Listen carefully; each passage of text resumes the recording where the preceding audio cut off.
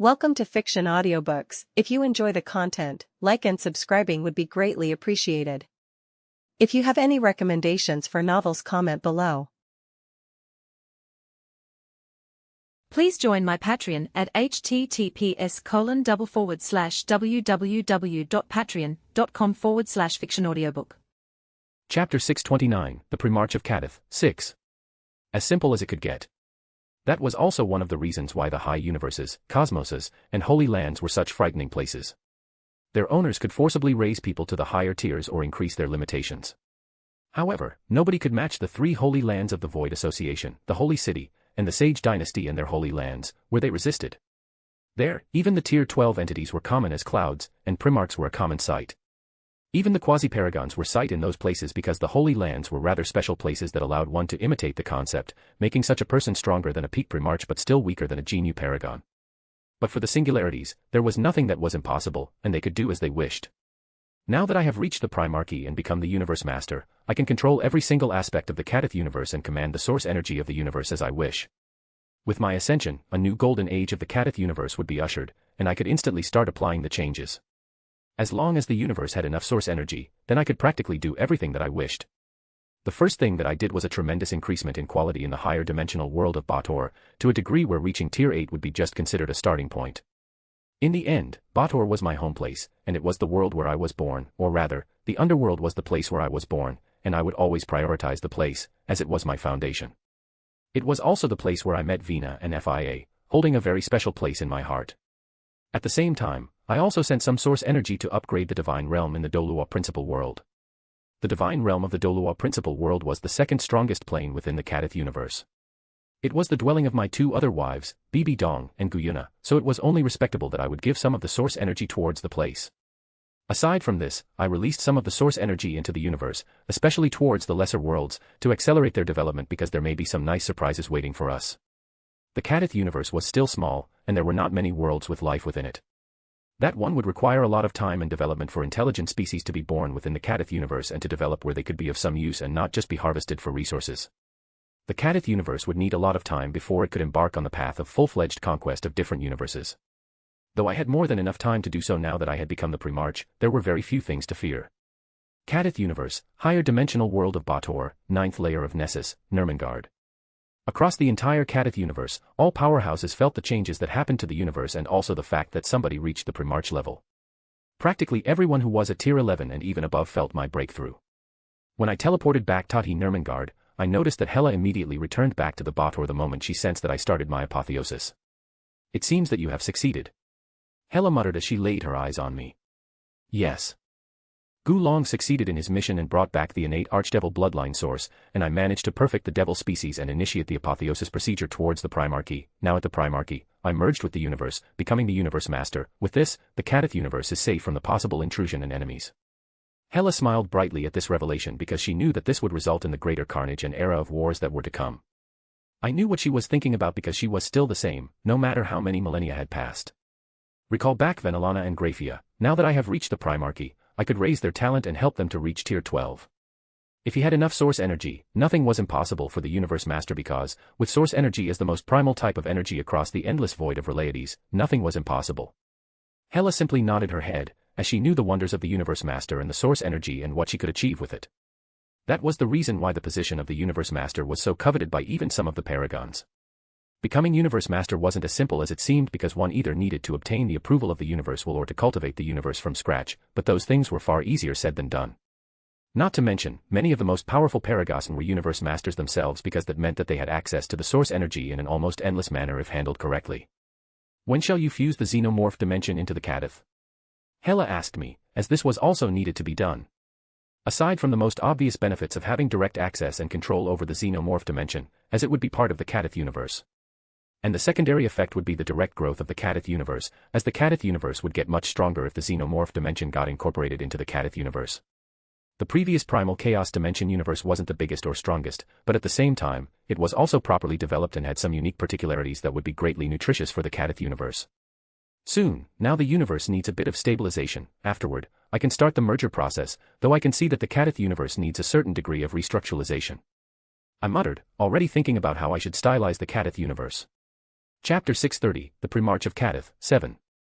Several weeks have passed since I reached the Primarchy. I have spent most of that time empowering, growing, and strengthening the Kadith universe, which has required a lot of effort because it requires me to manipulate the source energy directly. Since becoming the Universe Master, I could control every single aspect of the Kadith universe, which was coming together nicely as the Kadith universe started growing at an exponential rate. This wasn't anything surprising because the moment the source energy got its controller, I could manipulate every single bit of the source energy. For the time being, I directed most of the source energy toward the higher dimensional world of Baator. Then it was also the Dolua Principality world that was getting an increased amount of the source energy, causing the powerhouses of the Dolua to grow in strength at a very fast rate. Even in the higher dimensional world of Baator, the results were almost immediate, as everyone received the effect of the increased source energy that was now flowing into every single layer of Baator. This caused tremendous growth in the population because countless Baatorias were able to reach the peak of Tier 8 almost instantaneously, or those that were stuck at the limit of Tier 8 before the being of law. Now, to decide the next matters. Venelana and Grafia returned back to the Baator, not long after my breakthrough into the Primarchy. In regard to them, both of them were stuck at the peak of Tier 11 for a long time already, and it was clear to both of them that they couldn't really break through the remaining hurdle. In the end, the sole thing that they could do was to depend on me to use the source energy to help them make the breakthrough to Tier 12. In fact, Bibi Dong was in a rather similar situation, but she still had some unused potential. So her procedure would be a bit different, as that one would just increase her talent and perfect her own strength so that she could reach Tier 12 with source energy. Grafia and Venelana, meanwhile, already used all of their potential. After we finish eating, I will give you the enhancement of the source energy. The enhancement of the source energy would be enough for both Fia and Vina to reach Tier 12, as they were already on the absolute limits of Tier 11, but due to a lack of talent, they couldn't create their arcane crest from their path.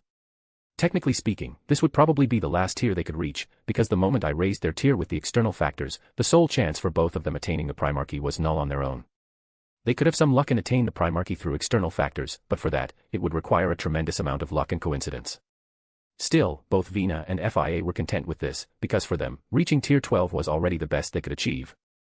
With all of the resources that the Imperial House had at their disposal, they would be able to reach the limits of the Tier 12 in a few thousand years. After that, I already counted on being Paragon and gathering some precious natural wonders of the Endless Void for them to reach Tier 13. Perhaps I could even get them some universe for them to become the Universe Master.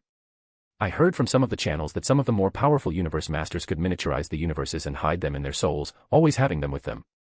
Meaning that nobody could really destroy their universe and get rid of their immortality. This would probably be the best method to ensure the immortality of my wives.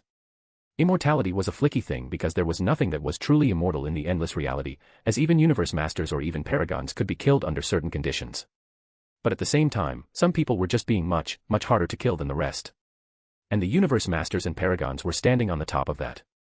As you wish, beloved. Grafia nodded without saying anything, and Venelana joyfully replied for both of them. She herself had long ago had some doubts that she was not strong enough. She was always very conscious about that, not like she would ever tell me, but I was pretty observant when it came to my wives, and I knew them very well. Before anything, after you undergo the enhancement of the source energy, you will need to start constructing your arcane crest immediately. The source energy, as long as it is controlled by me, will make the impossible possible, so you will have approximately 1 hour to construct your arcane crests and reach Tier 12. This wasn't everything that I prepared for them for their breakthrough, but I also had some really exotic materials for them to use in their arcane crests, which will give them an edge among other Tier 12 beings. For Grafia, I managed to obtain the Nephilian Ice Cube, a primal artifact that was able to freeze even ordinary Tier 12 beings into a block of ice in a mere moment. This would go very well with her path, which was of the Fimbulvet. Annihilation of ice. Obtained from the coldest depths of the Endless Void, where even time and space were frozen and where even mighty Primarchs would be frozen to death. For Venelana, I managed to get my hands on the Eye of Destruction, which was another peculiarity that could be found through the Endless Void. This little thing was responsible for the generation of storms of the destruction energies that were capable of destroying the entire universe. With this, as long as they reached the limit of Tier 12 and managed to become the half-step Tier 13, they would have combat prowess comparable to initial Primarchs, which would already be more than enough. Chapter 631, Blessing of the Source Energy. After we finished eating, I took both Venelana and Grafia to the heart of the universe for the Blessing of the Source Energy ceremony. In fact, I could do it right within the premises of the Nurmengard, but the effect would be at least twice as good within the heart of the universe.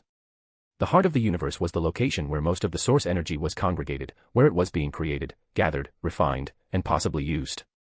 The density of the source energy within the Kadith universe's heart of the universe was indeed staggering because it wasn't used for much. One didn't even realize how much source energy the universe was saving up, now that all of its previous responsibilities fell onto the Tier 12 entities of the Kadith universe, and the universe didn't need to spend the precious source energy on the meaningless tasks. Now, we shall start the ceremony. Both of you take these things, and the moment I start blessing you with the source energy, you will start fusing with the objects that I gave you. Both of the things that I gave them were priceless objects that would even catch the attention of the paragons. Fimbulvetter and Eye of Destruction were the rarest wonders of void that could be found within the endless void. There were not many things that could match them in rarity, although they were not the most powerful things that were created in the endless void. They were particularly unique, especially if they were used by people with certain affinities. I knew that both Graphia and Venelana would benefit immensely from those things. For Graphia, the Fimbulvetter would elevate her ice and annihilation to an entirely new level. If she worked hard, she could freeze entire universes like nothing. The same could be said about Vina, who received the Eye of Destruction, which was the crystallization of the most pure and potent destruction energy found within the endless void. Sometimes, it could even be found after someone destroyed the universe, and the destruction energy from the whole universe congregated and compressed itself into a single crystal that was the size of a small ball. But such cases were very rare. Now focus, I am going to start the ceremony. I said to both of them as they prepared for what was to come, as I started controlling the source energy, which was something that was natural and yet challenging to me even though I was a universe master. The source energy manipulation was like a second nature to me, but at the same time, the source energy was tremendously powerful and potent energy. It wasn't something that I could make even a single mistake. If I did, then boom. I would probably injure myself a lot, considering its volatility. So, I needed to carefully control and direct the source energy in its most primal form towards my wives, who, upon the first contact with the source energy, started assimilating the Fimbulvetter and Eye of Destruction, respectively, with the help of the source energy. Both wonders of void would give them tremendous power if mastered to limits, enough to fight even the Primarchs if needed. At the same time, when the source energies entered their bodies, it started refining their very own souls and their fundamental existence. The wonders of void, both Fimbulvetter and Eye of the Destruction, slowly disappeared from existence as they were fused with the souls of their new masters, becoming part of them for all eternity. This wouldn't be normally possible, but with the help of the source energy, it became a real deal, as the wonders of void were soon enough incorporated into the arcane crests of both Venelana and Graphia. This process continued for some time, as both of them were in the process of constructing their very own arcane crest and being elevated to Tier 12 from the peak of Tier 11. Obviously, it took some time because constructing the arcane crest and advancing to Tier 12 was one of the most arduous and hardest breakthroughs that one could even make in his whole life. Something that both Venelana and Graphia were undergoing right now, but at the same time, they were having a much easier time than anyone else, as they were being supplemented by source energy. While I was mildly surprised that they had decided to make the breakthrough at the spot during the fusion with their wonders of void, it was also understandable, because they used the opportunity when I was still supplying them with the source energy. Cunning from them. But that was expectable from the devils, or any other species of the Baatorians. After many millennia, the higher dimensional world of Baator was home to many Tier 12 entities, most of them stemming from the devil species, though fallen angels also had 2 Tier 12, blood races had 3 Tier 12, and dragons had 4 Tier 12. Baator was strong, and the Kadith universe wasn't enough for at least part of the attained primarchy. Among the Tier 12 entities that were of the Kadith universe right now, Hela, Azrael, Diablo, and Krumkruch had the best chances at attaining the primarchy in the near future. Though for that, they would need resources, many resources that the Kadith universe simply can't provide. That was the reason why many of them were itching for the expansion and conquests of the other universes. I observed both of my beloved ones, as they were close to their limit in regard to the absorption of the source energy, which was already at the higher ends. In truth, I didn't think that this would be their limit, as they were able to absorb far more than I initially anticipated. Now, the only thing that remained was to wait because they were already in the process of constructing the arcane crests, which were clearly visible in my eyes. I knew that they managed to incorporate the wonders of the void into their fledgling arcane crests very well from the start, which was good news. Certainly, this was one of the things that I feared that they would have trouble assimilating the wonders of void into their arcane crests. Chapter 632, Another Exarchs. The wonders of void were treasures that were born directly in the depths of the endless void, from the purest and most potent energies of the endless void. Thus, they represented the most precious thing that one could even think of. So, certainly, I was fearing that both of them would have some trouble assimilating the wonders of the void, because such things were scarcely done, very scarcely done, and from what I read and heard, only paragons attempted to do so. It was an exceedingly dangerous thing to do, but I also knew that it could be done by much weaker beings, if they had a tremendous affinity for the said wonder of void. Such is the case of my wives, as they indeed have the highest affinity for the wonders of the void that I gave them. It certainly took some time, as we remained within the heart of the universe while Graphia and Venelana were constructing their arcane crests and reaching Tier 12, or how we called it, within the higher dimensional world of Baator, the Exarchy.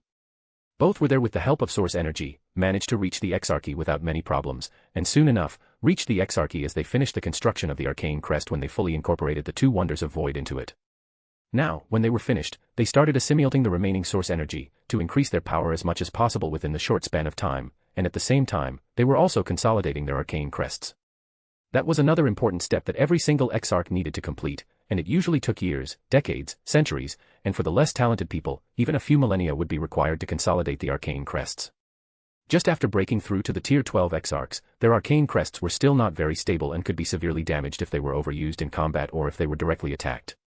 Something like that then required a consolidation period that varied from Exarch to Exarch, but with the direct help of source energy, the time span of it, which would normally be in several decades, was shortened directly to a few years. This was another of the miracles of the source energy and the wonders it was capable of, such as entirely stabilizing the arcane crests of newly advanced Exarchs within just a few hours. That was something unthinkable. I could observe in real time how the source energy was stabilizing the arcane crests, meaning the cracks and flaws that were within the arcane crests. When the entire process was finished, I could see that both of them were waking up from their trance-like state. I see that the procedure has been successful. Muttering, I could see that the Fimbulvetr and Eye of Destruction were perfectly assimilated into their very own beings and into their arcane crest. The power of the arcane crests enhanced by the wonders of Void, Fimbulvetr and Eye of Destruction was frightening to say at least. Something that I didn't think was possible, and the results were much better than I anticipated. Their arcane crests got approximately thrice stronger than average arcane crests should be for an average Exarch. It was almost mind-blogging, but with this, for sure, they would be able to rival those who had the most unique and powerful paths and arcane crests.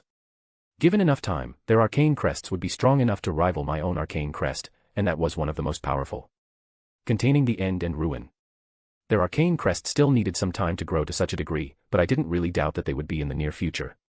As long as they were given enough time, with their arcane crests, their power would be enough to compete easily with even the strongest half-step Primarchs.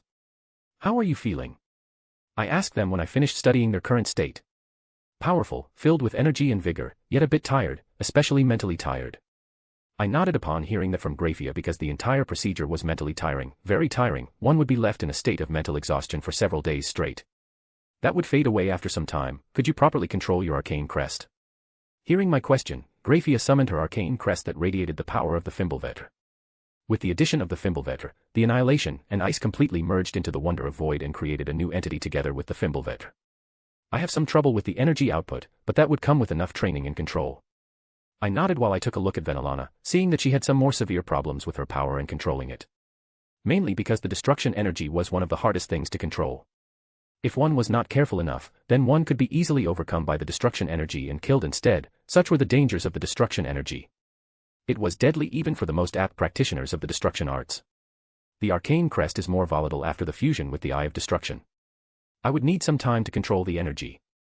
Hearing Venelana saying that made me nod my head because it was an understandable and even predictable outcome. In fact, the Eye of Destruction was too powerful to be controlled outright without significant training. She would need to spend a lot of time controlling the arcane crest, especially now that it was created with the Eye of Destruction. I already had something like that. Hopefully, she would need only a short time to learn to control her arcane crest. In the state she was right now, it was impossible for Venelana to use her arcane crest in the fight, or else, the destruction energy that was now tremendously powerful from the Eye of Destruction would severely injure her or even kill her. Chapter 633, For the Path Forward. You will need to work a lot on your control abilities. Your arcane crest is immensely powerful because it uses the Eye of Destruction as the foundation, something that is a top-notch Wonder of Void. The power of the destruction energy within your body is something that is dangerous and close to the existential level of the Tier 13 Primarchs. It didn't take me long to figure out her problems that she was facing with her arcane crest. That was certainly problematic, but nothing that couldn't be addressed with enough time and training. For that, I was pretty sure.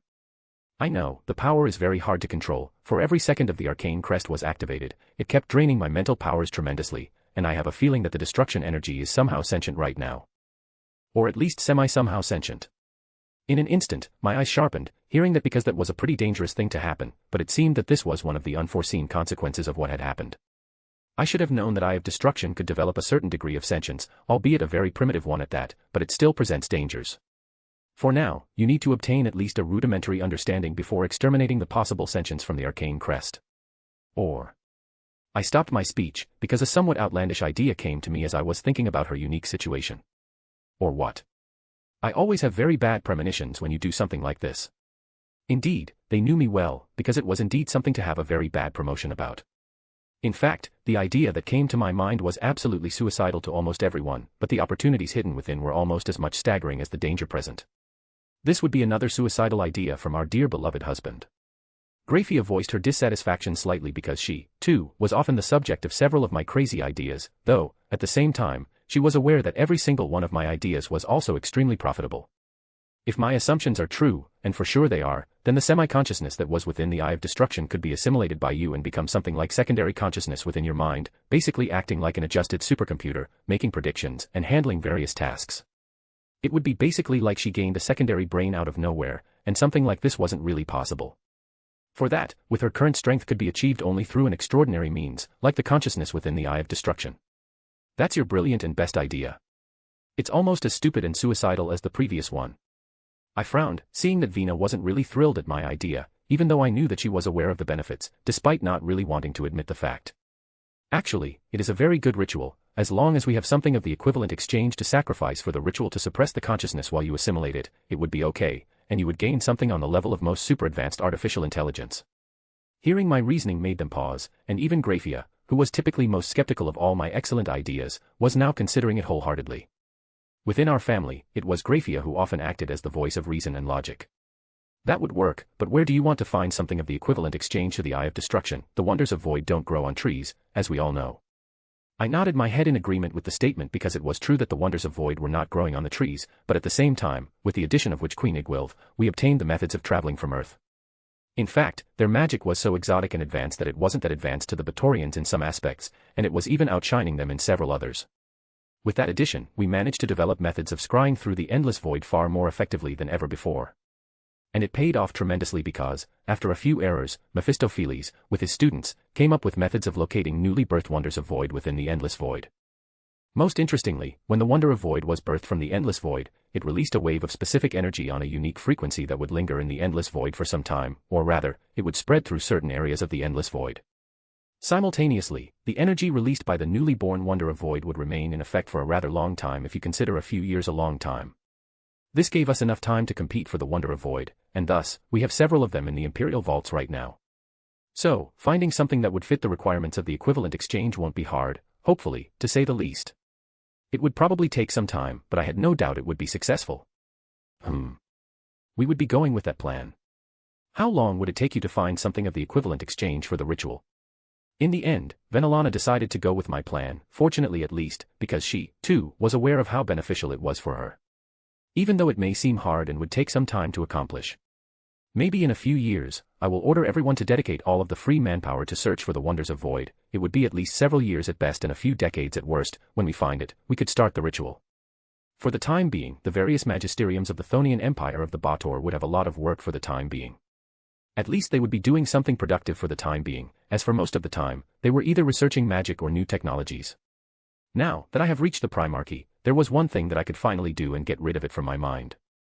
Once again, seeing my home universe. The Immaterious Universe. Chapter 634, For the Immaterious Universe. Going to the Immaterious Universe has always been a little dream of mine since I reincarnated into the Astral Boundaries Draconic Deus. It was something that I had always wanted to achieve because the Immaterious Universe was hiding some secrets that even paragons would kill for. It wasn't that surprising, in fact, but the Immaterious Universe, while not the oldest and certainly not the most powerful universe around in the Endless Void, was one of the most peculiar ones around. That was something that I found out through millennia of research on the Immaterious Universe, as I collected every bit of intelligence and information that was available on the Immaterious and its secrets. Coupled with the things that I knew from my time at the Solar Federation, I wanted to get my hands on some things. The Eldari Empire, at its peak, was so advanced that some of its technological advances were even on equal ground to the current Arcanitech of the Thonian Empire of Baator. And that wasn't talking about the legendary Black Library, where all of the knowledge of their entire species was rumored to be located. But, in fact, that wasn't even my primary aim within the entire endeavor. There were two main goals in my journey to the Immaterious Universe. The Necrons and their star gods, and finally, the mythical Old Ones. The fabled creators of the Eldari, mythical Korks, the ancestors of the Orkoids, and the ones that were basically the living gods of the Immaterious.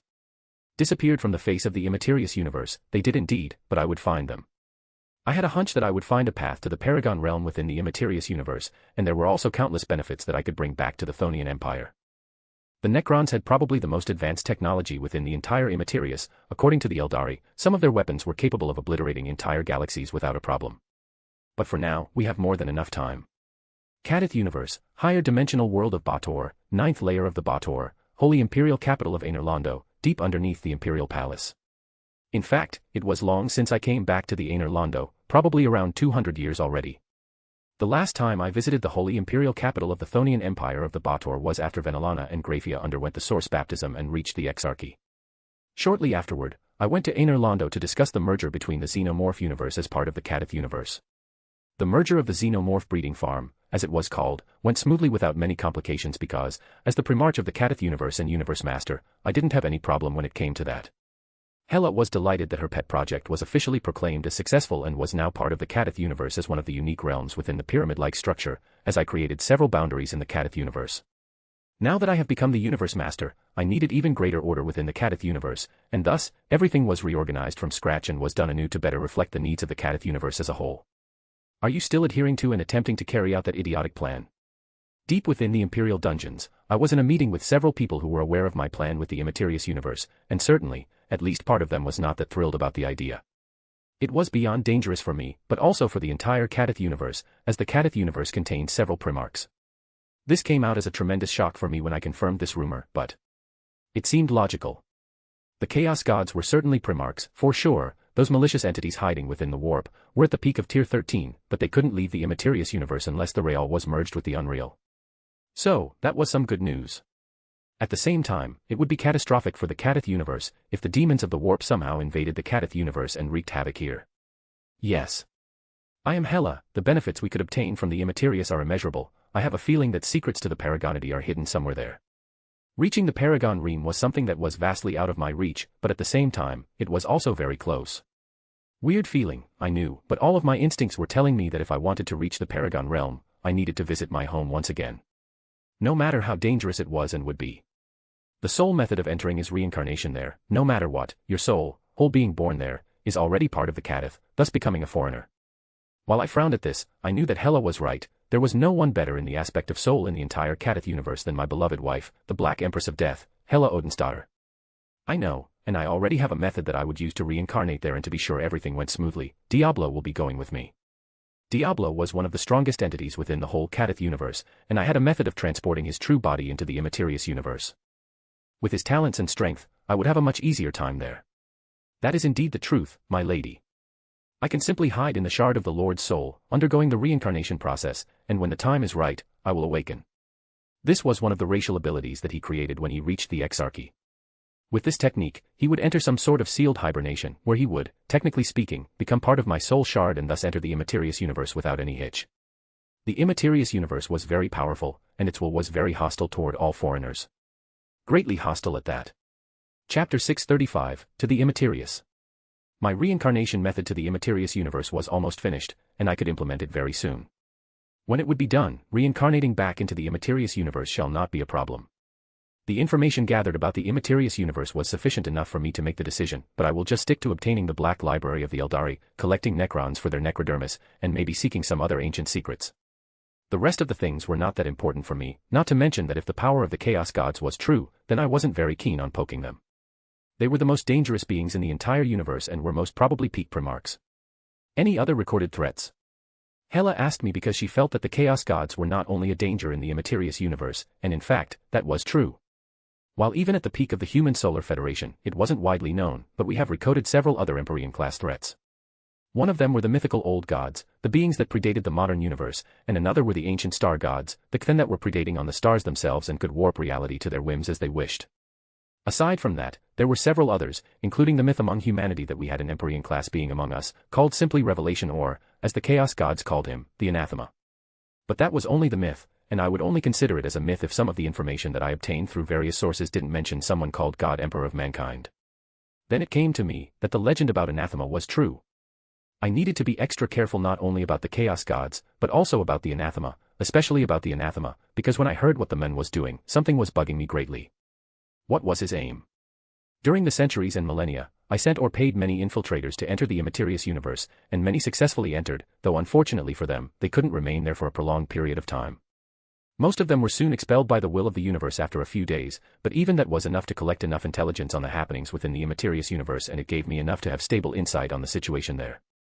Aside from the powers of ruin, the greatest threat, possibly even bigger than the powers of ruin, is the anathema. Even during the time I was alive there, I heard myths and legends about human perpetual cycle that appeared through the course of 30,000 years of human history. A man of unprecedented wisdom, intelligence, power, might, and vision who guided humanity through the hardest times.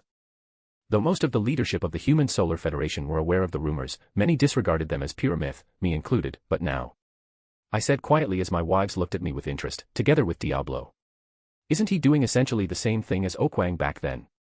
Hela knew the circumstances of the God Emperor of mankind because she studied it profoundly. In fact, all my wives did because we had a lot of free time on our hands nowadays. Most probably, he is attempting to swallow the entire warp, then fuse it together with the real space, becoming Universe Master and Paragon at the same time. Due to the peculiarities of the immaterious universe, if this is his plan, then it could work splendidly, and he would become one of the most frightening psionic entities within the endless void, on the same level as the primogenitors of the mind flayers and void insects. This was, of course, only my own assumption about the God Emperor of mankind, but it was the best explanation that I could come up with. Certainly, if he grew powerful enough, then he would simply swallow the entire warp together with the Chaos Gods and use the Paragon rank without any problem. He is the most dangerous type of opponent, one that could wait and plan for tens of thousands of years without a problem, even suffer tremendous losses if it was absolutely necessary. Guyuna voiced her thoughts for the first time since they started discussing this theme, and she was obviously right. Even I was greatly wary about the anathema, because the man was dangerous, not only power-wise, but mainly due to his wisdom and intellect. This was something that made it even more dangerous than any other being, and if I was right, then even the Chaos Gods were most probably aware of the true intentions of the God Emperor of mankind.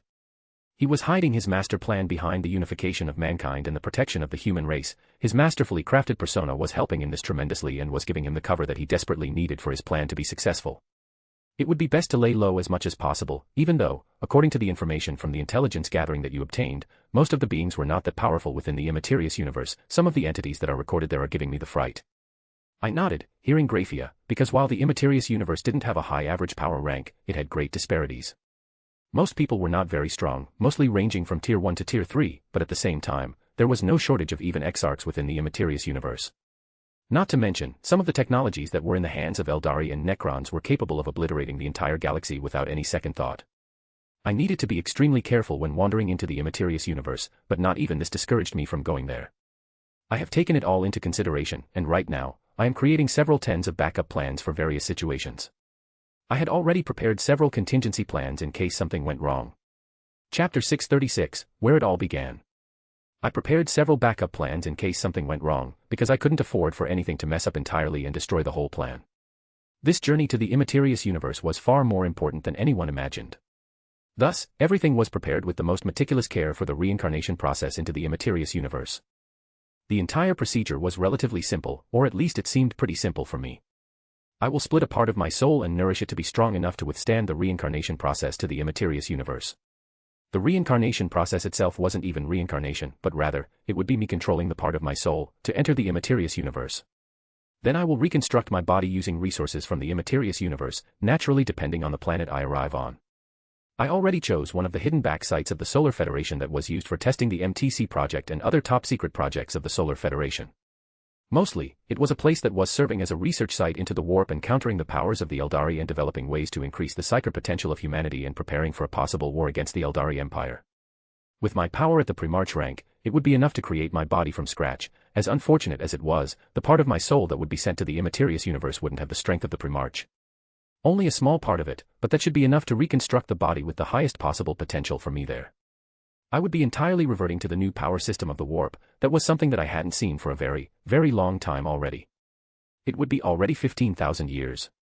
Everything was prepared. The soul that I split from myself a few years ago could be sent to the immaterious universe at any time, though I wanted to make some additional modifications to the soul part. Mostly to inscribe a part of the law godhood, primogenitus of the end and ruin into the soul part. While the soul already contained some of it, because it was a fundamental part of my very own existence, I needed to get more of the law godhood, primogenitus of the end and ruin into the immaterious universe. The more law godhood, primogenitus of the end and ruin I managed to bring with me to the immaterious universe, the better. The sole reason why I was going through so much pain was to bring a pure crystallized form of the law godhood, primogenitus of the end and ruin that could be created only by condensing the tremendous force of the law godhood, primogenitus of the end and ruin into one point, to the point where it would create something akin to a black hole. That would then collapse into self, and if a controlled explosion, that would then create a crystallized form of the law godhood, primogenitus of the end and ruin. I needed these crystals of law godhood, primogenitus of the end and ruin, because they could be used to make a better vessel for a part of my soul or to use as a last resort in a fight. In case I got into a battle that would be far above my power than the crystallized form of the law godhood, primogenitus of the end and ruin would basically save my hide in case the enemy proved to be more powerful than I could handle. It would take a long time to reach the required power to be safe within the immaterious universe, considering all of the threats that were present in that damned place. Somewhere in the higher dimensional world of Baator, 9th layer Nessus, Nurmengard.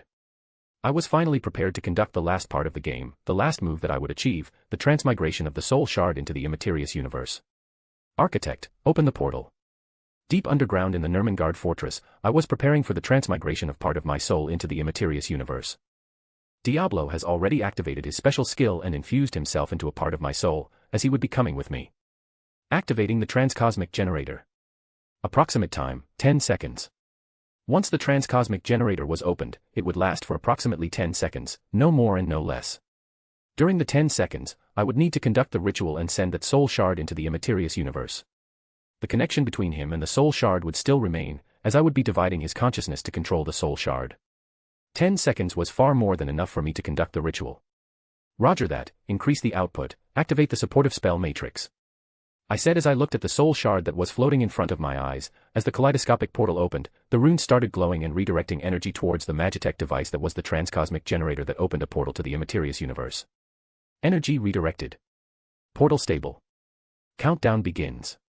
Soul shard entering the transcosmic portal. Kaleidoscopic interference negated. Soul shard successfully passed through the transcosmic portal. When my soul shard successfully passed through the transcosmic portal, I sighed in relief because I could still sense the connection that I had with the soul shard. At the same time, the kaleidoscopic energies of the endless void didn't intervene with the soul shard. Soon enough, I saw the soul shard passing through the scrutiny of the will of the universe belonging to the immaterious universe.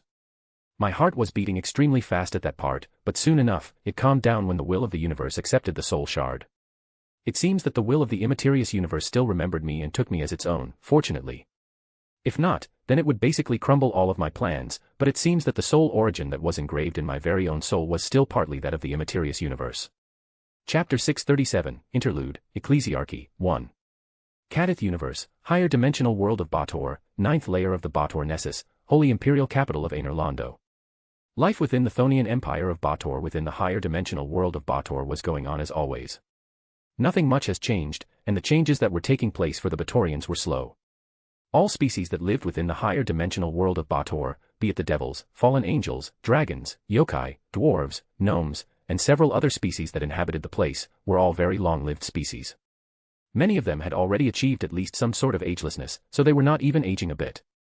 So, from a certain perspective of things, life within the Baator was perpetual, eternal, and ageless.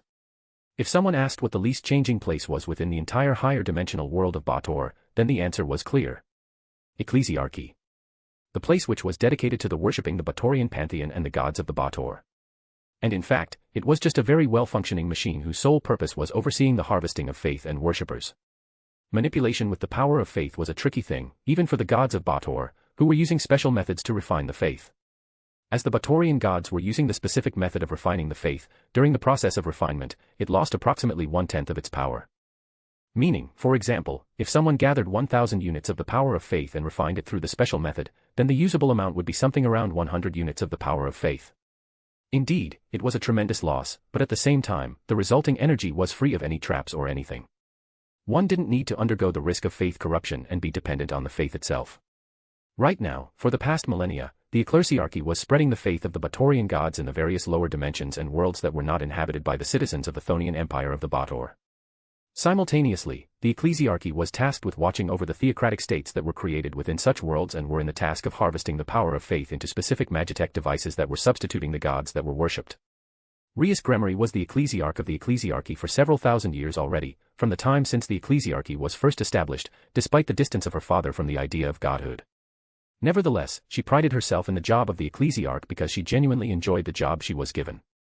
It was fun for her, and she could at least make use of the talent for manipulation. Now that they have started spreading to the lower dimension of the Kadith universe more actively, as the Kadith universe was expanding at a tremendous rate and there were already many lower worlds and middle worlds that were chosen to be suitable for the induction into the faith of the Baatorian pantheon.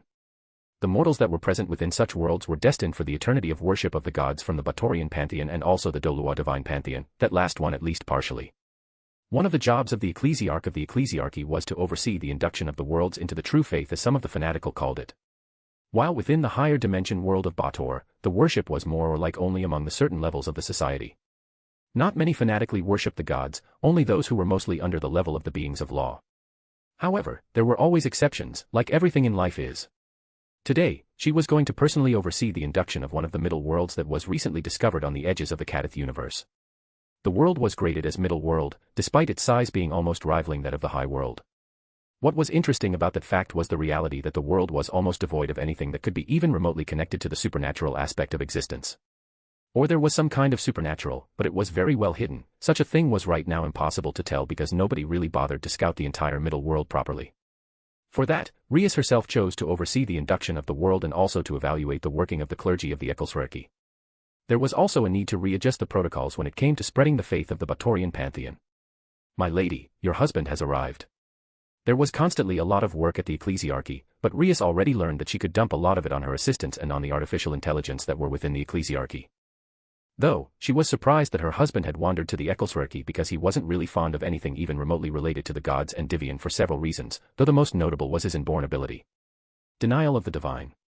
"Yes, yes, I am here, and everyone knows it. Can you stop being such a bother?" She could hear his annoyed voice as Herman swiftly found his way to her office, which was stylized in typical yokai architecture. Something that was partly reminiscent of her time in Japan during the times of the Draconic Deus. Such a good times. "For once, can you stop creating a ruckus, Valley? At least you can announce your arrival some time before. Gods above, you are one of the imperial elders of the Thonian Empire and one of the peak tier 11 devils within the Baator." Formal behavior and her husband didn't really get along, something that was always riling her up, since they were teens. Even after several thousand years, Valley hasn't changed even a bit. Which was. And on the other side it was extremely annoying while it was also heartwarming. Chapter 638, Interlude, Ecclesiarchy, 2. It seemed that no matter how many years had passed, her husband would probably never grow from his delinquent-like behavior. That was one of the remaining and non-changing constants that seemed to be for eternity. Since Valley was basically free of any governmental positions, he had a lot of free time already and did not have much to do. One of their descendants was taking the position of the Lord Marshal Militant, while Valley was right now playing lord of their territory. As one of the imperial elders, his sole responsibility was the protection of the higher dimensional world of Baator, the Thonian Empire of Baator, and right now, even that of the Kadith universe as a whole. You should really find something better to do than just lazing around for whole years. Contrary to her, as she was responsible for the entire ecclesiarchy, which was an enormous colossus of the administration and countless departments, each charged with a different purpose and goal, Valley was free, one could say. He wasn't doing much for most of the time, aside from the time he was tasked with the subjugation of some very powerful monsters that tended to appear near the Kadith universe or within the Kadith universe. However, lately, he was spending more and more time lazing around together with some of his other wives. It wasn't very helpful that Kuroka and Bellatrix were almost as lazy as he was for the past few centuries and were content with doing nothing. However, lately, her newest sister-wife was more and more interested in researching some really nasty forbidden dark magic. It even caught the interest of the Magister of the Arcane and Magic and some of the old coots that had been researching secrets of the arcane for the past 10 millennia. Kuroka, on the other hand, was a special case because she was a nine-tailed Nekisha goddess, so she got stronger just by existing and absorbing life force, magic, and refined divine energy. The only one responsible among them was Latia, who was working with her uncle at the Magisterium of the Arcanitech and Mechanicum, developing splendid machines of war and a new generation of the arcane mechanical automatons. Who would have thought that little rebellious Rias would become so uptight? Her husband muttered, sitting down on the sofa as she visibly pouted at him in a more cute manner. This would be an almost unbelievable scene for anyone watching who knew Rias in her teenage years, because she always used to be so rebellious. Or the times when she was still a spoiled brat, that was already so long ago, and yet it felt like it was all yesterday for both of them. She didn't have it easy, that was common knowledge after she was stripped of her imperial princess status and thrown into the execution temple as an initiate. Something that was done by her father to discipline her and also to show to the vast imperial nobility that nobody was above the rules that the father of all devils made. And it was something that helped her rise beyond the meager limits and to become what she was today. Even Rias herself would admit that if not for the punishment, then she would probably never strive actively to get better. She was very lazy by nature, and it required a lot of self-discipline for her to adhere to her duties properly. So, where are you heading? Vala meant that while he was getting more and more bored because there was nothing to do within the Baator. There were no conflicts, and while the entire Kadith universe was preparing for the universal wars, that would be in the distant future. Not right now. We discovered a suitable world where we can start preaching, but because the world is enormous, while technically being only the lower world, I decided to personally take a look. It is possible that it is an anomaly happening there.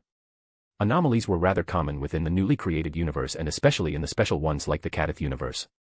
Usually, when an anomaly happened, it resulted in something great happening there, possibly the birth of a very unusual and powerful treasure. T.S., at least there could be someone worthy to fight against. Rias rolled her eyes when she heard her husband, but what did she expect from a battle maniac like him? Maybe. I don't know, do you wish to go or just brood here? She asked as he, in the end, agreed before he started staring at the roof and thinking about something. We should also invite Kuroka, Latia, and Bella. It would be nice to have a family trip without anyone bothering us. As Rias thought about it, she smiled because she could make use of some vacation from her duties, and checking up on the lower world, especially if it was an anomalous one, would be worthy of a vacation. We can certainly do that. I will send them a message, and you can go and order for the capital ship to arrive at Aner Londo to pick us up. She knew that it was rare for all of them to go on a trip like this because usually, everyone was attending their duties. In most cases, it was Rias and Latia who were most busy, though when the situation called for it, Vala was called to combat against threats. As you wish. Bellatrix now has some free time until Magister Grindelwald finishes his experiment. She recognized that name, because Gellert Grindelwald was one of the humans that her husband brought from one of the godforsaken realms of Parallel Earth, somewhere in the time vortex cycle. He quickly rose into the tiers, and with his mastery over the magic and arcane, especially those foul ones, dark magic, and forbidden spells, he became one of the most respected magisters within the entire Thonian Empire of the Baator. The title of Magister was not solely for the leaders of the magisterium as it was in the times of old, but nowadays, it was also reserved for those who achieved unprecedented accomplishments in the field of magic, arcane, or arcanitech. Chapter 639, Interlude, Ecclesiarchy, 3. Valley really hoped that the new trip would give them some surprise, at least some titan to fight against, to test his new power. He was already nearing the limit of Tier 11, and he was preparing to break into Tier 12 at any time. The sole thing that remained for him was the creation of his arcane crest, which was a rather arduous task for a battle maniac like him. This required a very delicate approach, something that he was even receiving pointers from his father when he had time. The father of all devils had high hopes for Vala because he knew that Vala could reach greater heights given enough time and resources. His combination of laws and special abilities would make him an extremely powerful opponent. Once he incorporated the denial of the divine into his arcane crest, his father told him that he would have a good chance of beating even pinnacle Tier 12 beings that were of the divine origin. Not just godhood, but the denial of the divine worked against everything that was of the divine origin, no matter what it was. It was indeed a pretty broken ability, even the imperial elder of the house Lucifer had to admit. While he let Rias to take care of her matters, he went to acquire his private capital ship for the endeavor as they would be going to the vacation. He would also go and pick up Latia and Kuroka because both of them were right now at the Aner Londo. At the same time, he wanted to get out of the ecclesiarchy as soon as possible because he wasn't really comfortable around these zealot fanatics who would kill anyone who would desecrate their faith in the Baatorian gods. He also made a mental note to visit Albion when he returned from the vacation, as it had been a few centuries since he had seen the White Dragon of Supremacy last. Right now, Albion and Draig are both the second highest ranked dragons, representing the dragon population of the higher dimensional world of Baator. Dragons were one of the most populous races of the higher dimensional world of Baator, controlling the fourth layer of the Baator Phlegethos. Right now, there were hundreds of thousands of them, perhaps even a few million already, which was a very nice number. Considering their reproduction speed, which was shitty low. Unfortunately, with the realms at peace, both Albion and Draig were sleeping for most of the time, not only him but also Krumkruch, who was one of the elders of the Baator or his mate Tiamat. All of the most powerful dragons of Baator were sleeping because, for them, it was just another way of increasing their power and growing stronger. Because Valley was partly dragonoid, he could do the same. Even devils could go into prolonged hibernation to increase their power, but he wasn't really fond of that method. For him, it felt empty and not really worth of it. Magisterium of the Arcanitech, Aner Londo. It seems that I must cut my work short, Uncle. My husband told me that we are going on vacation. In a place surrounded by machinery and various artifacts, a beautiful woman with almond eyes and long blonde hair with blue hair tips as she looked at the hollow brain in her hand. Even though she was a bit irritated that she needed to halt her work, she had a fond smile on her face because it had been a long time since she had had a nice and good vacation. She also read that even Rias, Kuroka, and Bellatrix were going. Compared to Rias and Kuroka, whom she had known for several millennia, Bellatrix was a new addition to their love dynamics. And she was a former human, which was most surprising, though her bloodline talent certainly compensated for it. She knew that while Bellatrix was right now Tier 9, even some of the Tier 11 beings would suffer severely from her most dangerous forbidden dark spells and curses. She could cast them like nothing, with her immunity towards them and unnatural talent and affinity for the dark magic. Such things were exceedingly rare even within the entire Kadith universe. Because she was something that could be called balance breaker. Her talent was something that even she was envious of, despite not being the forbidden dark magic user. You should go, I will finish the project alone, we are already at the end, and right now, only a few finishing touches are missing. Ajuka Beelzebub said with a stoical expression, as always, while watching his niece depart. When he left, he continued to think about things as he always did. Ajuka Beelzebub was never much interested in politics and other bothersome things, even as Magister of the Magisterium of the Arcanitech, he wasn't really dealing with the political agenda. His niece Latia was much after him, that was one of the reasons why she chose a career in the Magisterium of the Arcanitech and Mechanicum, where she was building her mechs and other types of golems and mechanical things.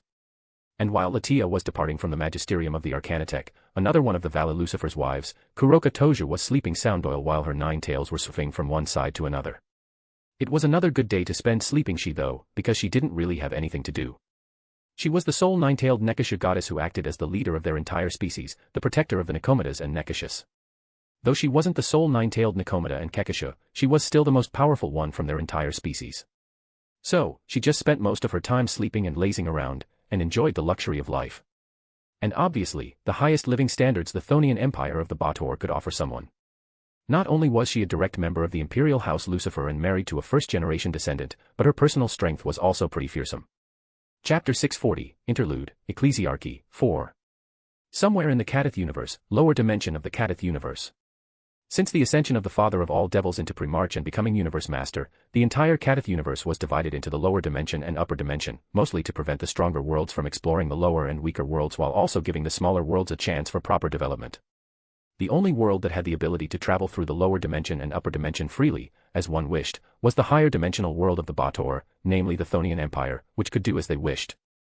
Due to that, only the Thonian Empire could freely traverse the entire Kadith universe as it wished, though, obviously, there were some restrictions on the Empire imposed by the Father of all Devils himself in the first place.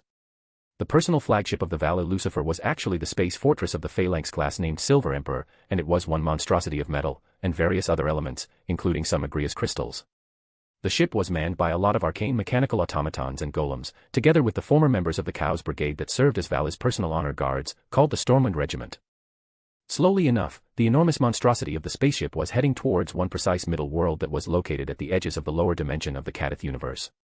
Normally, nobody would typically use even capital ships like this, but Vala Lucifer could use the entire space fortress as his personal means of transportation. Such privilege was awarded to only a few people across the whole Kadith universe. Space fortresses were very rare even during these days, there were not many of them, and the Thonian Empire of the Baator could construct one every few hundred years because it took an extremely long time to construct even one of them. Right now, each Phalanx-class space fortress has firepower comparable to the absolute limit of Tier 12, and technically speaking, it could destroy large parts of the weaker universes. One could easily say that the entire Phalanx-class space fortress was like a miniature city that was capable of spaceflight. The Silver Emperor was no exception to the rule because it was currently housing several thousand people. He knew that his father and his wives had a preference for traveling mostly alone, without anyone, and with just some of the most trusted personal servants and mechs. Vala was rather different in this aspect because Rias and Latia refused to travel without any entourage, while Kuroka wanted to have as many personnel around so she didn't have to do anything personally. Bellatrix was probably the most spoiled among them. Still, Vala was right now overseeing the marching formations of the Stormwind Regiment, who were currently in the middle of their training.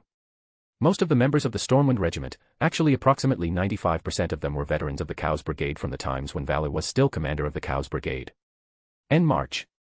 He gave the command to the troops as their training was officially over. Vala decided to rest for the rest of the trip toward the specific middle world.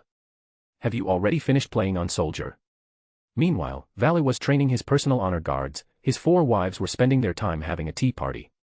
This was an activity that Rias and Bellatrix especially enjoyed. Whatever, do you have something for me too? Even though Vala wasn't too fond of the tea parties and similar occasions among the nobility of the Thonian Empire of the Baator, where the single thing that they were doing was spreading rumors and gossips. Kuroka was looking bored as he was, most probably because this wasn't her most favorite activity that she could do. Latia was a curious case about this because while she would have preferred something different, she also knew that it wasn't bad to have some rest. We should be arriving at the middle world in a few hours at best. The ship's AI has notified me about some weird activity in this sector of the lower dimension. It is possible that something powerful is hiding here. There was some small possibility that a powerful being was born in the lower dimension of the Kadith universe. Such occasions were actually pretty rare, but they often happened. So, you could have the fight that you carving for. Indeed he would, so he was rather satisfied with the situation, that much that he decided to spend the next few hours together with his views and listening to them, which would make them certainly much happier and agreeable for the future endeavors, let's say. The middle world, where the Silver Emperor was flying, was located on the edges of the lower dimension, and it would actually take a few hours till they arrived at their destination. When the Silver Emperor finally arrived in the vicinity of the middle world, which became Rias's object of interest, the space fortress started slowing. Suddenly, from the space fortress, several 10 members of the Stormwind Regiment descended from the Silver Emperor and started securing the entire area. When Rias reported that the entire middle world was weird by a great degree, Vala took it pretty much seriously because sometimes even the most unassuming matters could lead to some tremendous rewards. Sometimes, they could even lead to tremendous disasters. The entire reward was sealed rather fast and easily, as the members of the Stormwind Regiment cast one enormous seal across the entire place, which would prevent anyone from entering or leaving the middle world for the time being. He didn't want to take risks with the suspicious-looking middle world. It was something that was the last thing he had on his plan. Even Vala found it deeply suspicious and disturbing when he noticed that the middle world was already the size of the high world, and yet the presence of supernatural powers was almost zero to null. There is something hidden in this world. Its presence is slightly disturbing. Chapter 641, Interlude, Ecclesiarchy, 5.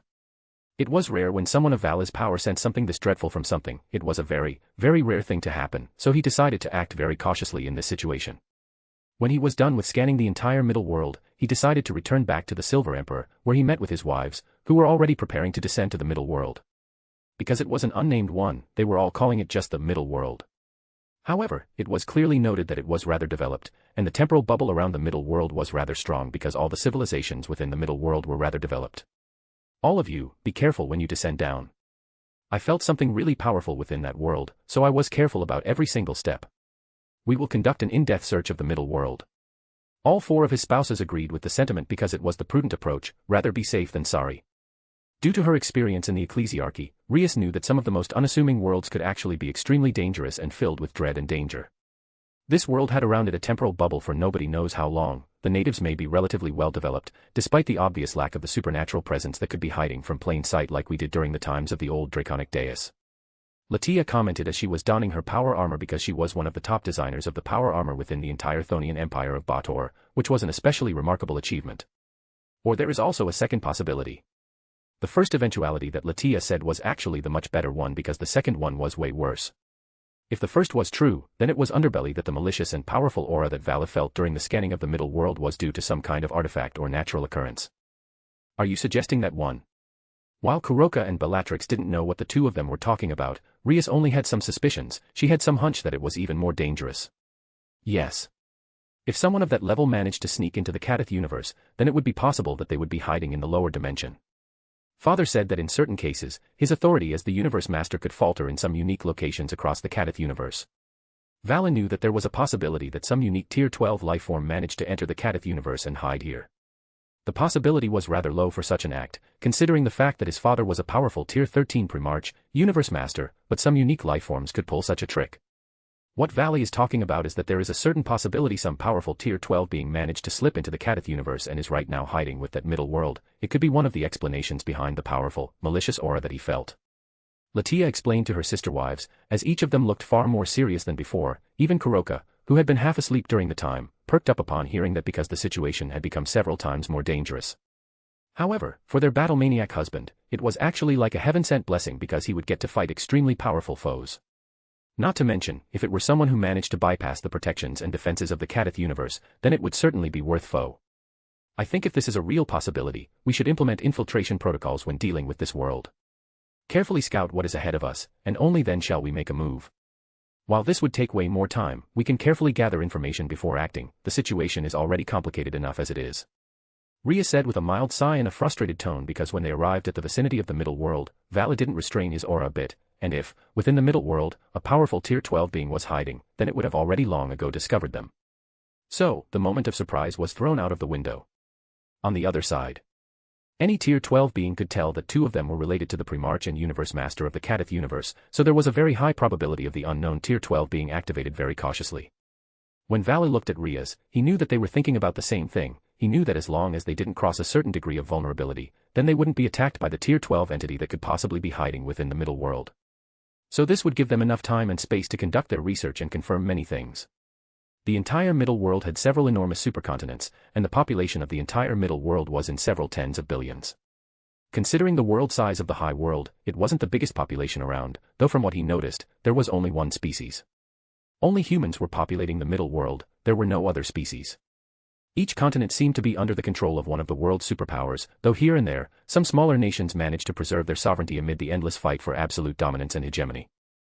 The place where Valley, together with his wives, decided to descend was a continent belonging to the Angelimound Federation, in the capital city of the Angelimound Federation, Bogas. The city wasn't impressive or anything to either of them, though they noticed a few peculiarities of the civilization in the middle world. The one that was probably the most notable was the fact that their technological level was relatively high, one could say. Some of their technologies were really backward, around the time of the early 20th century, by the earthly standards of the Draconic Deus, but some things were interesting and appealing even to Latia when she first noticed them. Chapter 642, Interlude, Ecclesiarchy, 6. Firearms have an unmatched position in the Angelimound Federation. Whether it is martial practitioners or beasts such as tigers, lions, and leopards, none of them stand a chance against firearms. Since the crystallization of human civilization in this world, firearms have had no effect on Valley. The local mobsters who attempted to rob them realized that they had met someone whom they shouldn't have offended. Even in the Transcendent Church, only the pinnacle existences can achieve this degree of invulnerability. Obviously, this was only applicable to the mortals who worshipped the gods of the Transcendent Church.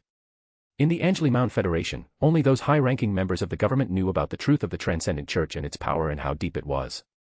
Though, there were many rumors about the Transcendent Church and its influence on the world. Yet it was undeniable that the Transcendent Church was the most powerful organization in the entire middle world. Though at the same time, the nations of the world often suppressed the information about the Transcendent Church to cull the influence of the Transcendent Church. The reason why a person in a higher position appears to show greater insight than a person in a lower position is because there is a massive gap in information between the two parties. Valley and others spent a few days collecting information about the world, countries, nations, people, and, of course, the Transcendent Church. The Transcendent Church is a religious organization that believed in the three Transcendent Kings. The three Transcendent Kings are the Vajra Transcendent, the goddess of the earth, and the six-eyed Transcendent. According to legend, the Vajra Transcendent has the most powerful divine body, which no spell can break. Vajra Transcendent was revered as the most powerful of them and was attributed to creating and establishing the new natural order of all things. Something that struck Valley and Co. in a very bad way, especially Rias, because she was responsible for the ecclesiarchy and spreading the faith in the Baatorian gods of the higher dimension world of the Baator. If the more fanatical and zealous members of the ecclesiarchy hear about this, they would immediately declare the Holy Crusade on this middle world and slaughter everyone residing in this world before they would blast this world into smitterness. However, it seemed that the Vajra Transcendent wasn't the only interesting one in the Transcendent Church. The goddess of the earth was rumored to be unbeatable as long as she was connected to the very own concept of the earth itself. And the six eyes of the six-eyed Transcendent were rumored to hold different divine abilities each. Among them, two hold the power of fire and ice, respectively. As for the other four eyes, anyone who witnessed their divine powers is dead. Not only was the Transcendent Church rumored to have three peerless Transcendent Kings, but they also had the numbers on their side. Under the three Transcendent Kings, there are 36 upper Transcendents, 72 middle Transcendents, and 608 lower Transcendents. Even though this was supposed to be the middle world, something was bugging Valley a lot because, according to the information they had gathered during the past week, including the ones from the interrogation of one of the high-ranking members of the Transcendent Church, this shouldn't be really possible. We need to do something about the Transcendent Church. In a certain part of the Angelimound Federation, Valley, together with Rias, Latia, Kuroka, and Bellatrix, discussed what they learned about the middle world and the Transcendent Church and what they should do about it. Although the members of the Transcendent Church itself were powerful, far more than average mortal humans, even though they possessed some supernatural powers, they also possessed ordinary fleshly bodies. They can be killed by marksmen or even by ordinary people if the average believers of the Transcendent Church were rather unlucky. So, it was clear that the deities of the Transcendent Church were not giving much power to mortals, but at the same time, they were investing enough power to elevate their blessed ones above the masses of common humanity, making a difference. It was highly possible that the leading deities of the Transcendent Church were far above the limits of the middle world. No, it wasn't possible. Valley was sure that it was the truth because he was suspicious about this entire world. And when he noticed that he had to put a lot of effort into the soul-searching of some members of the Transcendent Church, he realized that they were very powerful, more powerful than the limit of the middle world should allow. It seemed that any plan that Rias previously planned to implement in this world were right now being thrown out of the window. I propose we launch an invasion and lure them out. No matter how strong they are, they should be below the tier 12, or else they would have long ago attacked the moment we entered this world. With the crusading forces of the ecclesiarchy, we should be powerful enough to overwhelm them with relative ease. As much as Warmonger Valley was, the first solution to the problem for him was the use of the overwhelming military power, which was in the disposition of the Thonian Empire of Baator. Due to the influence of the ecclesiarchy within the empire, in one way or another, there were many people who believed in the Baatorian gods, despite the fact that the Baatorians were very well aware of what godhood was. This stemmed from their origin as a pure arcane civilization in the long past. Yet, the power of the few gods of the Baatorian pantheon was above everything that many could achieve in their entire lives, even in the Thonian Empire of the Baator with all of their resources possible. For a moment, Rias even contemplated his words because they were at a serious numerical disadvantage and they were in absolute darkness about the true power of the transcendence of the Transcendent Church. I don't know why, but I have very bad feelings around this place, and for such a weird place to appear immediately after Father went into deep seclusion. Valley and Rias, we were one of the few people in the entire Kadith universe who knew about the peculiar situation that the Father of all devils was in. Chapter 643, Interlude, Ecclesiarchy, 7. Due to this, both of them suspected that something was happening in the shadows because only someone of very high power could sense that the Father of all devils was indisposed and at least not going to react to the Kadith universe like he would normally do.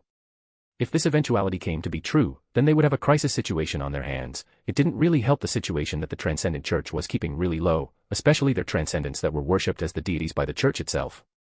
The best course of action should be to capture one of their weakest transcendents and extract the information from their mind. This possibility would be problematic because if their transcendent kings are indeed as powerful as we presume them to be, then the minds and souls of the other transcendents would be protected from such incursions. Vala knew the problems that came up with such powerful entities, but alas, this solution was the best one in their situation.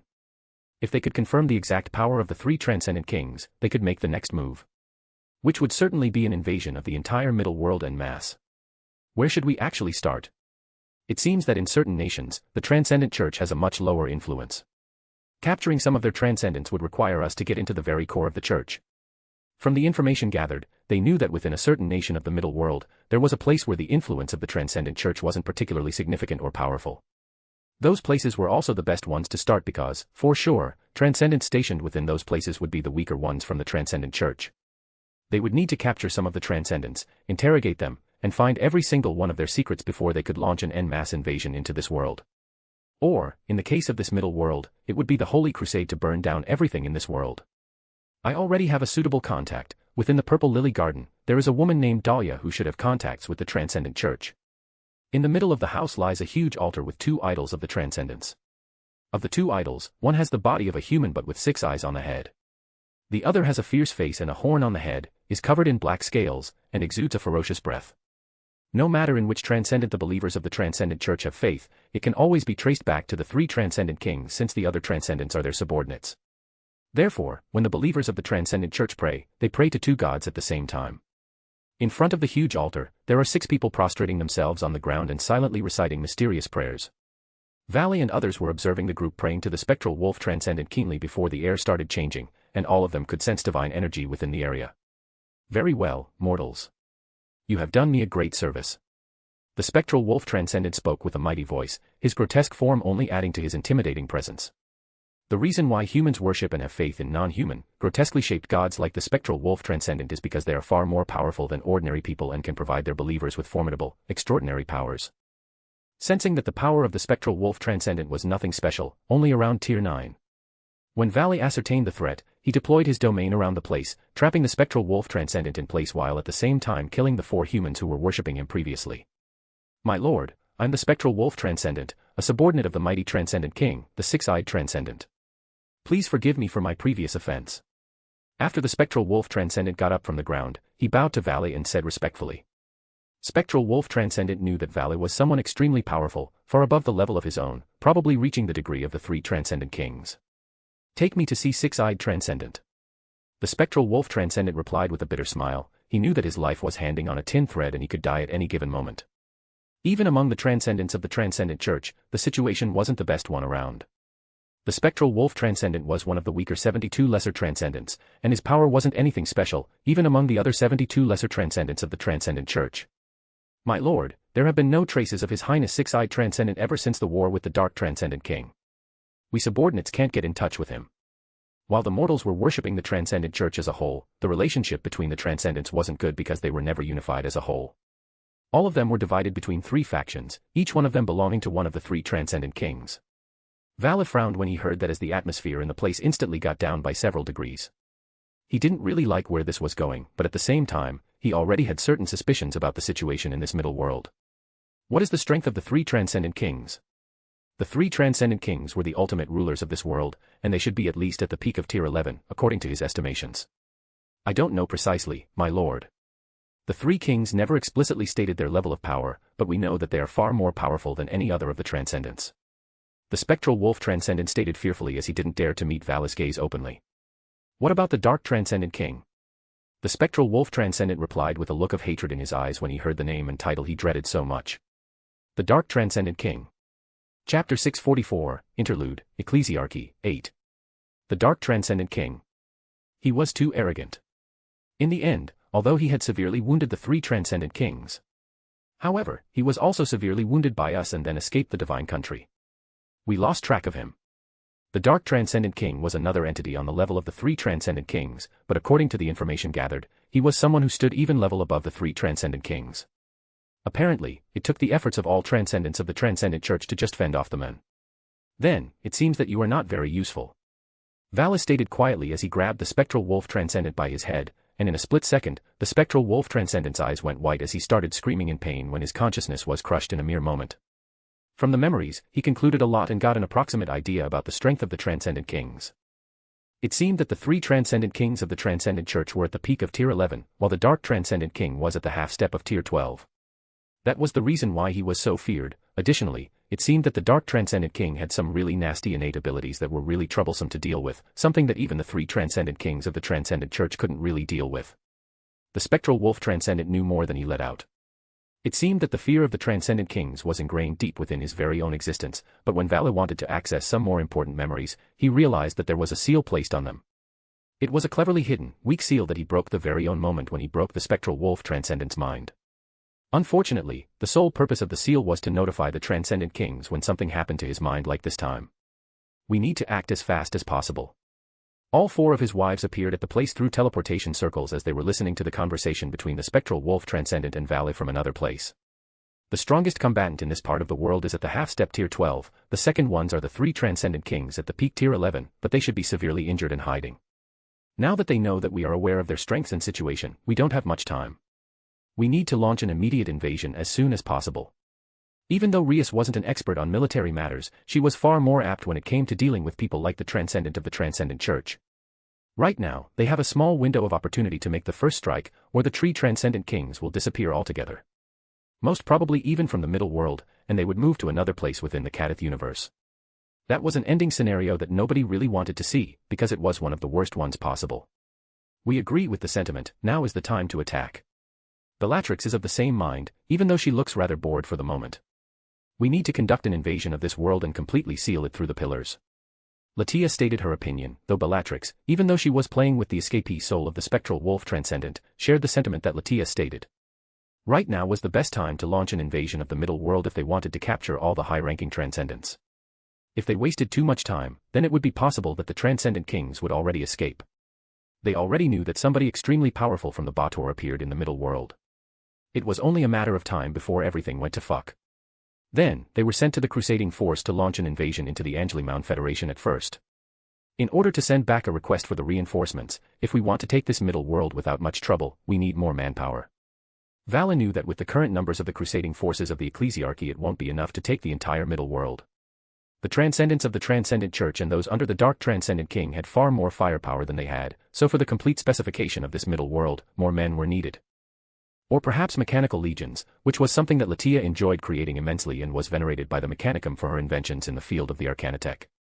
With the current information gathered about the powerhouses within the middle world, Vala, in fact, predicted that it wouldn't take long before the entire middle world was completely subjugated and everyone was brought back to the Thonian Empire for further experiments.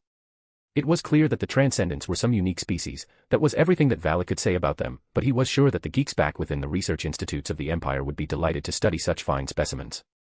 Chapter 645, Being Reborn Again. MC POV. Being born again was a weird experience, especially when I was considering the fact that I was using only a part of my soul for the rebirth. I was born on the planet known as Fenrir Rex 9, which was a frozen hellish world. It was also classified as the Death World. A death world is a planet that has been judged by the Imperium to be too dangerous to support widespread human settlement due to dangerous environmental conditions or the sheer ferocity of the fauna and flora that make up the planet's biosphere. The types of death worlds are varied, ranging from planets that are covered by worldwide jungles that harbor vicious carnivorous plants and animals to barren rockscapes strewn with volcanoes and racked by ion storms. In at least one case, the planet itself is alive. Fenrir Rex 9 was a frozen hellhole where only the strongest of the strongest managed to survive. I was reborn as a nameless orphan in a random village in the northern pole of the Fenrir Rex 9, before the village was destroyed by the local fauna. From there on, I wandered through the planet for some time. Fortunately, the part of my soul that was used for my rebirth was strong enough, so I was able to use my power to reconstruct my body and age myself to adult form. Being stuck as a child for another 15 years or so would probably be one of the worst things that I could imagine. The problematic thing, though, was getting from the Fenrir Rex 9 because the world was under a permanent warp storm of the warp. Still, the Fenrir Rex 9 was rather interesting, and it seemed that a lot has changed since I was living in the Immaterium universe. The golden age of technology, the time when the Solar Federation was dominating the Milky Way galaxy and split it with the Eldari Empire, has come to an end. What has remained was the terrible vision of the universe, where everything that humanity built was perverted by faith, superstition, and fear of advancement and technology. This age of humanity was the worst version that I could see. It seemed that the faith had completely broken humanity, and from the bits of information I managed to find and gather, the imperial truth of the Emperor of Mankind was twisted into the disgusting faith of the imperial cult that stands against everything that the imperial truth stood for. Now the thing was, how to get out of this planet because it was covered by the permanent war storm, and it was nigh impossible to leave. The fact that this place was rather primitive, or it would be more suitable to say it was largely primitive, didn't help it at all. The only thing I could do right now was to search the planet for something useful, especially in the civilized areas of the planet, which were not numerous in the first place, and it was rare to encounter civilization. Or perhaps it was just the fact that I was reborn in the most hostile areas of the planet, Fenrir Rex 9, that still remains to be seen. For the past 10 years, I have only been recovering my strength and surviving within the wilderness of the Fenrir Rex 9. Probably, the greatest downside of my rebirth within the Immaterius universe was the fact that I needed to build my power from scratch due to the vastly different rules of the Immaterius universe and the uniqueness of the Immaterius universe itself. The existence of the warp was denying the existence of the powers that were not stemming from the warp itself, and because only a small part of my soul was used in the rebirth process, I couldn't really do anything about it aside from adapting to the situation. And it went rather well, aside from the dangerous flora and fauna, especially the danger beasts that were ever present around the planet Fenrir Rex 9. Some of them were especially dangerous even for me right now because I was not even at the continental level combatant right now. Regaining my power took far longer than I had initially anticipated. The suppression of the will of the universe of the Immaterius universe was very strong, especially to me. Even though the will of the universe partially accepted me back, it still refused to accept anything that was even remotely connected to something that the will of the universe considered foreign. Of course, my powers, the ones belonging to my true body were considered as especially foreign to the existence of the Immaterius universe, so the will of the universe was doing everything in its power to block my power from recovering. For that, I needed to find another way to grow powerful to the degree where I could at least effectively protect myself. Interestingly enough, the danger beasts on this planet were part of the natural evolution of the planet. Fenrir Rex 9 was one of the most hostile places across the entire Milky Way galaxy, and it seemed that warp energy was fastening the evolution of the entire world, causing the local fauna and flora to evolve to ridiculous degrees. Some of the danger beasts that I studied were indeed marvels of evolution. One could rarely see such dangerous creatures being born naturally, without any outside interference. Right now, I was heading to another continent because, as it seemed, the continent where I was right now was barely populated, with only a sparse population. I needed to gather resources to reforge my body and increase the aptitude of my physique to create a better vessel for my power. Unfortunately, even during the days of the Solar Federation in the golden age of technology, the Fenrir Rex 9 was classified as a forbidden zone, and there were no settlements on the planet, aside from a few. And all of them were located on the continent where I was heading right now. Chapter 646, Dangers of the Fenrir Rex 9. Planets like Fenrir Rex 9 were dangerous places, and during the Solar Federation, planets under the permanent warp storm were exceedingly rare. Warp during the 24th millennium, there were no permanent warp storms around the planets. The Solar Federation only rarely encountered the planet under the permanent warp storm, and when I was alive in the 24th millennium, we only encountered such a planet only twice, and I was able to study such a planet only once. because the entire planet Fenrir Rex 9 was cold as hell. Even with my current strength and body physique, I felt the coldness of Fenrir Rex 9. As everything was covered in ice and snow. The chilling air was freezing. If not for the clothes that I made from the fur of some of the powerful danger beasts that I killed in the wilderness, I would have had serious problems surviving in this place. The entire place was troublesome as fuck, and I couldn't wait till I was completely using warp energy.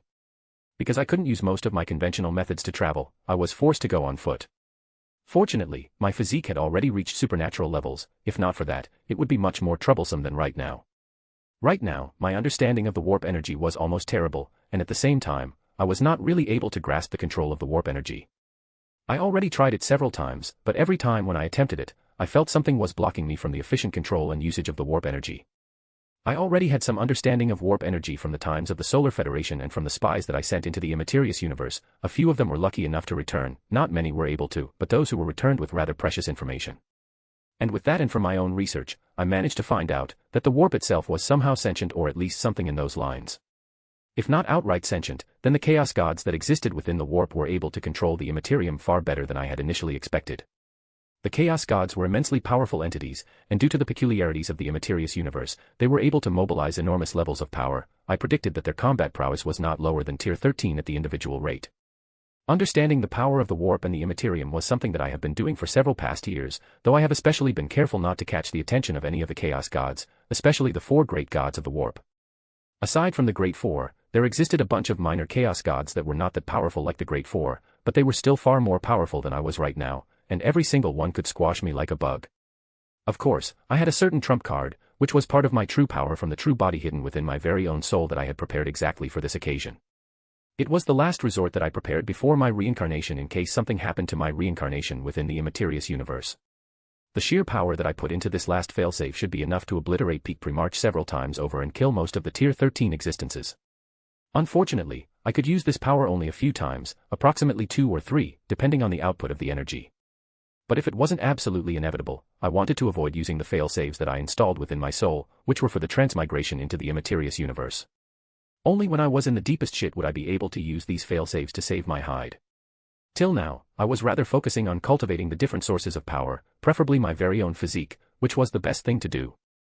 Strengthening my physique through the energies of the warp was a unique experience. Warp energy in its purest form was extremely volatile and destructive, a dangerous thing to do anything, and using it on my flesh to temper my physique seemed like utter foolishness to many, but to me, it was the best way to temper my physique. It wasn't very different from the things that I have done in the past to temper my body. In fact, it was rather similar. It was rather a crude method but an especially effective one because I managed to strengthen my body to a great degree. On the other hand, replicating my magic and other abilities through the immaterium proved to be a tougher nut to crack. Almost impossible one right now because it seemed that my body didn't have an affinity for the warp itself. Basically, I couldn't replicate the so-called psyker gene from nothing. I already tried several times, based on the information that I had from the times of the Terran Federation, where the Terran Federation conducted extensive research on the psykers. We were able to depict the reason for the psyker powers manifesting in the people, and its source was the psyker gene that some specimens of the human race were carrying. It was something that the Solar Federation, even at its peak, couldn't really replicate by any means. For me, the sole method is to attune my physique to the warp and thus allow me to use the warp far more easily. Right now, due to the lack of the psyker gene and only thanks to the power of my soul, I could use warp to a certain degree. But for more delicate usage of the warp, I needed to create psyker gene in my body, and for that, I needed to collect already existing psyker genes and modify them for my personal usage. Unfortunately, because it seemed that this continent lacked psykers, I couldn't really create the psyker gene that I needed. Chapter 647, Leaving the Continent. The psyker gene was something that a person needed to be born with, and it couldn't be replicated artificially. Even though I was doing my best to research the damn thing, there was zero progress since the time I started, so the only thing that I could do about it right now was to give up. At least, until I gather some psyker as experimental subjects for much-needed clinical experiments that were an absolute necessity in this kind of thing. Psyker. Psychic powers are sometimes referred to as sorcery when they are gained or enhanced through interaction and bargaining with the malevolent entities who exist within the Empyrean. Psykers were also sometimes called witches in the Imperium of Men and among the Eldari, particularly when such powers are used in a way that they show no regard for the dangers they may spawn for others or are used in pursuit of the agenda of the Chaos Gods. Psychic powers are sometimes referred to by the ignorant in the Imperium as magic, also spelled magic. All psykers draw their powers from the extra-dimensional realm of psychic energy, the immaterium or the warp that underlies and penetrates four-dimensional real space and is the source of all psychic energy in the universe. Reaching the outskirts of the continent where he was right now took me approximately 1 month or so. Counting the days in this kind of environment was something rather hard. Often, it was impossible to distinguish between day and night. Fenrir Rex 9 was a cold, frozen world that was most of the time in perpetual darkness, and every time of the day, it seemed like a night. When I arrived at the shores of the continent, standing in front of the enormous cliffs, I noticed that a large part of the ice that was separating the land masses was frozen.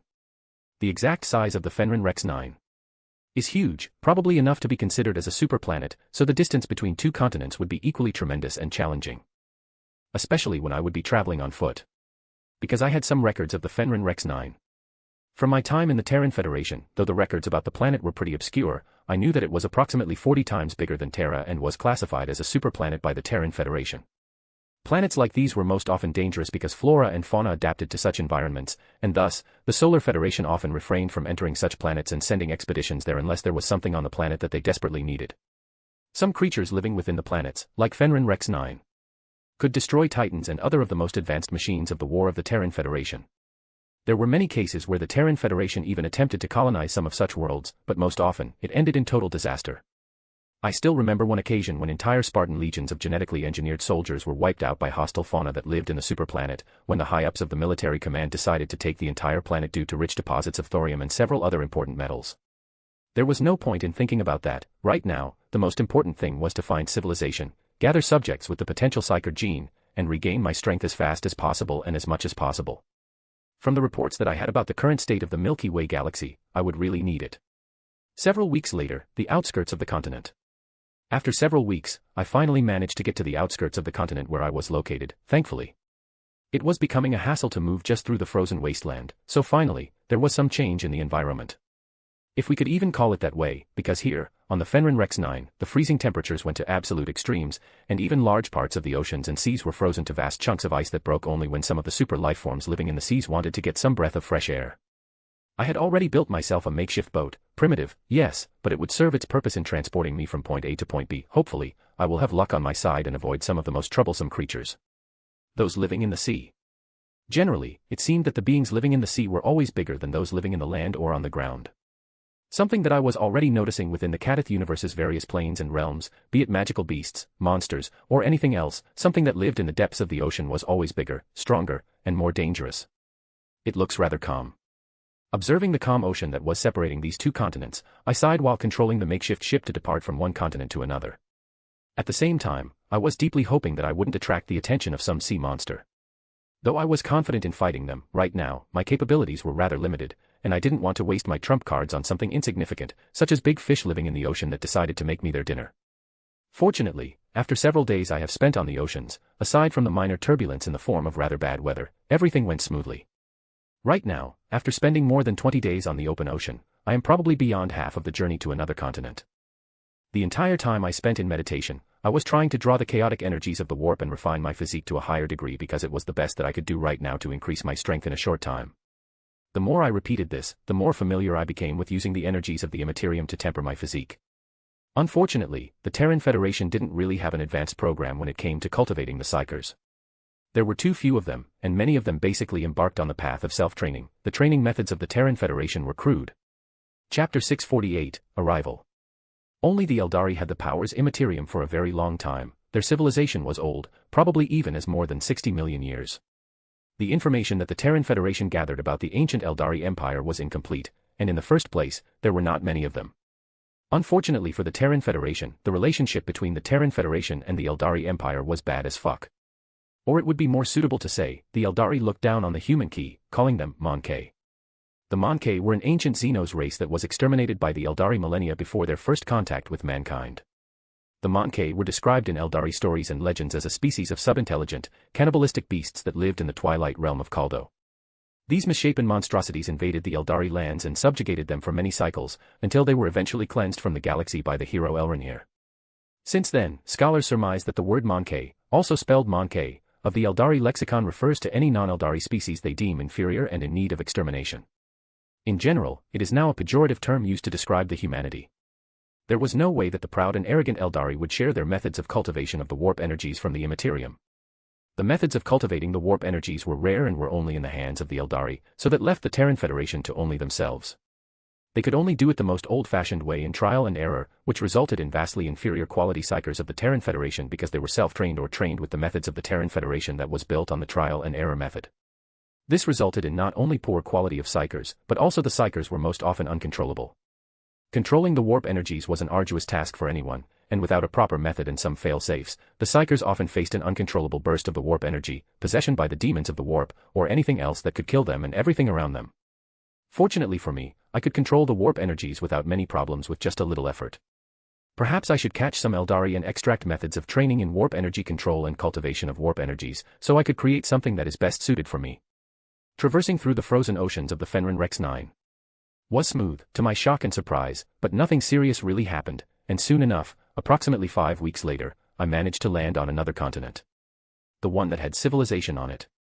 Aside from that, at a later date, I would need to search for some void ship to leave this planet. My strength was insufficient to tear holes in space for the time being, and at the same time, it would probably remain in this way for a long time. Ironically, though, if I had my previous strength or at least a small fraction, I could have teleported through the entire Milky Way galaxy how I wished. I still had coordinates of all important planets of not only the Terran Federation but also the entire Milky Way galaxy. So, for the time being, I would need to be content with just the void ship. The moment when I arrived at this new continent, it wasn't hard to find traces of human activity in this frozen hellhole. Even though it was better compared to the previous one, it was still a wonder how a bunch of ordinary humans could survive here. For me, or any biologically more powerful and advanced species, it was easy, but for the humans that were frail and weak, especially without advanced technology, it was really something. Still, humanity was a very adaptable species. Even across all the species that I came across, their adaptability was top-notch, probably only inferior to the orcs of the Immaterious universe, but the orcs were different chapters altogether. Especially in the aspect that the orcs were artificially created species and not the natural ones that achieved their state through evolution. The traces are fresh, somebody probably passed through here not even 10 hours ago. It would take some time to reach the place where the traces were leading. Probably the humans that lived in this area were using these shores for fishing. Unknown continent. The northern regions of the continent were the harshest of the entire continent. They were filled with countless mutated danger beasts that roamed the territories of the northern regions and were basically the undisputed rulers of the entire place. But that didn't mean that the humans who lived in the northern regions were at the bottom of the food chain. In fact, many of them grouped together and created clans and tribes. The Partis clan was a clan of hunters who specialized in killing danger beasts. The clan was in a constant struggle for survival, threatened by both the harsh weather conditions and the danger beasts they hunted. Due to that, the clan adopted the ideology of social Darwinism, which often led the clan to produce the strongest hunters in not only the northern regions, but also the entire continent. This also allowed them to easily resist the coalition of the northern tribes that were coveting the territories of the Partis clan, which ruled the area that were best. Their territories had a high amount of the danger beasts, providing them with basically endless food supplies. Yet the Partis clan resisted, not only resisted, but also pushed back the coalition of the northern tribes and often took territories from them instead. Patriarch, we found signs of the human activity around the shores, approximately 3 hours ago. They belong to one person, so either it is a spy from the northern tribes or some wanderer. The patriarch of the Partis clan was an elderly-looking, blue-haired man who was probably in his 60s, but he still had vigor and vitality in him, no less than any youth. Additionally to that, he had an invisible, powerful aura radiating around him, which made everyone tense just by looking at him. Chapter 649, Meeting the Partis clan. It didn't take long for the Partis clan to dispatch a team to search for the intruder because, according to the scout, the person who intruded into the territory of the Partis clan was apparently very strong. It was easy to tell that, judging by the several danger beasts that were killed along the way, some of them were rather powerful, something that would require the most powerful hunters of the Partis clan to bring down. People of the Fenrir Rex 9 adjusted to the hostile environment in their own way.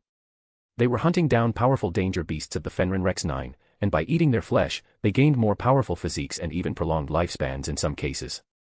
Through generations and generations that were feeding on the corpses of the danger beasts, the humans of Fenrir Rex 9 breeder several very powerful hunter bloodlines that banded together, creating various families, clans, tribes, and other organizations, becoming the true power in this world.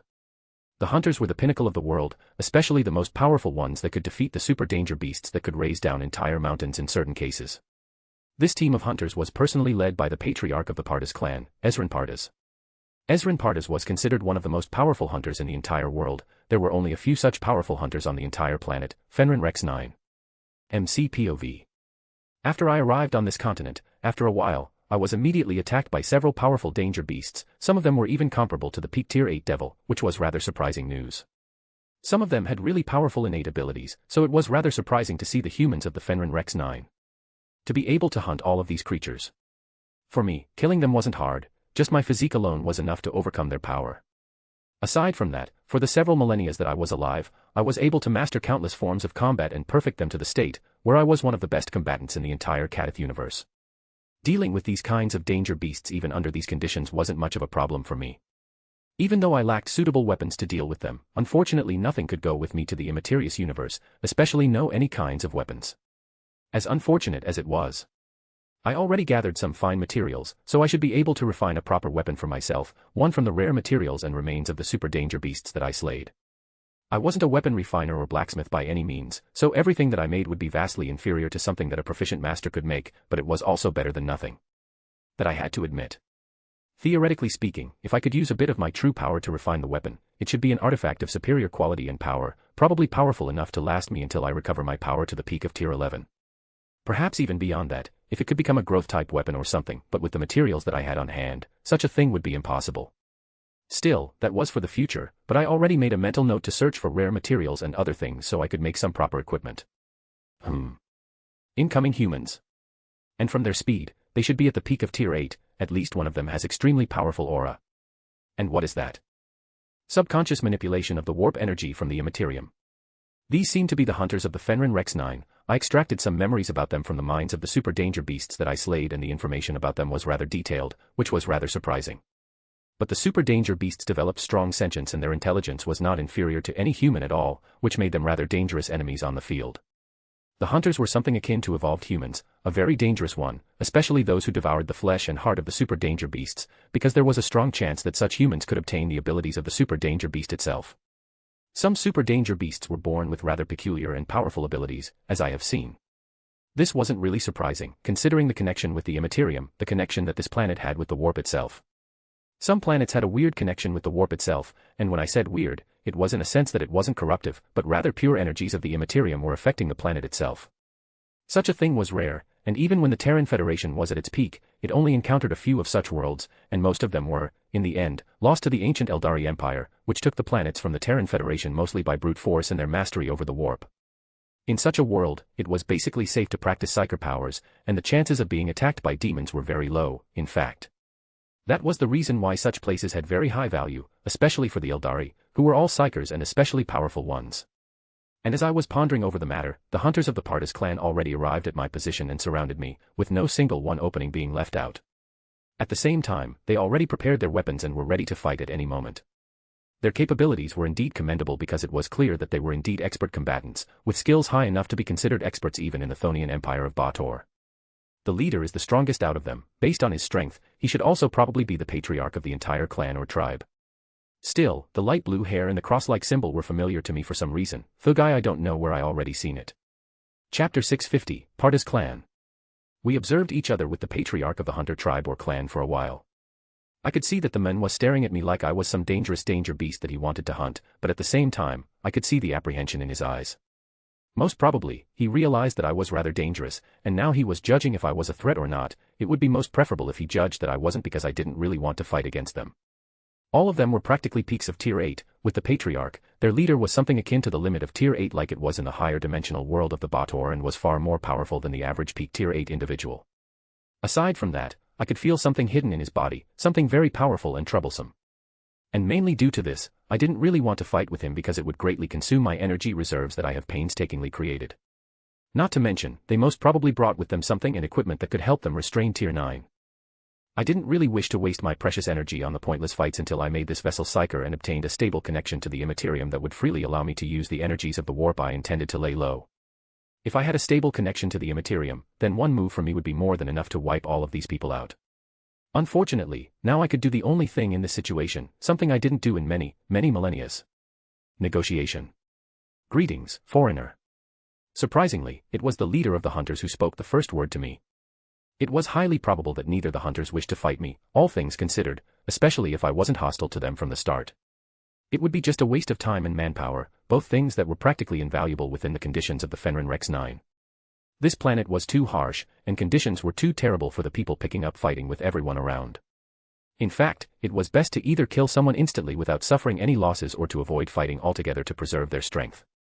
I already had suspicions that I was, in a certain way, under the watch of the four great chaos gods and the emperor of mankind. And perhaps the other beings of a similar level that had the same presence within the warp as the emperor or the four great chaos gods. There were tales that nothing that happened within the realms of the immaterium escaped the sight of these entities. They were one with the Empyrean realm and were able to monitor everything that was taking place there, including the fact that I was able to siphon energies from the immaterium for my own devices. Greetings, just for the note, I am just passing by your territory, and I will be soon gone. I returned the greeting to the leading hunter, though neither of us lowered our guard, and the people that the men brought with him were ready to attack just as they were before. Even though we established some preliminary conversation, it meant nothing, and the situation could still evolve into a fight. You seem to be pretty strong for just some random foreigner. The blue-haired man squinted his eyes when he observed me.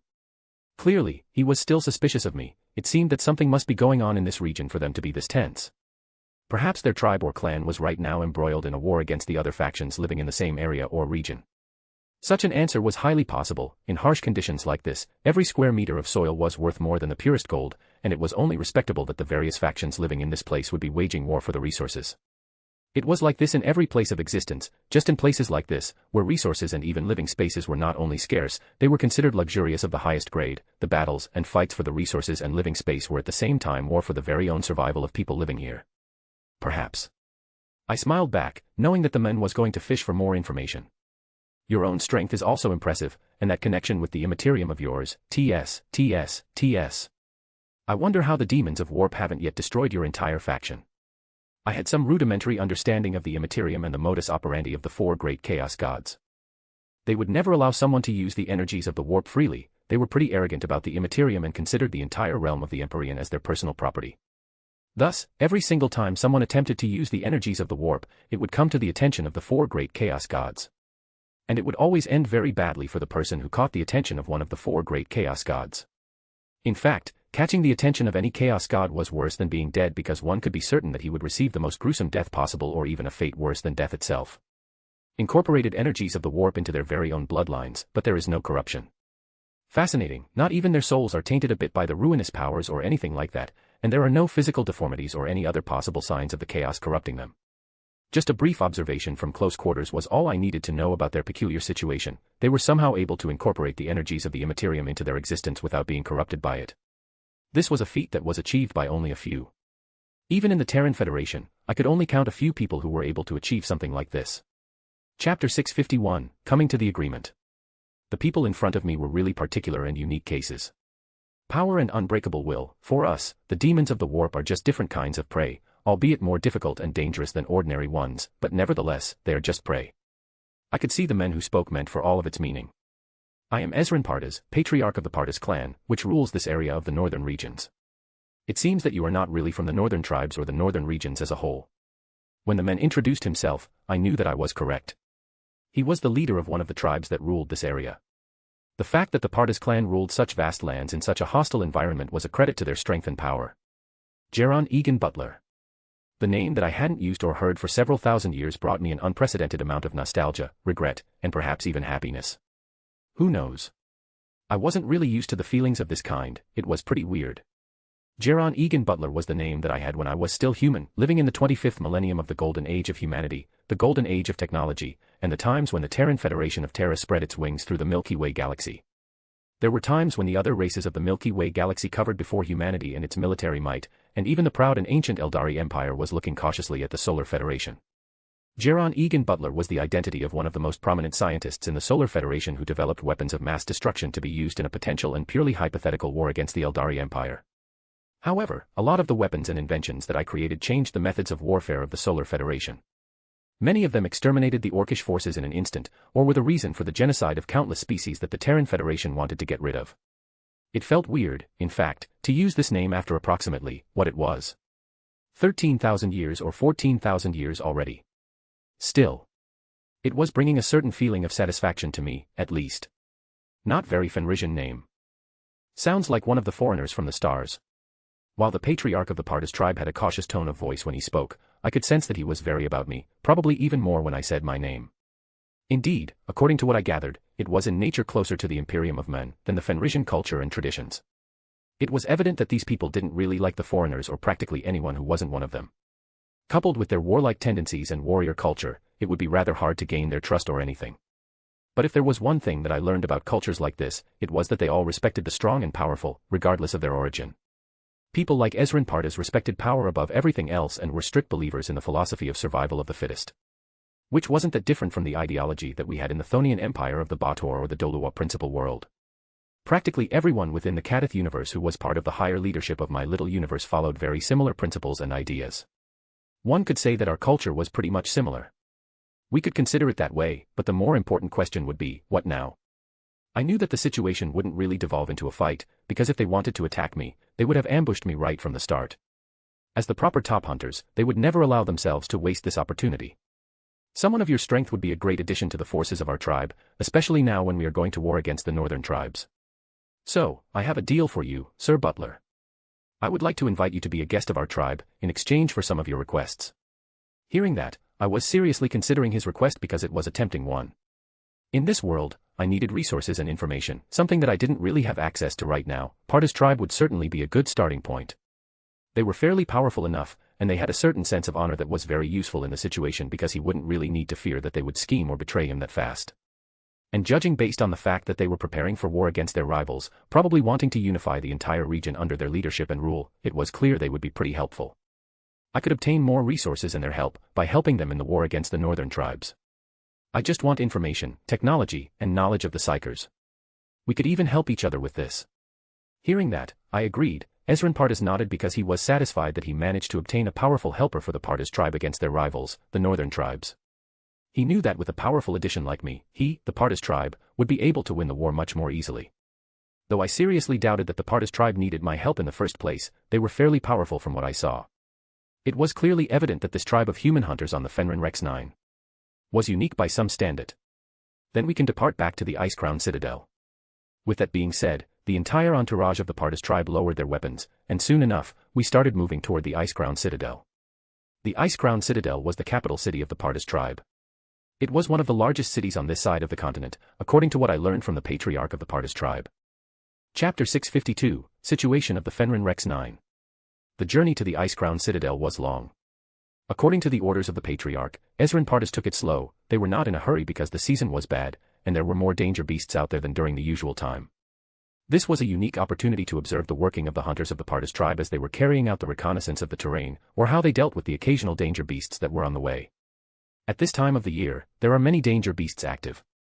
Many of them are emerging from their lairs because winter is coming, so they are going to have their fill of food before many would go into deep slumber during the winter.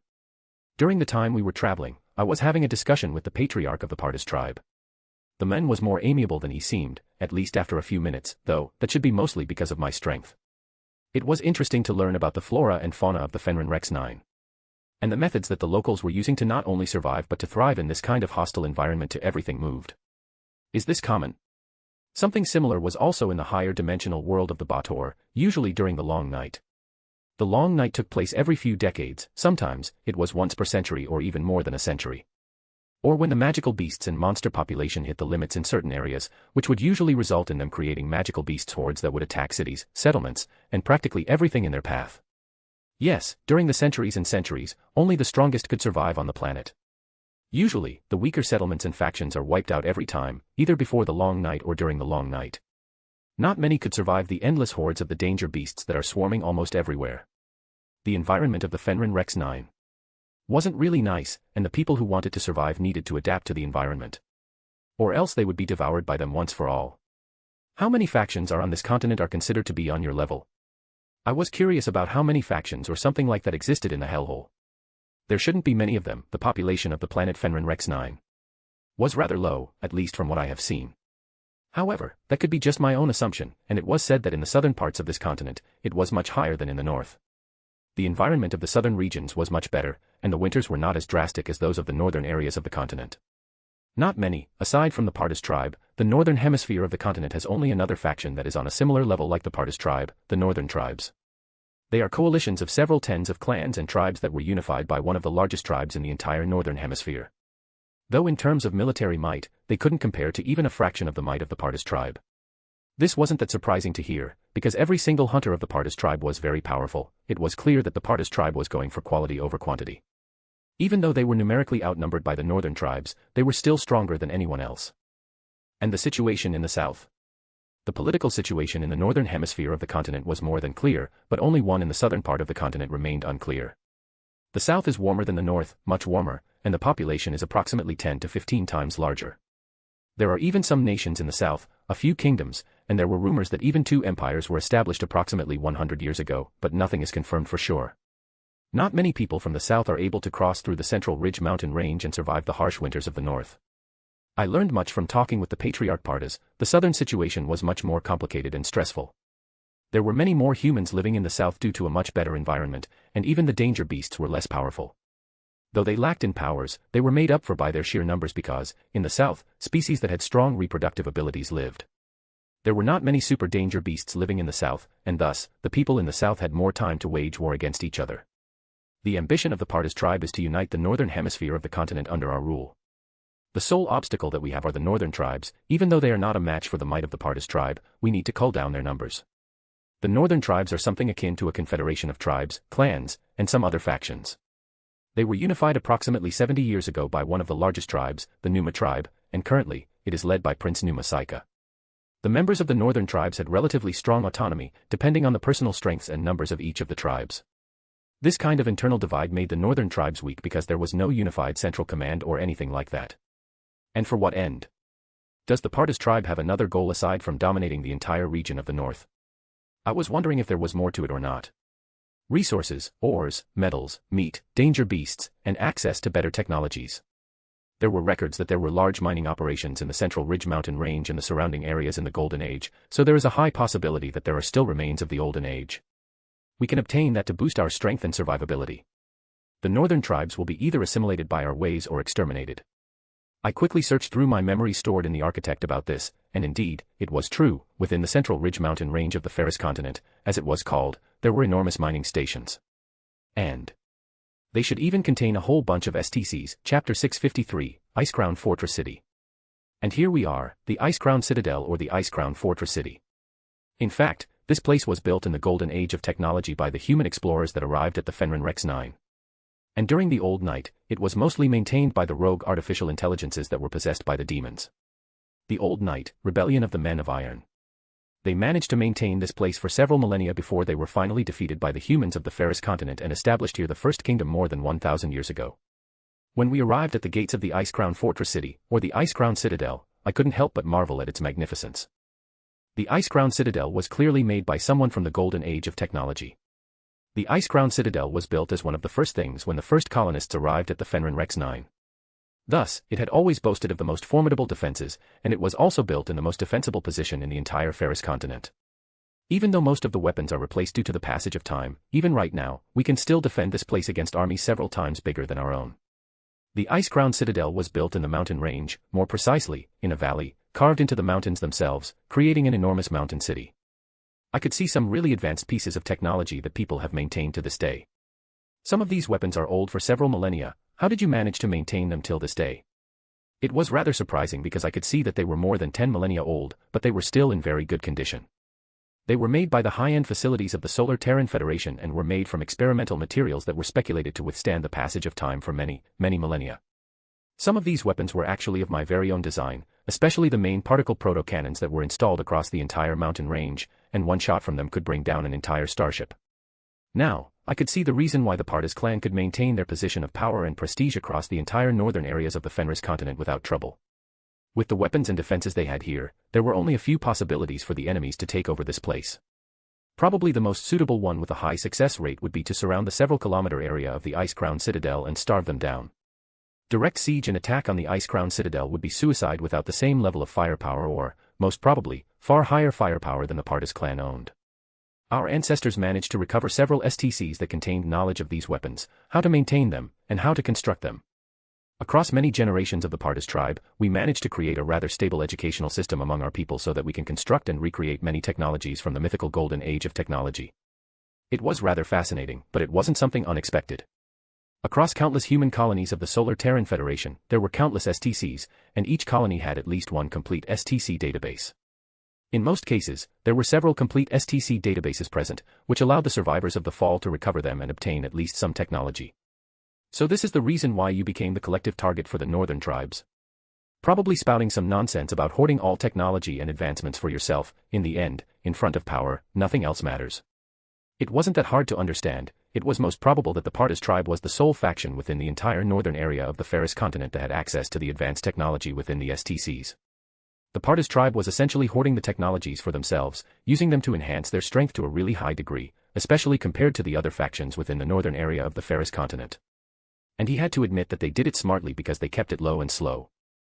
They were not even aiming to conquer the new territories or anything, but they were just gathering their strength for centuries.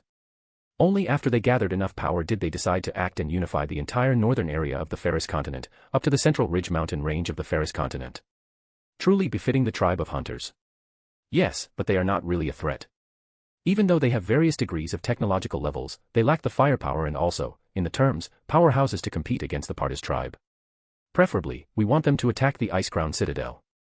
We have been feeding them false information for decades, killing everyone who still remembered some important information about the Ice Crown Citadel and destroying most of the written records of the Ice Crown Citadel and technological levels of the Partis tribe. In short, we have done everything in our power to prepare the perfect trap possible.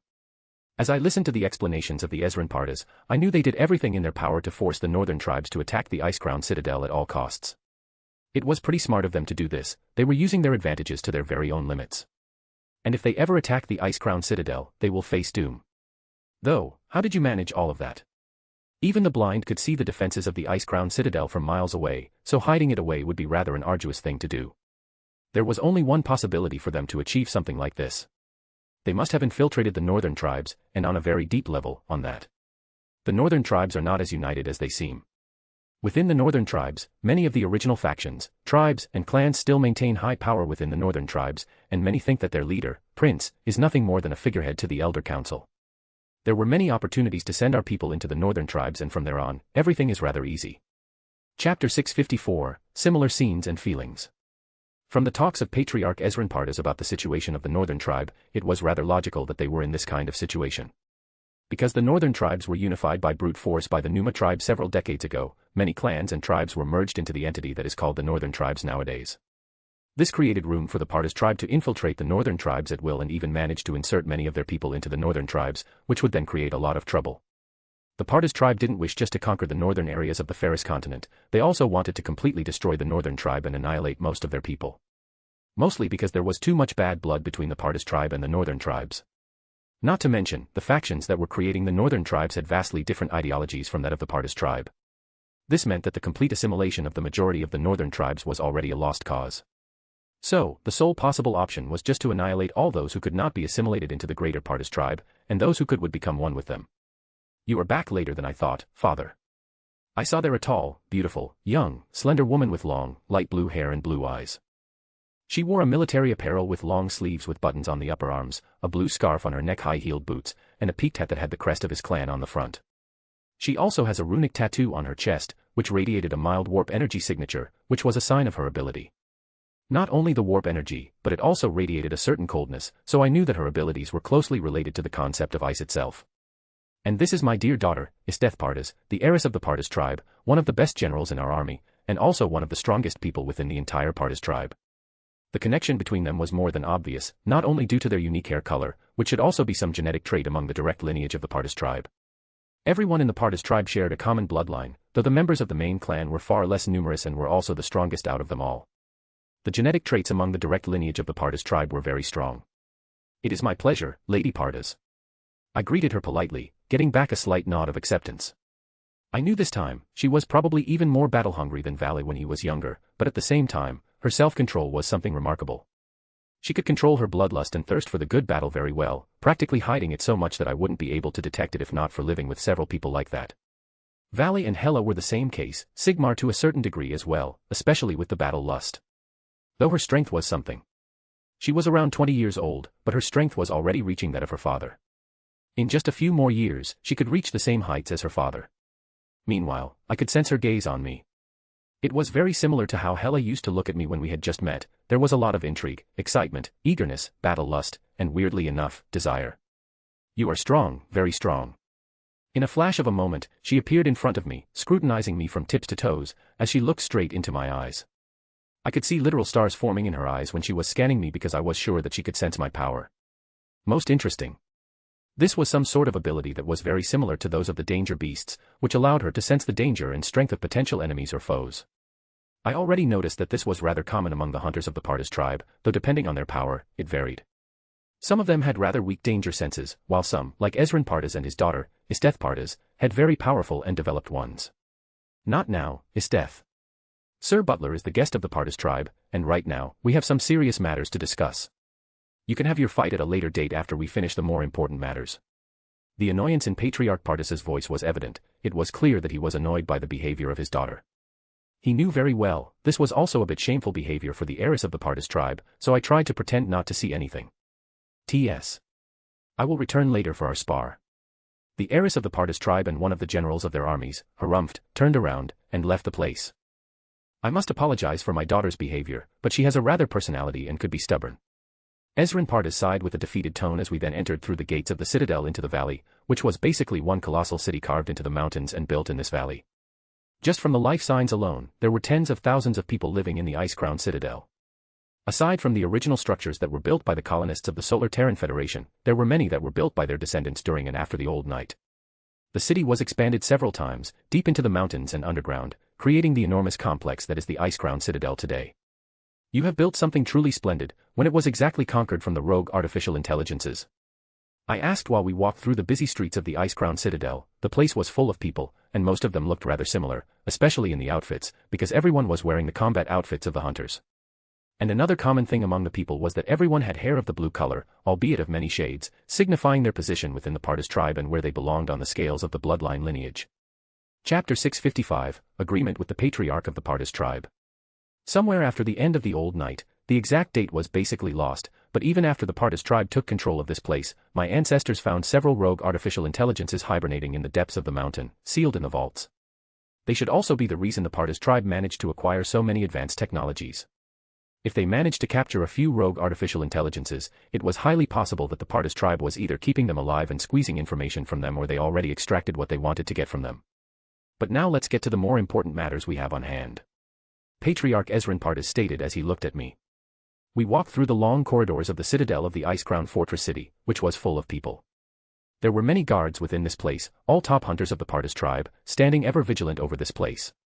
It didn't take them long before we arrived at his study, which was full of trophies from the hunts. There were several skulls of beasts that I could safely tell belonged to the super danger beasts, the most powerful variants of the danger beasts on the Fenrir Rex 9. I need technology to leave this planet. Does this planet have a completely intact void ship? There were several reasons why I decided to even return to the immaterious universe, considering the threat that this universe represented to me right now. Especially with the chaos gods and a slight error on my part, as I underestimated the powers of the immaterious universe. As far as I can tell, we found only some wreckage and some destroyed void ships from the Golden Age and many from the times of the Great Crusade, but that is all. Nothing that could fly and enter the void, not to mention safely crossing through the immaterium. I frowned a bit, but it was already within my expectations. This planet was too cut from the outside and probably since the times of the Great Crusade, there was zero to no contact with the different planets or traversing the space. And technology to construct one. If there were no void ships capable of spaceflight, then I needed technology to construct one. Unfortunately for me, my power wasn't enough to teleport to the planets where I wanted to go, so I needed to use this old-fashioned method.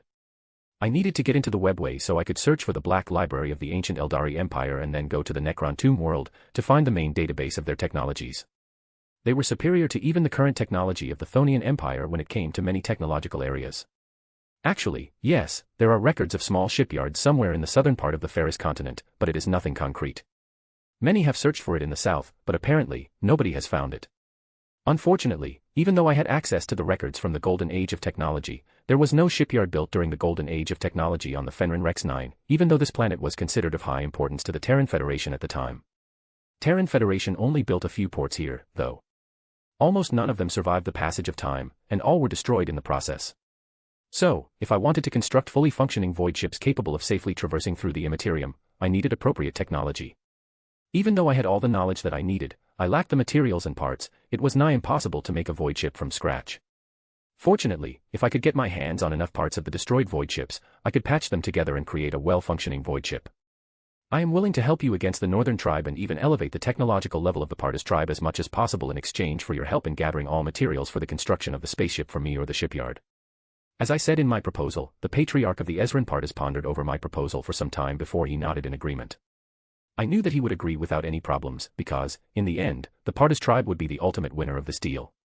They would get help in their unification of the northern area of the Ferris continent, but most importantly, they would get more advanced technology from me, which was something invaluable for the Partis tribe. This would enhance their power several times, especially in the areas of defense, medicine, mining, and resource gathering. For the Partis tribe, what they wanted the most was to achieve the automation of their entire production and resource gathering so their members could focus on war and advance their art of war. Then we have the agreement. In 3 years or so, we have information about the most serious overpopulation of the danger beasts in the southern area of the Ferris continent. We plan to use this wave to wipe out most of the southern factions. That way, we can just sweep through what has remained down on the south. Indeed, this would be the best method to get rid of the southern factor without much effort. However, it would be highly problematic to deal with such a huge danger beast wave at a later date. Do you have a plan to deal with the danger beast wave? If they overpopulated and wiped out everything down from the central ridge mountain range of the Ferris continent. If the danger beasts behaved exactly like the magical beasts of the higher dimensional world of Baator, they would try to cross through the central ridge mountain range and attack the northern area of the Ferris continent for sure. If they are being led by super danger beasts that have very high intellect and intelligence, they will represent a serious danger for the Partis tribe the moment they cross the central ridge mountain range. Yes, and because of that, we need to unite the entire north as soon as possible. Chapter 656, Agreement Reached. Central Ridge Mountain Range would be the best kind of defense for us. There are not many places where the whole hordes of the danger beasts could cross, so we need to defend those positions. If we fortify them enough, we can depend on heavy firepower to decrease the number to a manageable degree, and then, the hunter could clear the rest. Indeed, betting everything on the fortifications of the Central Ridge Mountain Range was dangerous, but at the same time, it was also the best possible bet they had. I could see that the Central Ridge Mountain Range was the best defensive point of the entire continent. If the Partis tribe wanted to effectively defend against the danger beast horde, the best bet would be to fortify the passages across the Central Ridge Mountain Range to the extreme. Then, using the heavy firepower to curb their numbers, and then the hunters and other troops of the Partis tribe would finish the job. What about using the captured soldiers of the northern tribes as cannon fodder? It would be much safer than to just kill them all. I proposed to Patriarch Ezran Partis, who seemed to be pondering over my proposal. We already considered this proposal, but it was rather problematic. We don't really have the means of controlling such a large number of people from the northern tribes. If we capture them, there is a very high possibility of them rebelling and causing even greater damage to us, and that is something we cannot allow, especially during a critical time like this one. This was indeed representing a grave problem for the Partis tribe, and I could see why they were reluctant to use the prisoners and remnants of the northern tribes. If they had a feasible method for it, they would have very good cannon fodder against the danger beasts. That is indeed a grave concern, though I may have several solutions for the problem. This problem with the captives from the northern tribes could be solved through several methods.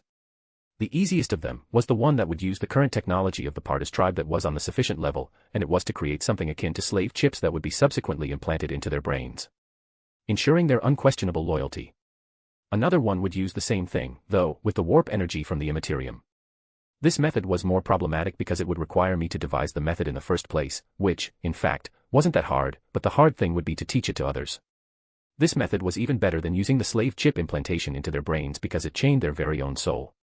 If someone from the prisoners was proficient in the usage of the psychic powers and was a psyker, they could destroy the chips. I could either give you the blueprints for the creation of the slave chips that could be implanted into the brain of the person, or I can method of chain their soul to create absolute obedience. I would recommend using the second method because it was relatively safer compared to the first one. If someone from the captives is a psyker or has some, even rudimentary, mastery over the warp energy, they would be able to either disable or destroy the slave chip in their brain. Even though using the slave chips would be easier and faster, it was also less reliable than that of using the warp seal on their soul to chain them. Even though I would need to teach the sorcerers of the Partis tribe, we can get more from that than using the slave chips. Then I would like the second method. Of course, the Partis tribe would comply with everything, and you would have the resources of the entire Partis tribe available at your disposal. Hearing that, I nodded at Patriarch Ezran Partis. With this being said, we finished our discussion, and subsequently, they showed me my quarters for the time being. Ice Crown Fortress City, northern area of the Ferris continent, Fenrir Rex 9. Several days have passed since I arrived at the Ice Crown Citadel City together with the members of the Partis tribe. For the time being, I spent most of the time acclimatizing myself to their standards of technology and giving advice to the Partis tribe's scientists and researchers. As I predicted, the technological level of the Partis tribe was rather good. They managed to get their hands on a good number of STCs. Even though, in this age, seeing a complete STC database was basically impossible, the Partas tribe was lucky to find a lot of STCs containing the military technology of the Terran Solar Federation. Aside from the military technology, their level of genetic engineering and medicinal technology was also very good. Overall, one could say that they were rather advanced, and their education level was also very stable and advanced for the state that their civilization was. Due to that, they were often taking my advice and notes with great interest, and within a few hours, they were able to solve many of their technical obstacles and create advances by leaps and bounds. Just within these few days that I have spent with them, they were able to advance their technology by whole decades, which was already a staggering result. However, due to the fact that they have a very stable system, with a few of their problems being solved, they were able to implement the solutions almost immediately. The only problem these days was the daughter of the patriarch of the Partas tribe, Isteth Partas, who was essentially constantly annoying me for having a duel with her. And one could say that she was especially annoying and very confident of getting what she wanted. She was very similar to Hela, her battle lust and thirst for power were something that I already recognized, and I knew that she wouldn't take no for an answer. Chapter 657, Research on the Psyker Gene. And now the method is finished, it should be working even against relatively more powerful Psykers. Fortunately, we already have something similar back home, though adjusting the things from home to the standards of the Immaterium is rather hard. It required a lot of work, but after several days, I was able to recreate the methods of the Thonian Empire to the standards of the Immaterium. Using the warp to recreate the soul seals was hard, but at the same time, I was aware that a powerful Psyker could break through the seals. However, the moment I became Psyker, I would be able to adjust the slave soul seals and upgrade them tremendously, so it would be far harder to break them apart. Another of the bonuses from cooperating with the Partas tribe was the access to the Psyker gene that the Partas tribe gave me. After coming to an agreement with the patriarch of the Partas tribe, Ezran Partas allowed me to have the corpses of all Psykers that they had in their possession. And there were a lot of them, in fact. After collecting the DNA from the Psyker corpses and conducting some preliminary experiments, I was able to deduce rather quickly where the Psyker gene was located and what exactly it was. Right now, I am in the process of extracting the Psyker gene from approximately 15 corpses of Psykers. All of them belong to the hostile factions of the Partas tribe that the Partas tribe gave me. Unfortunately, neither of the Psykers was very powerful, so I needed a lot of them to get a rather high-quality Psyker gene for my further experiments. With some possibility, I could synthesize high-quality Psyker gene from the low-quality ones with a bit of luck. The Psyker gene within the body of the Psykers proved to be pretty volatile, and any experiments done with the Psyker gene were very hard. A single mistake could lead to a great explosion or even worse consequences. Every single Psyker gene contained traces of the Immaterium and rather potent warp energy, something that was rather dangerous to tamper with. Due to the unstable state of the warp, there was a high possibility of the warp energy erupting from the Psyker gene, which in turn could attract the attention of the denizens of the warp. Something that we were rather poorly prepared for in this place. While the Partas tribe was rather advanced in the aspect of technology, primarily due to the recovered STCs from the golden age of technology and some of the imperial technology of the Imperium of Men, their advancements of the Psyker arts. That was an entirely different category. When it came to the imperial technology of the Imperium of Men, the sole thing that I could say about it. It was an aberration of everything that I ever did. Their stupid worship of the technology created by the humans in the Golden Age, to the degree that it became an entire cult, was mad. And their rejection of everything that was created by the humans as heretical was foolish. I need more samples. This is far from enough to create high-quality Psyker gene. Unfortunately, the quality of Psykers on the Fenrir Rex 9 is subpar, and there were not many legacies of the Psykers left here from the Golden Age of Terran Federation. Psyker gene, who decided who would become Psyker and who would not, could appear in any human from all over humanity. There was no method to find out who may be a carrier of the Psyker gene. In the end, this inability of our technology has probably caused our fall at the peak of the Golden Age. A certain part of me was glad that I died before the Terran Federation collapsed into something called the Old Night. Could I supplement it with the Psyker gene of the Danger Beasts? No, probably not. The conflict between origins would be too powerful. Excavation is impossible. The Psyker gene collapses approximately several days after the death of the bearer, and from there on, one could obtain only remnants. The sole remaining option would be to ask Patriarch Partas to help him collect the Psyker gene from the other Psykers. There were not many of them in the first place, and right now, the only place within the entire northern area of the Ferris Cantin that had a relatively high concentration was the northern tribes. However, the Partas tribe would not wage war against the northern tribes prematurely, and they would wait for the northern tribes to launch the attack on the Partas tribe so that they could act from the position of defense. After my discussion with Patriarch Ezran Partas, he told me to visit his daughter because she had information about another place that had a rather high concentration of the Psykers in the northern area of the Ferris continent. Apparently, there was a particular faction within the northern area of the Ferris continent that had the highest concentration of the Psykers, or sorcerers as they were called here, aside from the northern tribes. It seemed that Generalist Death Partis was lobbying for the Partis tribe to attack and wipe out this faction before they could ally with the northern tribes. They also had a rich Psyker legacy, and if it could be used by the Partis tribe, it would significantly enhance the power of the Partis tribe. The tribe right now greatly lacked the legacy of the Psyker arts, so this would make up for their weakness. So you came to fulfill our agreement for the duel. The moment I appeared in front of her doors, she already appeared behind me with a smile on her face as she was radiating strong excitement and battle lust at the thought. I did promise her the fight, and seeing the situation right now, there was no other choice. Dealing with the battle maniacs like her, the only solution was either to escape or to give in. Chapter 658, Generalist Death Partis. At a later date, right now, I need something else. I stated while sitting down across the heiress of the Partis tribe and also the general of her armies of the Partis tribe. I had to admit that Death Partis had a rather peculiar aura around her, though, at the same time, it was rather exciting. As long as you will fulfill your promise of a good fight, then it's good. She revealed a toothy grin as she smiled at me. It was clear that for her, the thought of the fight against me was a pretty exciting thing. I want information about the Frozen Coven. Apparently, the Partis tribe is interested in conquering them, and coincidentally, I need their corpses. The corpses of the sorcerers from the Frozen Coven would be invaluable resources for my research on the Psyker gene. There was a whole bunch of them. According to the information about the Frozen Coven that the Partis tribe had, there were approximately something between 50 and 60 Psykers within the Frozen Coven. You are setting your sights on the Frozen Coven. Even the Partis tribe is being rather cautious about them due to their psychic powers. The heiress of the Partis tribe looked at me in something that couldn't be described otherwise than pure delight and satisfaction when I mentioned attacking the Frozen Coven. For my research on the Psyker gene, I need to obtain samples of the high-grade Psyker genes, and the samples from the corpses that were provided by the Partis tribe are not even a bit enough. All of them are relatively low-grade, and for my devices, they are not enough. Only the sorcerers of the Frozen Coven would be enough for my experiments and research. It wasn't very hard to convince someone as battle-hungry as Death Partis to give the attack on the Frozen Coven green. She considered the Frozen Coven as worthy foes for the Partis tribe, so a few tens of minutes after they started their discussion, they had already come to a preliminary agreement. If we count on your help in this endeavor, then we can attack the Frozen Coven and kill them all. They say that their leader, the High Priest, is one of the most powerful sorcerers in the entire northern area of the Ferris. That was relatively new information to me. At the same time, I weighed the options because the power of the Psykers was relative. Within the Terran Federation, I met Psykers who were so powerful that they could destroy entire smaller celestial bodies. We would need to deploy much of the heavy firepower and artillery of the Partis tribe for this endeavor. If they have so many powerful Psykers, there is a very high probability of them also having some really advanced barriers and wards around their location. If they had so many advanced Psykers, then for sure they would have secured their territories to the extreme. Powerful Psykers could lay down advanced energy barriers and wards around their headquarters to protect them from foes. It would be easiest to break through such a situation using the heavy firepower from the Partis tribe's artillery. We are already formulating the appropriate strategy against the Frozen Coven, but it is rather problematic. From the past clashes against the Frozen Coven, we managed to find their weaknesses, but they still have a strategic location, which makes any possible invasion for us much harder. For the past decades, the Partis tribe clashed a lot against the Frozen Coven, mostly because the Partis tribe wanted to obtain the Psyker legacy of the Frozen Coven at any price, and for their strategy, they chose to isolate the Frozen Coven as much as possible. They chose to basically thwart any expansion attempt by the Frozen Coven at any cost, which resulted in relatively frequent clashes between the two factions. From there, the Partis tribe learned the weaknesses of the Frozen Coven and knew how to apply them appropriately. At the same time, unfortunately for the Partis tribe, the headquarters and sole base of the Frozen Coven was located at the best possible location, similar to the Partis tribe.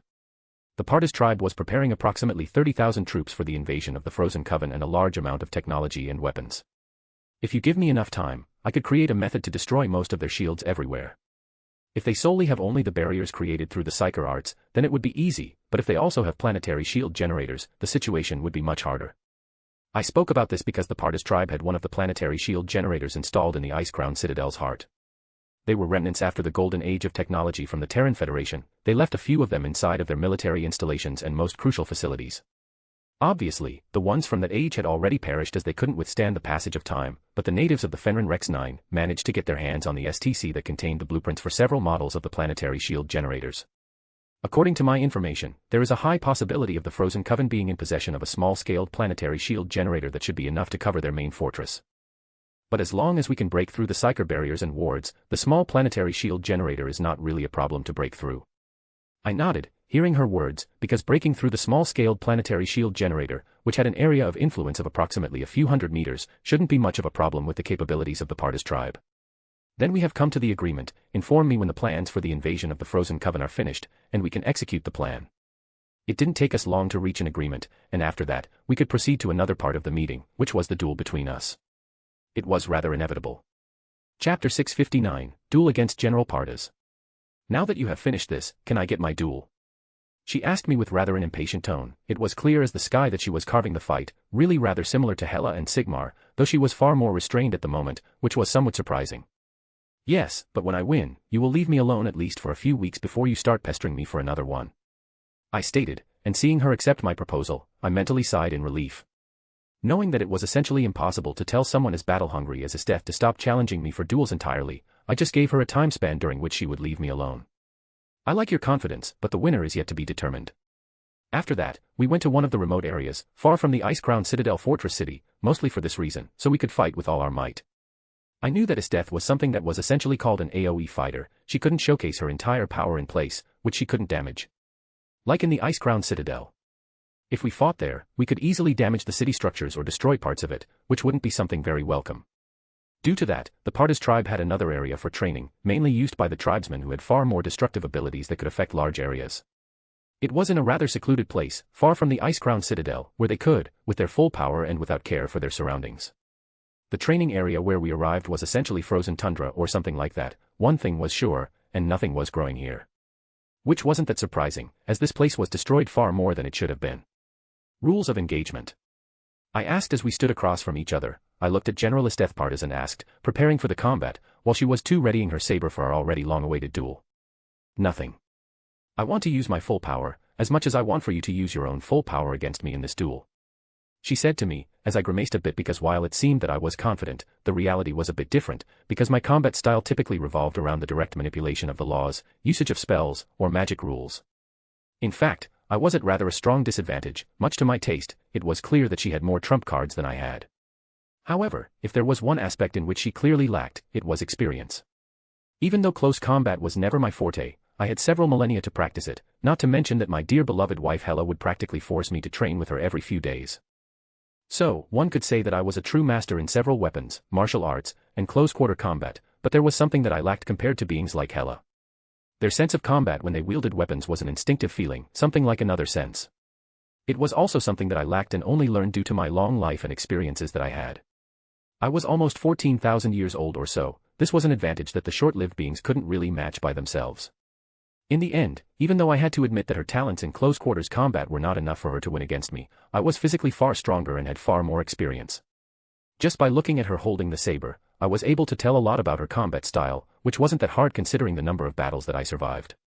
Not to mention, Hela taught me how to read my opponents. Observing them just holding their weapons was rather useful in determining the first strike, which could often be crucial. The best combat was the one that was won in just the first exchange. That was something that Hela tried to drill in for years, and I had to admit that it was a really useful principle. I got one of the blade staffs from the Pardas tribe. I had them manufacture it for me, created from the best possible materials, as I needed rather advanced weaponry for my on the Fenrir Rex 9. As you wish, then. I said while giving her the opportunity for the first move. However, to my surprise, Esteth just remained standing there, looking at me, at my weapon, and then once again at me. It was rather smart of her, and I was right now caught off guard because I didn't really expect that she would do the same thing as me. So, right now, it has come to a war of attrition. Or patience. Both of us were right now doing two things at the same time. One of them studied each other, while the second one forced the other one to act first, which meant that the one who didn't act as the first would obtain an advantage. The feeling was torturous, but I could wait. I had far more patience, though I was beginning to understand how annoying this was. I could now understand why Hela was so angry every time I did this, and this strategy worked very well. After just 10 minutes, I could see that the heiress of the Pardas tribe already lost her concentration and patience and rushed towards me with a saber in her right hand, and was cracking with warp energy. Her combat style is good, sharp, without wasted movements, but at the same time, it is relatively simple and predictable to a great degree. Someone who is also experienced enough could foretell her moves just by simple observation, coupled with many calculation capabilities. I analyzed her movements. It wasn't that hard. The combat style she was using was the same that was generally used by the members of the Pardas tribe. Even then, it was a very practical combat style. However, I could see there were some minor differences in the movement techniques and the way she was attacking, which were more refined than the methods used by the ordinary members of the Pardas tribe. Chapter 660, Single Combat. One swift kick to her stomach was all that was needed to send Esteth flying, crashing into the nearby rock. However, much to my surprise, she rather quickly stood up, spat up a bit of blood, and rushed at me once again. Her physique was much stronger than I had initially anticipated, which was rather surprising. I didn't anticipate that she would be this powerful. It was a rather small miscalculation on my part. It seemed that the direct lineages of the Partas tribe were far more powerful than the ordinary tribesmen of the Partas tribe. The general of the Partas tribe readied her saber, though this time, faint bluish energy appeared all around her weapon. Warp energy, though different from the ordinary warp energy, this one is contaminated by the essence of ice and is freezing everything around, aside from the weapon itself. The source should be the blood of the danger beasts that she had absorbed. The essence of ice was very potent within the warp energy, and when I say potent, it really was. Probably, if the output of the warp energy was higher and more powerful, then she could have the potential to freeze space itself. Rather dangerous truth to be told. This time, I was forced to use more effort to defend against the incoming attacks, as they were far more ferocious and powerful than before, but I did not lose even a bit of their precision and well-calculated strikes that she had employed before. Interestingly enough, she was using her rage to fuel her power, though she was not letting her anger cloud her judgment, which made it rather harder for me to fight against someone like her. Most of my combat style revolved around provocations and tempting them to make mistakes. The best situation was when they got enraged and made many mistakes, many of which I could then exploit. Unfortunately, someone like Esteth Partas wasn't that stupid to fall for such kind of strategy. Even though this strategy was rather simplistic, I was often surprised how many people, very powerful entities, would fall for rather simple provocations and temptations. Sounds of clacking were heard when our weapons clashed against each other. As I blocked several times, all of her attempts to strike me were rather futile. Finding an opening in my stance and style was rather nigh impossible for her right now, so in the end, she started using more and more of her raw power. As she had access to warp energy and that weird warp bloodline-based ice manipulation, I was at a disadvantage in the area of combat versatility. Not only were her offensive powers outstanding, and her combat prowess was rather high, but at the same time, ice manipulation and, overall, the ice-related powers were considered one of the most versatile around. To top it off, we were found in the frozen wasteland, where everything was frozen and filled with ice and snow. This was practically the best environment that she could have, and it basically increased her powers several-fold. In a split of moment, several thousand icicles were shot toward me every second. I was forced to dodge and counterattack even more often, because our spar was becoming more and more destructive for the environment. Esteth was very good at launching large-scale attacks on me, which was rather understandable with all of those annoying abilities that she had, especially when her psyker abilities were supported by the ice-attributed super danger beast bloodline. With my blade staff, I was able to keep the general of the Partas tribe far from me, at least from the distance of her saber, which was certainly good, but she then started using her ice abilities to close the distance between the two of us. After several more minutes, there was something that I noticed about the heiress of the Partas tribe. She was rather quick learner. Just a few exchanges, and she was already able to adapt to my tempo. TS. Geniuses. She was a martial arts genius and combat genius like Hela. The senses and capabilities of Esteth Partas were rather similar to those of my wife. There were only a few people like her born every few millennia, and they were exceedingly rare. Fortunately enough, due to my long sparring with Hela, I learned how to deal with people like her, and it was to end the fight as soon as possible. I didn't really doubt that if the duel was being prolonged more and more, she would be able to adapt even more to my combat style. Even now, it was becoming rather annoying. Partly due to my very own arrogance or overconfidence in the matter, as I kept playing with her partially.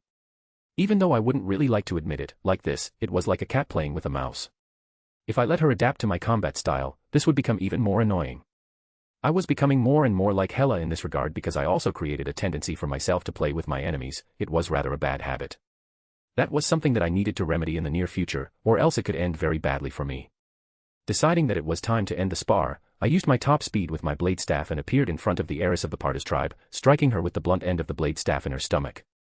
Not wasting any time, I sent another strike and another, causing her mild disorientation while using the same window of opportunity when she wasn't right in her senses to kick out the weapon out of her hand. It seems that our little spar has come to a timely end, with your loss, most obviously. I stated with the sharp end of my blade staff pointing at her neck, several millimeters away from her neck, as she laid on her back on the ground. She panted heavily, bloodied a bit, as she looked at me with a grin and excitement. Chapter 661, the scenario repeating itself. It was a long time since I lost for the last time. She panted heavily, spitting a mouthful of blood several times, until she got much better after resting for several moments. Certainly, there was a strong sense of shock and disbelief in her eyes when she looked at me because it was evident that she wasn't used to losing. Most probably in her entire life, the only people she lost against were the older and more powerful members of the tribe when she was younger, thus, she never really had any powerful competitors. This was also the case for my children. When they were born, there was almost zero competition for them because, aside from their own siblings, there were none of their age who could represent some sort of rivals for them. It was a good fight, though. You are certainly powerful enough, and your control over the ice is top-notch. Unfortunately for me, you lack the experience and power to defeat me properly. I was speaking the truth when I told her that she was very powerful. Her combat instincts and talents were something that would be considered as a top-notch generational genius even within the Thonian Empire. She was natural in the close-quarters combat and weapon mastery, to the degree where she was already approaching that of Hela or Sigmar.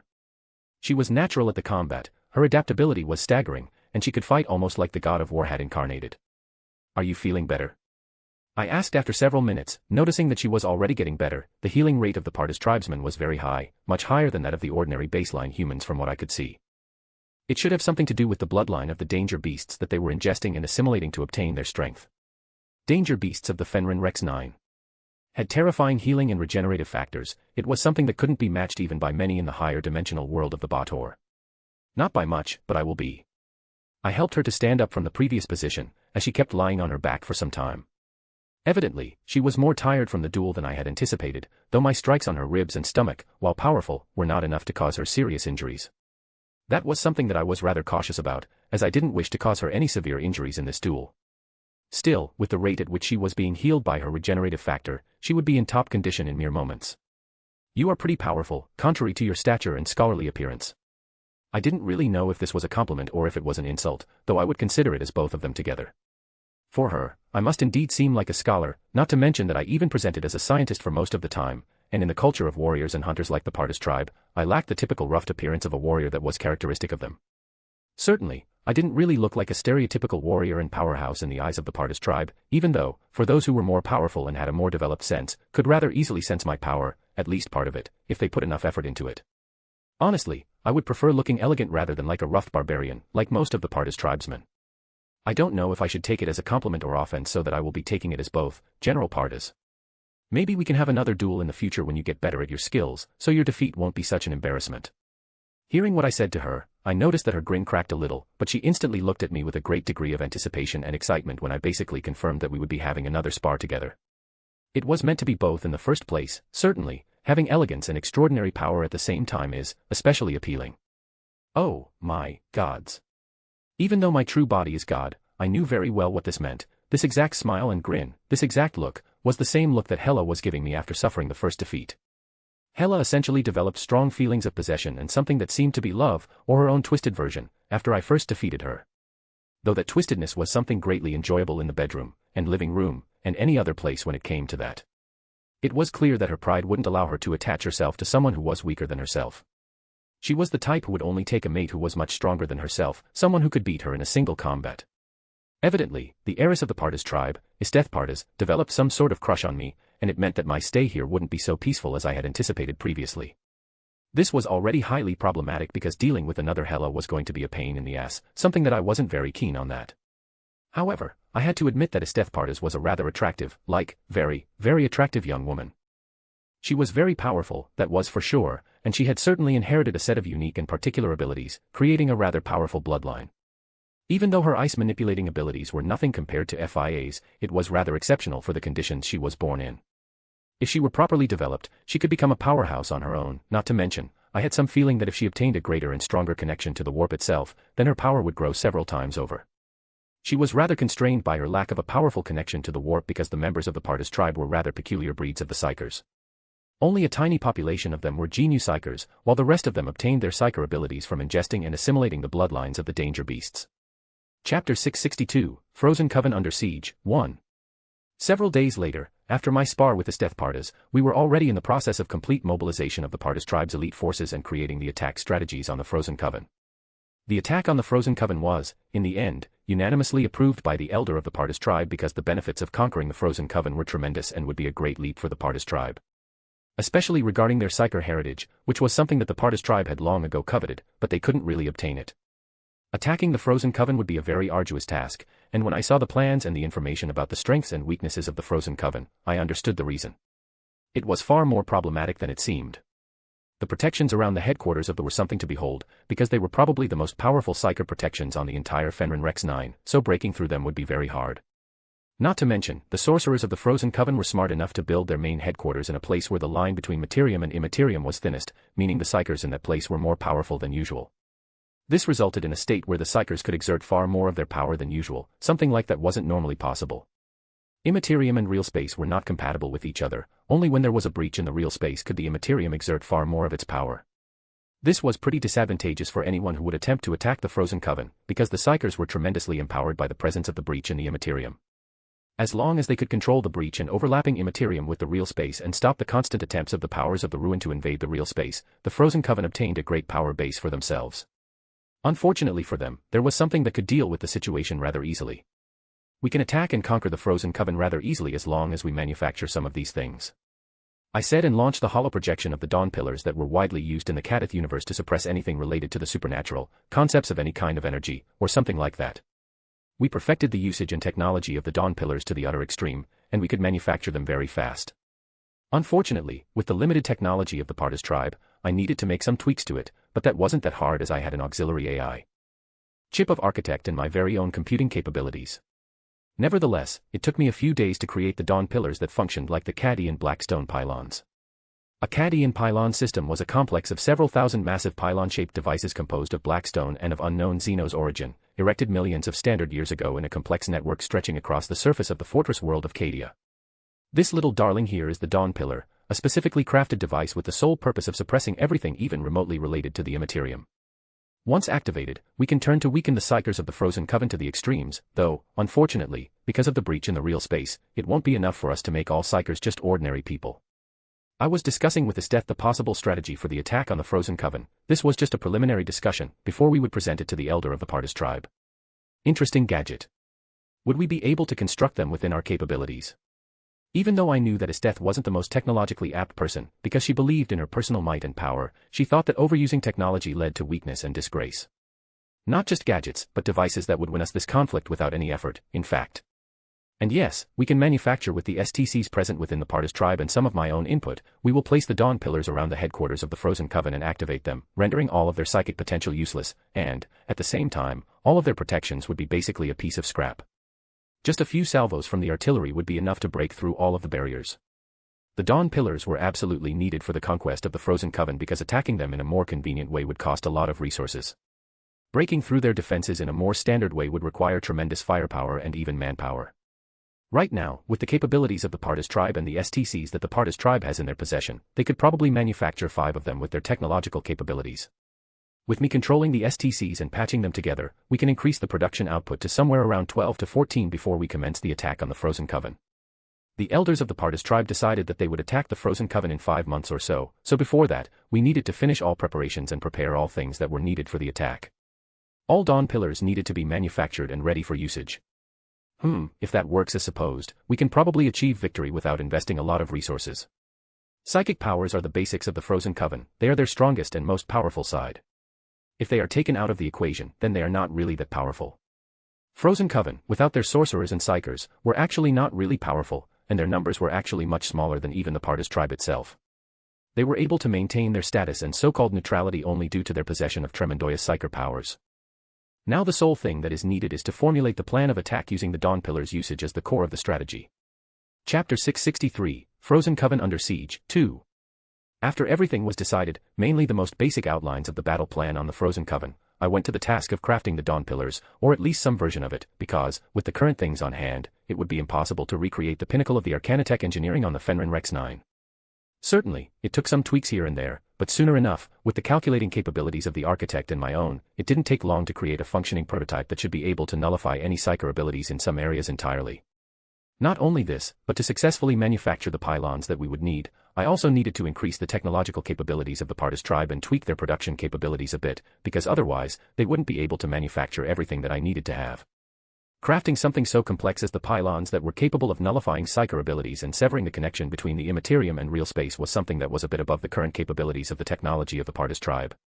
Still, after we gave them the necessary upgrades, they were able to manufacture the parts needed for the pylons, and slowly, everything was coming together. Just 2 months after the initial discussion, we already had all the necessary pylons constructed with a progression of 56%. It was even faster than I had anticipated, but it seemed that I had seriously underestimated the anticipation of the Partis tribe in this endeavor. The hatred towards the Frozen Coven was high, not to mention the Frozen Coven was often compared to the Partis tribe, and they were something akin to pseudo-contestants for the title of the strongest faction within the northern area of the Ferris continent. Northern tribes were not really taken into the equation because they were individually rather weak and their sole strong side was the fact that they had numbers on their side, but aside from that, the number of true powerhouses under their command was low. During the upcoming months, aside from overseeing the creation of the Dawn Pillars, I was also participating in drafting the plans of attack. My experiences of waging wars and conquering hostile factions were worth several thousand years. In the end, everything went even more smoothly than I had initially predicted, and the Dawn Pillars were finished faster than anticipated. When everything was ready, Patriarch Ezran Pardes gave the overall command of the operation to his daughter, Isteth. As the heiress of the Pardes tribe and overall general of armies of the Pardes tribe, there was no one who was more suitable to command the operation against the Frozen Coven, which was leading us here. Where we were right now. In front of the headquarters of the Frozen Coven, as we were laying siege on their fortress with the Dawn Pillars being placed all around the headquarters of the Frozen Coven. It was clear that the sorcerers of the Frozen Coven were rather nervous about the incoming invasion of their territories. Obviously, they were not really aware of the true purpose of the Dawn Pillars as they were not activated, but they were smart enough to realize that something was going on when they saw the troops of the Pardes tribe placing the enormous monoliths all around the fortress of the Frozen Coven.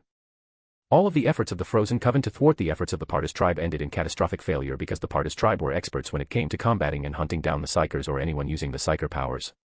We are ready, the cleanup operation has been finished. As I was doing the final checkups on the Dawn Pillars and ensuring that everything would work as it should be, I was interrupted by Isteth, who was standing behind me in her usual general military uniform, as everyone stopped doing what they were doing and gave her a salute, before the people returned to their previous jobs. Most of the people in the room where we were right now were engineers and scientists of the Pardes tribe, many of whom I taught personally during my stay in the Pardes tribe, as I was essentially cultivating a new generation of engineers and scientists. Something that the Pardes tribe was rather lacking, or more precisely, it wasn't their strongest side, as they were a tribe of hunters and warriors foremost. Everything else was secondary for them. I even learned that they had started dabbling into the aspect of technology more and more, just during the time when the Ezran Pardes became the patriarch of the Pardes tribe, when he saw the true power of the technologically advanced faction when he was in the southern area of the Ferris continent. Okay, just give me a few moments after we finish the last test, we need to ensure that everything will work as it should. In the long history of the Thonian Empire of the Baator, there were some events when our efforts were thwarted or failed due to the functioning tech. Because of that, we had protocols requiring that all weapons and special equipment, like the Dawn Pillars, be checked several times before the battle began. Are you going to fight? During the time I was staying in the Pardes tribe, we grew rather close together. In fact, we had a lot in common, and we were spending a lot of time together. It often started with Isteth pestering me to fight against her because she didn't really win against me even once during that time. In all of our spars, she lost something more badly than the other time. Still, for a battle maniac like her who only respected the strong, it was only understandable that her interest in me grew to the point where she started making advances on me and viewed me as a potential suitor. Not like I was against it. She was rather a nice person behind the exterior of a fierce warrior and battle maniac who only knew how to kill people. Yeah, it sounded rather weird, but that was how things were. Even Hela was actually rather a pleasant person to be around for those who were actually given the privilege. As they said, never judge a book by its cover. Chapter 664, Strongest Tribe of Ferris Continent. Of course, that was only after one managed to get past her bloodthirsty and battle-hungry nature, which was certainly most prevalent.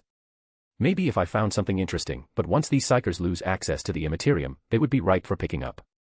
In fact, I didn't really have much interest in the fight because the moment when the Dawn Pillars were activated, then all of the Psykers would be mostly powerless.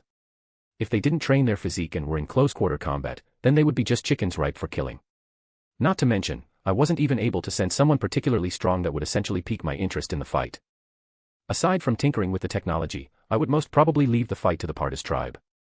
The Frozen Coven was almost exclusively made from the Psyker, sorcerers, and other users of the warp. If this was taken out of the equation, then they would be mostly powerless, armed with only a few scraps of technology that they had and nothing else. T.S. I understand that sentiment. Frozen Coven is made exclusively from the sorcerers, with your gadgets activated, they would not be any threat. Aside from breaching some of the physical obstacles in our path, that is. I nodded to what Isteth said, and during our time, I finished all the checkups on the machinery, I then activated the Dawn Pillars. Soon enough, all tremendously large monoliths started glowing with an ominous green color and covering the entire region where the headquarters of the Frozen Coven was located. The Dawn Pillars have been activated. After approximately 40 seconds, they will be fully activated, and everything will be turned into an anti-Psyker zone. Because the Pardes tribe wanted to obtain the complete legacy of the Frozen Coven, they couldn't use the heavy artillery or anything very destructive in case something fell onto the library and turned everything into ash. That would certainly be problematic. However, the Frozen Coven was reduced to nothingness as their Psyker powers were their strongest and, most probably, only soul card. Esteth was confident that their soldiers could overcome the resistance from the Frozen Coven with some effort. She didn't really take the Frozen Coven seriously without their psyker powers, and I understood the sentiment because I saw this scenario several times in the Kadith universe. The Thonian Empire of the Baator annihilated countless factions that were very dependent on some type of energy with the usage of the pylons. And as we talked, the greenish dome appeared around the entire region, and unbeknownst to the armies of the Partis tribe that were getting into the formation and preparing to attack, the sorcerers within the high walls of the Frozen Coven were panicking. Panic was a weak word for the state that was happening right now within the Frozen Coven.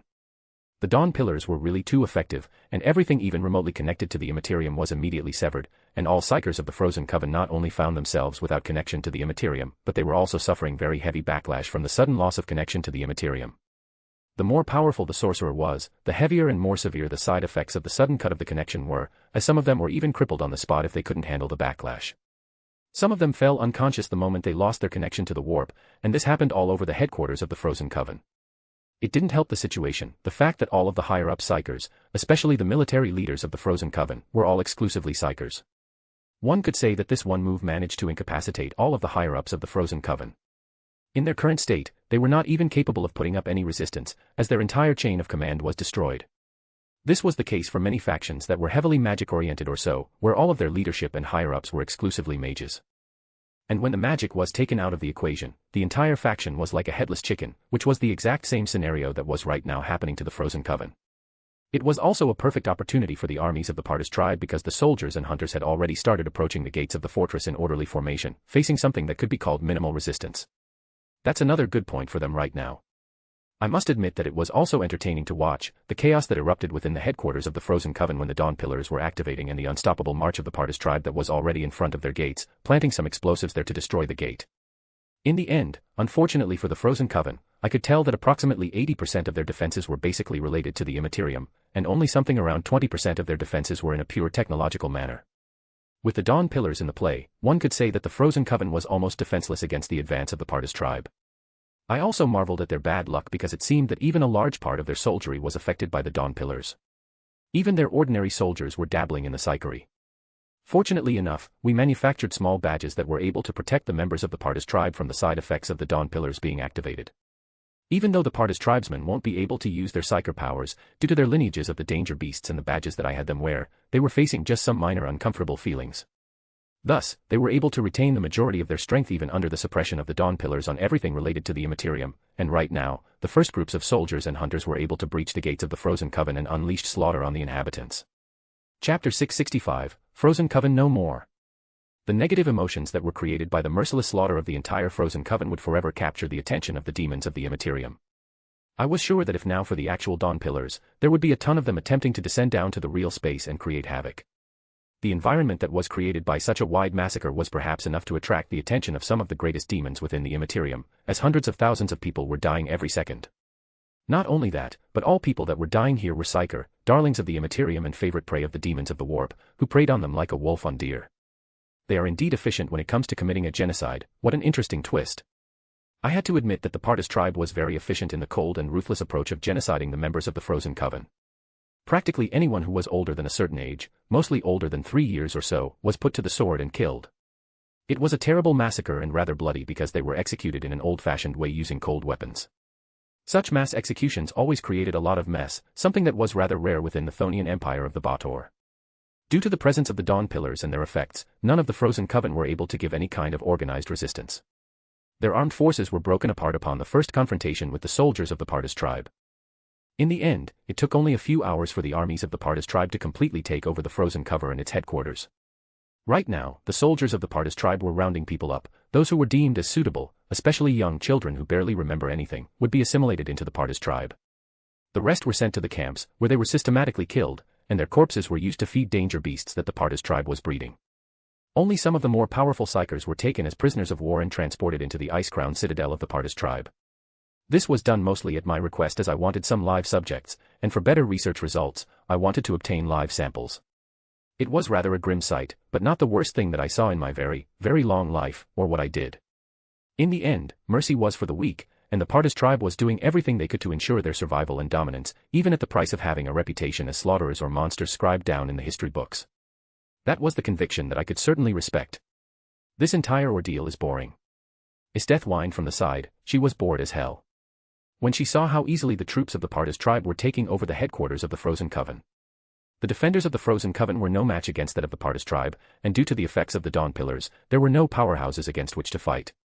I told you the same thing. Under the might of the Dawn Pillars, even the most powerful psychers would become powerless children, ready to be killed by the simple swing of a sharp blade. I knew that Esteth was eager for this war, but in turn, she was immensely disappointed when she was faced with the harsh reality of how weak their enemies had become. Almighty psychers and sorcerers of the Frozen Coven were powerless to put even rudimentary resistance in front of the troops of the Partis tribe. And of course, you didn't listen to me even a bit, and now, here you are. You should really start presenting yourself with more dignity. Hopefully, nobody is around, and even if they were, I bet that they would already be frozen to icicles. She was already whining to me for half an hour or so, about how disappointing this entire ordeal was, which was something that I could understand at least partially. I knew that, for a battle maniac, she was awaiting something more than just sitting on a nearby cliff together with me and observing the battle. TSK, still, it is nice to have this moment just for two of us, such a perfect memorable moment. Some part of me almost shuddered because Hela said similar words to me a few times, as the woman got horny when there was a lot of carnage and slaughter around her. Not like I complained about that, it was always a welcome thing to be ready for pleasurable activities, even in the most unusual places for her. I must admit that it has some charm, the view is good. I tried not to comment on the mass executions that were being carried out not far from the city, which was also in our view, though I noticed that Esteth became even more clingy than usual when she unbuttoned one of the upper buttons on her uniform, so I could clearly see her cleavage. Hopefully, the confrontation against the northern tribes would be more thrilling than this. She almost muttered as she sat down next to me, but I was ready to smash her hopes apart, very, very fast and hard. Not really. If the Partis tribe completely digests the inheritance of the Frozen Coven and starts mass-producing the technology it has together with my own intentions, then the northern tribes would be squashed in a few days at max. If you want to have powerful foes to fight against, then you need to leave this planet behind and head towards the stars. Each of my words shattered her hopes of a good fight against the northern tribe more and more until nothing remained from it, and she thought about it more. If the Partis tribe obtained all the things that I mentioned, then some of the northern tribes wouldn't be a challenge. It's not like the northern tribes were really competitors for the Partis tribe, even right now. Chapter 666, Conviction of the Strong and Powerful. Esteth was smart enough to realize what I spoke was nothing but the truth, perhaps, she knew it even better than me because, in the end, I wasn't native to these lands, and the time that I lived here was palpable compared to the entire life that she spent here. She was far more aware of the true capabilities of their foes, even those in the south, and after digesting the inheritance of the Frozen Coven, Esteth was aware of the cruel reality that the Partis tribe wouldn't have any opponents. With the legacy of psychery from the Frozen Coven and another wave of industrialization that was initiated by me, Geron Egan Butler, a name that would most probably become immortalized in the annals of the history of the Fenrir Rex 9. For eternity. Stars, that would be nice, but unfortunately for you, there are no working starships, and we are lacking the technology to manufacture one even with the STCs that we have on hand. The last spaceport is in ruins, and even those ruins are under the control of the northern tribes. Indeed, a lot of what Edeth said was true, but also not. Northern tribes will fall sooner or later to the Partis tribe and their entire legacy would be yours. Not to mention, if I have enough resources, I can order the STCs to start making the starship. The real problem is just a lack of several materials and some elements to make the engine, that is all. Aside from creating stabilization on the Geller field, nothing much is really a problem for me. The technology that generates a protective Geller field, also spelled Geller field, around a starship intended for faster-than-light travel, was invented along with the warp drive by humanity sometime in the 18th millennium AD during the Age of Technology. The technology, formerly called a Geller field device, allowed warp-capable starships and their occupants to survive the extremely hazardous environment of warp space, and thus, one was protected from the dangers of the immaterium to a certain degree. The Geller field protects the starship and its occupants from the hostility of the psychically reactive warp environment itself as well as from the predation of warp entities such as demons and enslavers. The device worked by literally projecting a bubble of real space around the starship where the physical laws of spacetime continue to function. The technological means by which this was accomplished seems to have changed over time. When we were using the device at the peak of humanity, at the summit of the golden age of technology, we were able to use the Geller field as an offensive means against the denizens of the warp. One of the things that I managed to obtain from the vaults of the Partis tribe was the remnants of the Imperial Geller field device from the starship of the Imperium of Men, and I had to say that they were vastly inferior to those of the Terran Federation. It seems that humanity in this age has truly lost far more than I had anticipated during the long night when everything went to shit. Fortunately enough, I died before I could see it with my very own eyes. To create a perfect Geller field device, I would need to synthesize some elements, and that requires some resources that the Partis tribe doesn't have right now. For that, we would need to gather some resources before I could start working on the starship. I already chose the model that I was going to manufacture, as I needed only a small personal starship that would take me out of the Fenrir Rex 9. And because this planet was enveloped by damned a warp storm, I would really need to adjust the spaceship too much to be capable of going through the warp storm. It would be compared to the state-of-the-art starships in the Solar Terran Federation during the golden age of technology because only such ships could go through the war storm rather safely. Even then, it was rather a risky thing to do. But I didn't really have any other choice because it seemed that the warp storm wasn't going anywhere from the Fenrir Rex 9. From my observation of the warp storm, this one seemed to be the permanent one. Those ones were rather rare because there were only a few of them in the entire galaxy, and it could be counted on one hand. Thus, the sole option was to construct a spaceship that would be capable of bypassing the warp storm rather safely, if nothing else. That was a rather hard task. Even metals that were required to do this were rare and something that Fenrir Rex 9 had scarcely, and we would need to create those alloys from scratch. If only the Fenrir Rex 9 wasn't enveloped by the permanent warp storm, I could have waited until the warp storm ended and then left in an ordinary starship. But no. My luck was terrible this time. Then I want to go with you. If there are more powerful warriors in the stars, I want to fight them and slay them to prove my superiority so that nobody could stand in front of my saber. I could see a twinkle in her eyes as she spoke those words with conviction and eagerness. She was deeply aware of the fact that if she remained on this planet, she wouldn't be able to fit any worthy foes, but out here. Among the stars, there were a lot of powerful foes for her to fight against, and that was something worthwhile. Only in there could she finally reach her full potential, something certainly worthwhile for her time. When she was finally severely disappointed by the weakness of her very own planet, as there were not any powerful opponents for her, she needed to fight them elsewhere. In the stars, destiny awaits.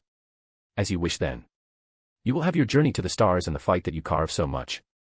I can safely say that within the stars, there were entities and beings that could wipe out entire planets with ease, remake continents with her blow, and annihilate civilizations with their psychery. Obviously, there were not a lot of them, but there were. Chapter 667, Dealing with Things, Thoughts of the Milky Way. There were countless powerful entities within the Milky Way galaxy of the Immaterious universe because even during the times of the Terran Federation, we could probably list several thousand extremely powerful Eldari psychers that could reshape entire continents with their powers relatively easily. And less said about the greenskins, who were especially powerful when they were in great numbers and utilizing the psychic potential of their whole species, which made them one of the gravest threats to any sentient species in the galaxy. They cared only about a single thing in their whole life and the existence of their race. War. Nothing more and nothing less. In fact, they would probably have a lot of similarities with Esteth, next to Hela or me, because both of them were also obsessed with waging wars and fighting powerful foes. Still, the greenskins were able to discard everything, their lives included, so they could wage wars.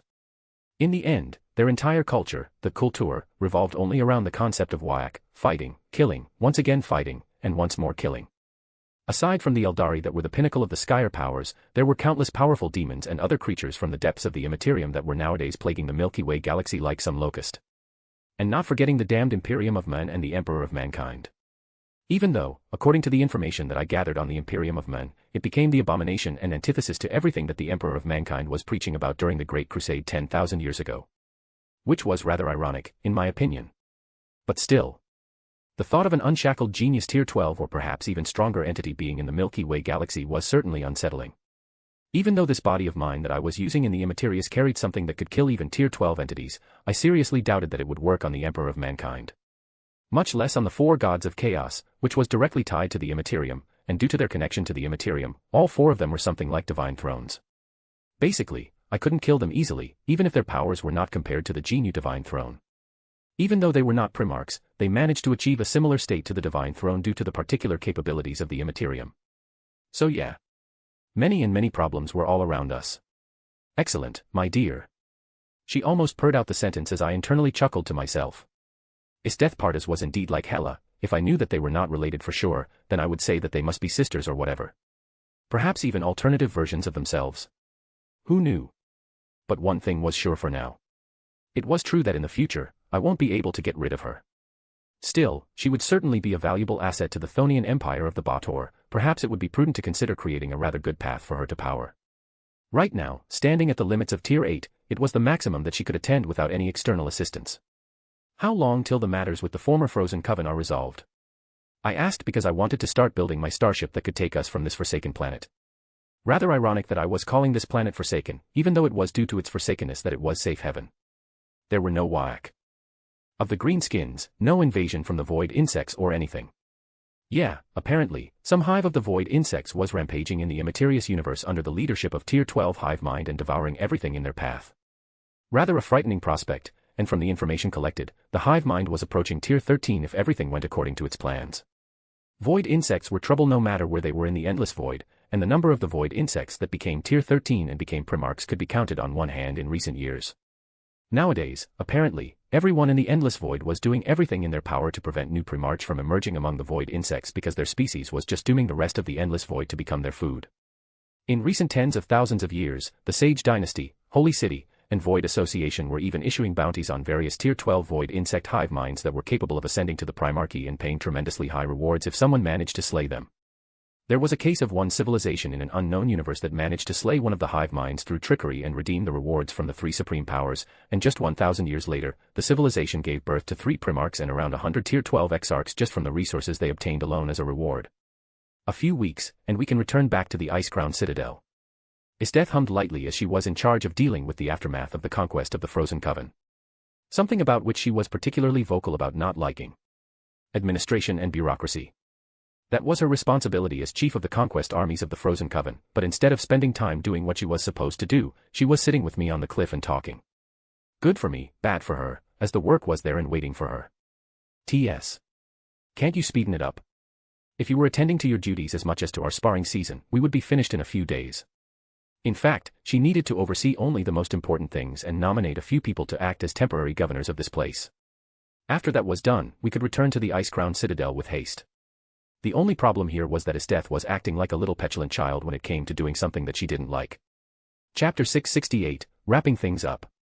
You know very well that I hate dealing with those useless things. If it doesn't include fighting and leading the army, I am not really interested. And besides... She made a pause as she looked at me with the most serious expression that she could muster. Paperwork is boring, and doing administration even more.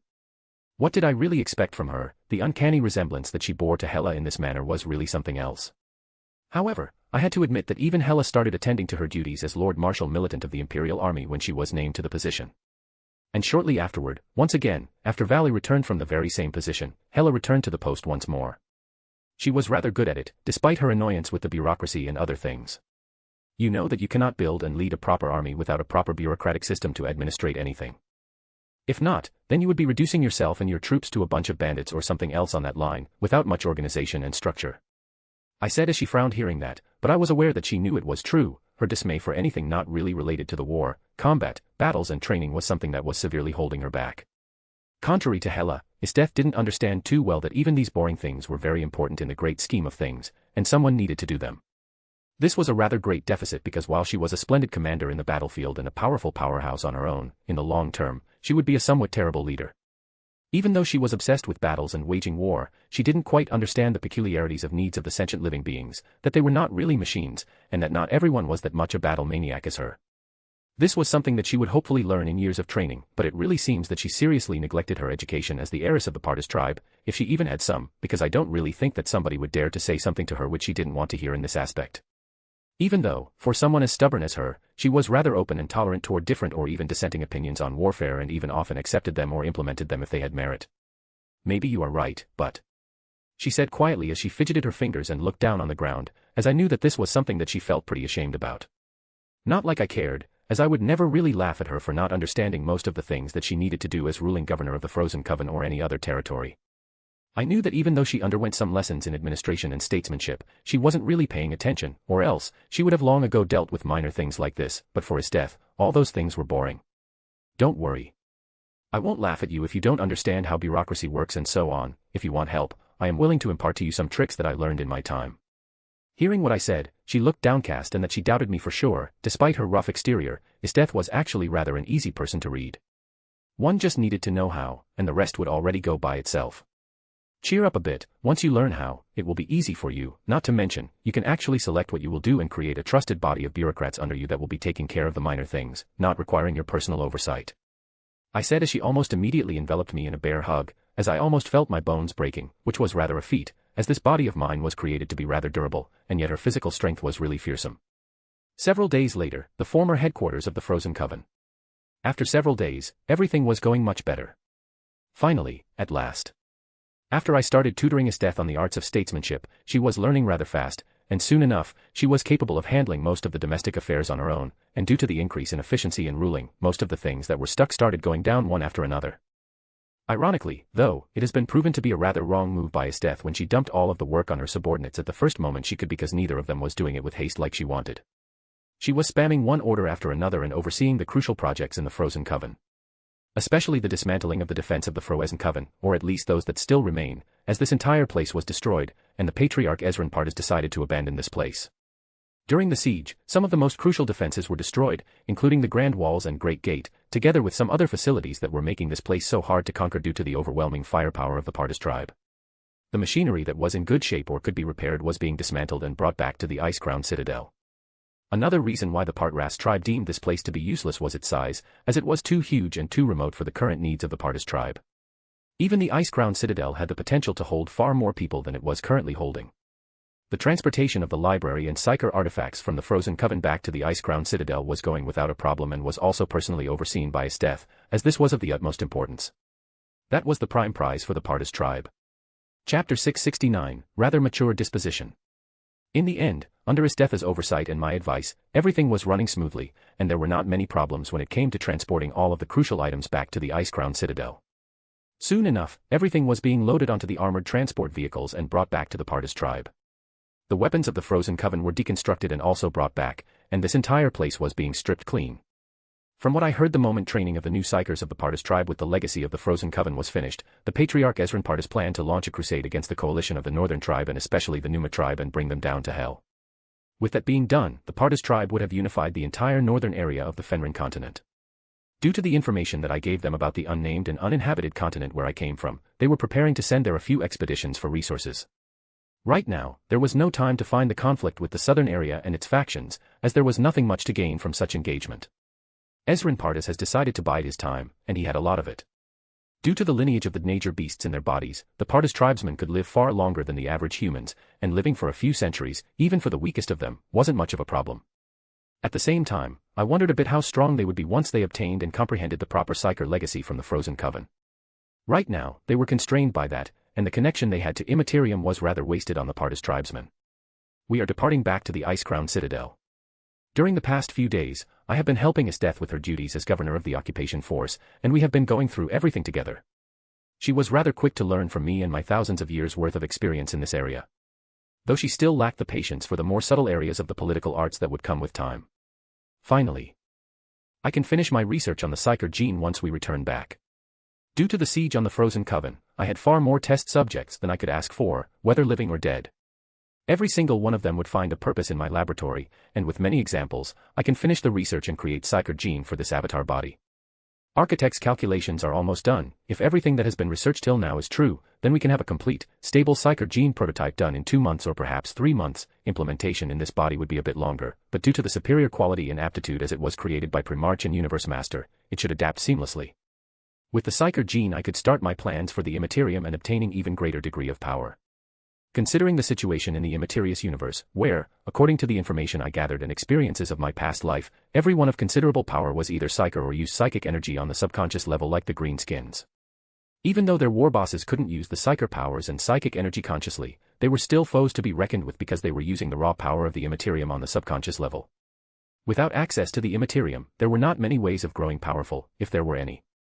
Obviously, I was talking about the big leagues, above Tier 8 in terms of destructive capabilities. Could your research also be applied to the Partis tribe? During the time I spent in the Partis tribe I was investing more and more resources and time than I would have liked. Either, it was from my rather soft spot for Esteth, who was my sole companion during this journey, or from the potential their people had. Part of me was even considering taking them all back to the Kadith universe and giving them some high world to subjugate and rule. Their bunch was useful, they were ruthless and strived for perfection in everything they were doing, especially in hunting, fighting and war. Those were their priorities. They would be a good addition to the Kadith universe when we would be visible to the other universes and when the universal wars will start. Still, taking them back with me would be rather problematic, but hopefully, once this avatar of mine reaches Tier 11, I will be able to contact the main body and establish connections and create some method. Maybe Ajuka and Mephisto would have some solutions for the predicament because this was an area where brute force shouldn't be used. The universe will of the Immaterious universe was very much active and even more potent than it was active. It should be capable of fighting and killing even Tier 13 entities if it was pushed to the limits, so I wanted to avoid confrontation with the universe will if it was possible. Most possibly, but that would require further research and adjustment to the procedure, which would delay my, or rather our departure from the planet. As I said that, it was clear that she was torn between helping her tribe, because no matter how cold or ruthless she seemed, Isteth genuinely cared about the Partis tribe and her tribesmen, and eloping with me to the stars. Then we shall wait. There is enough time and strength for the tribe, first and foremost. I would be lying if I said that I was confident that she would answer like this. It was rather mature for her. Initially, there was a specific part of me that would tell me that adventuring into the stars in search of powerful foes had precedence over everything else. That was rather mature from you. Seeing the frown on her face was something that I should have probably left to myself. Chapter 670, Back to the Partis tribe and Progress. They were taking a slow journey to the Ice-Crown Citadel, and it was not like I was complaining about such a thing. On the contrary, one could say that it was most probably relaxing because teaching Isteth how to handle bureaucratic and administrative work, paperwork, and other things of a similar character was a total pain in the ass. And it was obviously something that I never wanted to experience again. Fortunately, though, she was rather bright and smart, and her strategic/logical thinking shone in this regard, so she was picking things up pretty fast. If not for that, I would die, most probably from the annoyance. Yet still, even with all of this combined, it was more than evident that it was pretty hard for her to learn all of the things that she needed in a short time. Throughout her life, she avoided such activities whenever possible, often shifting the burden to the officers beneath her in the chain of command, as she preferred to lead troops on the battlefield and fight powerful enemies. And now, there was the most powerful enemy of all. A stack of papers. Still, she was doing admirably for the time being. Both me and Isteth were sitting in the armored vehicle, one that was used to serve as a transportation vehicles for the higher-ups of the Partis tribe.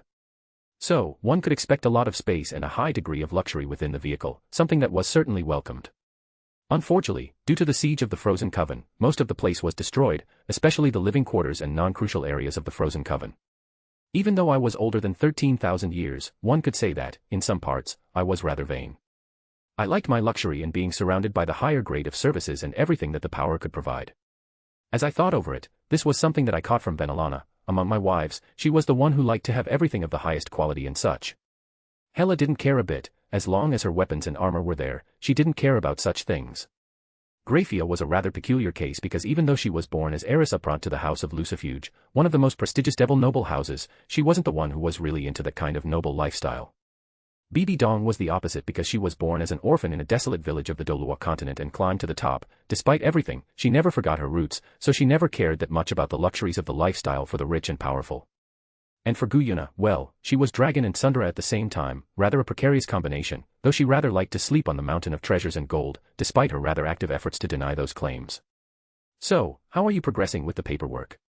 I asked when I noticed that she was doing something over her touchpad. During the times that I spent in the Partis tribe they started increasingly using the technology, and especially after I helped to prepare some of the STC, many things became much easier for them. Unfortunately, though, the Fenrir Rex 9 wasn't a planet that had many STCs or research laboratories or vaults that housed a lot of precious technology from the golden age of technology from the times of the Solar Terran Federation. The technology wasn't really that developed across the Fenrir Rex 9. As much as I would have wished, but fortunately enough, it wasn't the worst situation. It was clear that with some modern gadgets that were here to help Isteth in the bureaucracy, she was getting more used to it. She also, in the end, relented to my arguments about the need for proper structure of the army, which wasn't just about the chain of command and leading soldiers onto the battlefield. It's going well, but I still stand by my argument that this entire ordeal is boring as hell. I nodded my head at that, and certainly, I was rather proud that she started doing something different than just fighting enemies. Isteth was really similar to that of Hela, but even Hela had to admit that it wasn't really possible to live that one. One could be easily consumed by their very own killing and slaughter intent, so they would often need to mitigate the side effects of that to something else. Hela was rather close to falling apart in the ancient past, especially when she had the famous fallout with her father Odin. At that age, she was very close to falling into the madness of slaughter and rage because the only thing that she wanted was to kill anyone who wronged her. When I first met Hela, she wasn't really that far from falling into the darkest corner of her psyche. I knew very well the dangers of devoting life to killing the enemy and so on. You will get used to it after some time. Though if you want, I can help you. Right now, I don't have anything to do. Certainly, I was rather bored right now because there wasn't much to do, aside from preparing some things for the upcoming Psyker gene implementation into my body in the future. However, all of that was currently being handled by the clone of the architect that was within my body as well. Architect was working really hard on the simulations and everything related to the last batch of experiments with the Psyker gene. At the same time, because I already had enough samples of the Psyker gene from the deceased Psykers from the Frozen Coven. No. I will deal with it by myself. She stated almost defensively because Isteth had a great deal of pride in her own capabilities, and when she was doing something, then she would also be finishing it on her own. Chapter 671, Welcome Heroes. Even though from what I looked, some of the work that she had done wasn't really very well done, as it was clear that she was struggling a lot during the beginning when she started doing paperwork. It seemed that her pride was holding her back a lot. It was really similar to the scenes I had seen with Hela. Still, she was doing rather well, as she was focusing on completing the work that she was supposed to be doing instead of dumping it on her subordinates. Like she was doing for most of the time, so seeing her striving to make it was entertaining and also a bit weird. She was found with the things on the touchpad like she would be fighting her greatest enemy. Much to my amusement, this state lasted for the entire journey to the Ice Crown Citadel when they were in the vehicle. The journey itself was rather lengthy because it was once again snowing outside, like it was any different from a common day. Fenrir Rex 9 was an ice-covered planet for most of the time.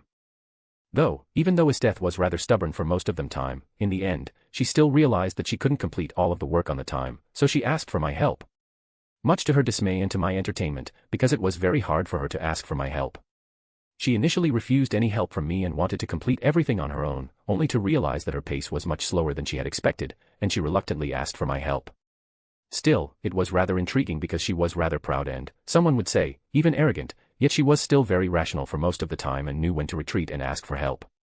The priority of her work was above everything, and she would jeopardize it for something as petty as her own pride, no matter how great her pride was.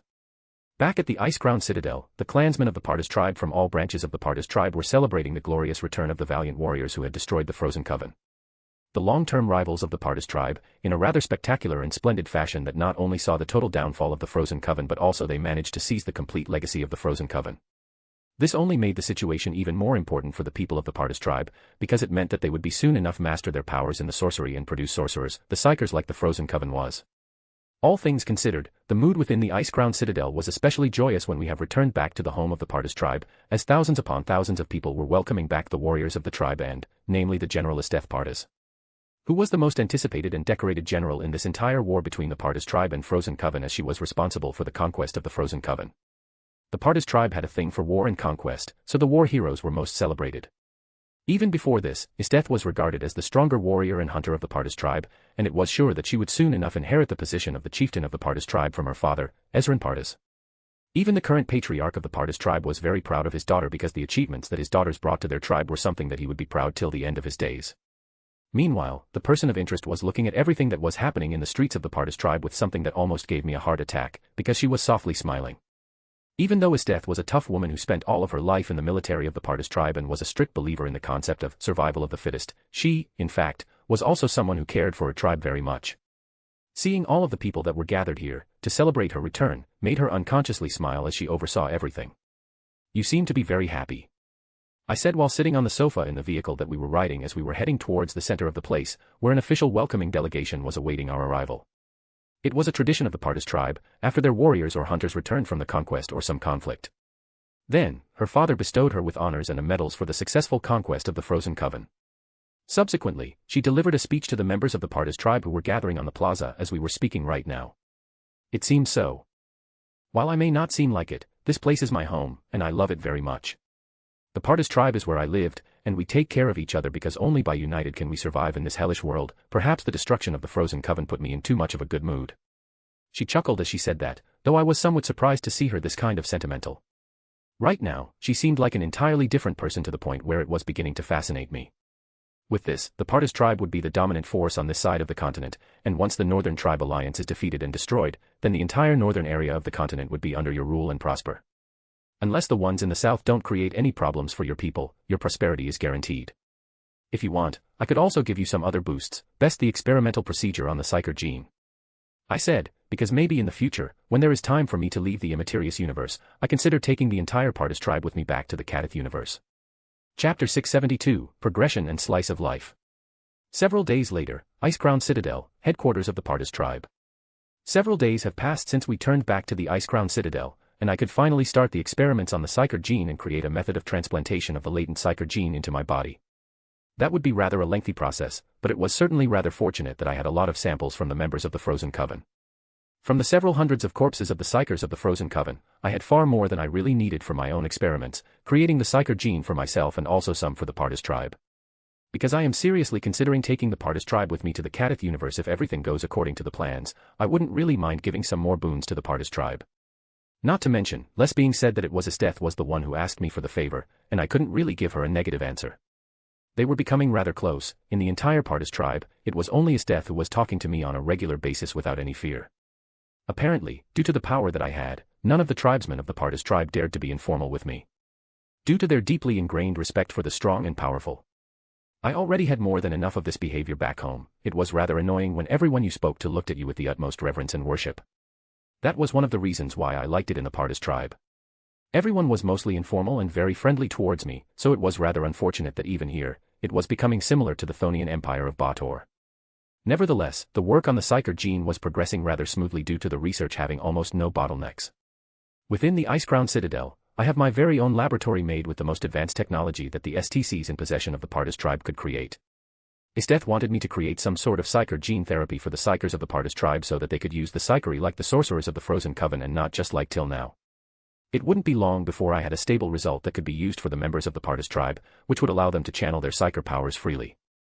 At the same time, there was the risk of chaos, but according to everything I have seen till now, the Partis tribesmen were supposed to be immune to the ruination. Even right now, Esteth was sitting in my laboratory as she became bored rather fast without any combat out there. Additionally, the destruction of the Frozen Coven has spooked up the Northern Tribes Alliance to the point where they have withdrawn to their core territory and started holding up there for the inevitable confrontation with the Partis tribe. This wasn't really that surprising because even before, the Partis tribe represented the gravest kind of danger, and now, with the perishing of the Frozen Coven, the only faction that was probably as powerful as the Partis tribe, everyone in the Northern Tribes Alliance was spooked to no end. Anyone with even half a brain could tell that the Partis tribe had an unhidden ambition to unify their half of the continent. One reason was pure power, as they wanted to rule the northern area of the continent, while the other was mostly practical. The threat of the Southerners beyond the mountains. Even though crossing over the mountain ranges that separated the north and south was a daunting and, in most cases, impossible task. Nobody was willing to risk it. The southern area was far more populous than the northern area, and obviously, the northern area, despite everything, was more prosperous because it was the palace where most of the powerful danger beasts lived and thrived. Collectively speaking, the southern area was much weaker than the northern area, but what they lacked in the aspect of strength, they were making up for with their sheer numbers, which were great. And obviously, both the southerners and northerners hated each other to death. The Partis tribe was even right now carrying out serious planning and preparations for the possible and, in their opinion, rather inevitable invasion of the southerners, not the north, for the resources that the north possessed. Mainly the abundant source of the danger beasts and the STCs that were in the northern area in a great number. Even though the number of powerful warriors in the northern area was far greater than in the southern area, they could still fall to sheer numbers. And what made things for the Partis tribe, the Northern Tribes Alliance, was rather keen on working with the Southerners because of their naive ideals of peace and other bullshit, which only added to the reason for their annihilation. How long would it take you to finish it? I looked at the blue-haired general of the Partis tribe, who was sitting in my lab and kicking her legs in the air like a bored child. I swore that even my kids behaved better when they were bored out of their minds compared to Esteth. Though she was always a bit hyperactive and constantly needed to be doing something, she would quickly grow bored. That was easy to notice when I had already spent so much time with her. Nowadays, because there really is nothing for her to do, she has started to annoy me in my laboratory. Much to my dismay. But at the same time, it was rather refreshing because back home, nobody would dare to enter when I was doing some kinds of experiments. It could often be dangerous and fatal. In 1 more hour, the scans of the samples will be complete, and we will go out. As shocking as it might seem, we were going on a date or the equivalent in the Partis tribe, mainly at Esteth's insistence, because I had repeatedly defeated her in combat. Chapter 673, Romance in the Frozen World, 1. In the Partis tribe, the primary requirement of the females when it came to the selection of mates was their strength. Everything that mattered for the females of the Partis tribe was their strength and their skills in hunting the prey and bringing back the food. From a certain point of view, the Partis tribe was no different from a group of techno-barbarians, as they had access to some of the most advanced pieces of technology due to the STCs on the planet Fenrir Rex 9, yet their society was tribal and had many traditions and customs that many would consider as primitive and barbaric. For me, all of those were just subjective terms. So, it was only natural that Esteth, who was the strongest member of the Partis tribe and also the most skilled hunter of the tribe, knew no defeat in single combat or even anything remotely connected to it. It was an entirely new feeling and experience for Esteth, and despite her very cold, ruthless, and bloodthirsty exterior, it was very easy to overlook the fact that even she was a woman. So, that led us here. Right now, we were standing in the freezing wilderness of the Fenrir Rex 9. As they were hunting. Which was once again, probably the most common activity during the courtship in the Partis tribe. Esteth explained to me that it was like a protocol, and she wasn't really beating around the bush with her words and intentions. When she wanted something, she wouldn't really give any hints, she said it out loud once she had made up her mind about this topic. Once the scan on the samples of the psychers from the frozen coven was complete, I had everything that was needed. Now, I just needed to recycle the biological materials from the corpses of the psyker, mix them with my own DNA, and adjust the genome sequence to create my own psyker gene, which would then be subsequently integrated into the gene sequence of this body. I chose this approach because, in this way, there would be practically zero chances of failure when the psyker gene was ingested into my own body. This clone body was too precious to be lost, and it was my only chance to reach the Black Library and obtain the artifacts of the Old Ones. There was one such artifact that was a remnant of the Old Ones, according to rumors that I still remember from my first life. At some point, the Solar Federation even wanted to wage war on the Eldari Empire to obtain the artifacts of the Old Ones so humanity could ascend to psychic godhood. After above what the Eldari could ever be. The Old Ones were an ancient, technologically and psychically advanced intelligent species of cold-blooded reptilian beings or an alliance of individual advanced species. They established an interstellar empire across the Milky Way galaxy tens of millions of Terran years ago. The Old Ones ruled over the Milky Way before the development of most of the other sentient species of the galaxy. They were the first species to attain the sentience in the Milky Way galaxy, the first ones to cross the seas of the stars, and the first ones in practically everything when it came to the Milky Way galaxy.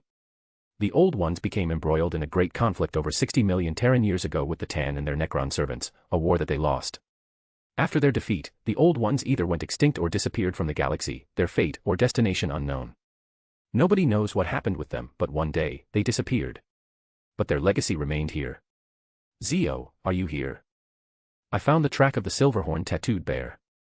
Estefa's voice woke him out of his thoughts, as he was already thinking about where to go once he left this frozen hellhole. The moment he got his hands on the psyker gene, he would literally receive an almost impossible boost in power, and he would just storm the Southerners and take what he wanted from them. Then again, building up the spaceship wouldn't be a problem, and Bon Voyage, Fenrir Rex 9. The Silverhorn tattooed bears were regarded as one of the fiercest and most powerful native danger beasts that lived on the Fenrir Rex 9, since the colony was created in the golden age of technology. At the same time, these beasts were also known for their wisdom and intelligence, as they were known for their immense strength. On average, they were around 15 meters long when they were on their fours, though their most notable striking feature is the singular curved silver horn that spirals from the center of their forehead, gleaming under any light as if it were made of liquid moonlight. The Silverhorn tattooed bears had very thick fur, that shimmered between deep obsidian and starlit silver, appearing almost ethereal when it moves through the dense, misty forests it calls home. Its fur was capable of withstanding a tremendous degree of punishment, which gave the Silverhorn tattooed bears really fearsome defensive capabilities. Covering their muscular bodies were glowing tattoos, intricate patterns that pulsed with a soft, bioluminescent light.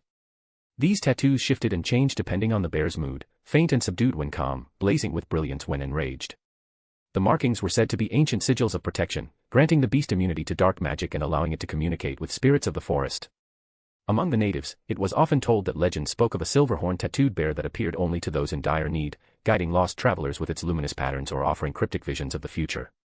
Their furs were also considered a rare material, which were often woven into the clothing or armor on the Fenrir Rex 9, because of their flexibility and durability, creating rather perfect materials to craft very strong pieces of armor. Not to mention, their silver horns were one of the rarest and most precious ingredients into various elixirs and serums, yet it was also very problematic to harvest them. Chapter 674, Romance in the Frozen World, 2. When one killed the Silverhorn tattooed bear and wanted to cut their silver horn, it was known that the Silverhorn tattooed bears were storing their psionic energy in their horns, so when somebody attempted to remove the horns of the Silverhorn tattooed bears, the psychic energy gathered in the Silverhorn would lash out and send some sort of curse at the person who was cutting down the Silverhorn of the Silverhorn tattooed bear. It was very dangerous to hunt for the Silverhorn tattooed bears for these reasons. Not only was their personal power rather fearsome, but the aftermath could be rather nasty. Then we should get going. I didn't have a problem if Esteth wanted to pursue romantic involvement with me. She was like Hela in this regard. She knew what she wanted, and she wouldn't take no for an answer. Also, during the time I was on this planet and living among the Partis tribe, I took a great liking to her. And she would fit pretty well in our home as she wasn't the most mentally stable individual around. She was acting as the tracker for us, as I knew literally zero things about proper tracking of the animals. Not to mention, tracking after something in the world where everything was covered by snow was incomparably harder. So, I was cheating a bit in this regard. When a man was courting a woman in the Partis tribe, he would take her on hunt. During the hunt, he would set a powerful target as his prey. The more powerful the prey, the better the chances that he would succeed in the courtship for her hand. Then, once the prey was set, the man would act as the prime hunter and do everything.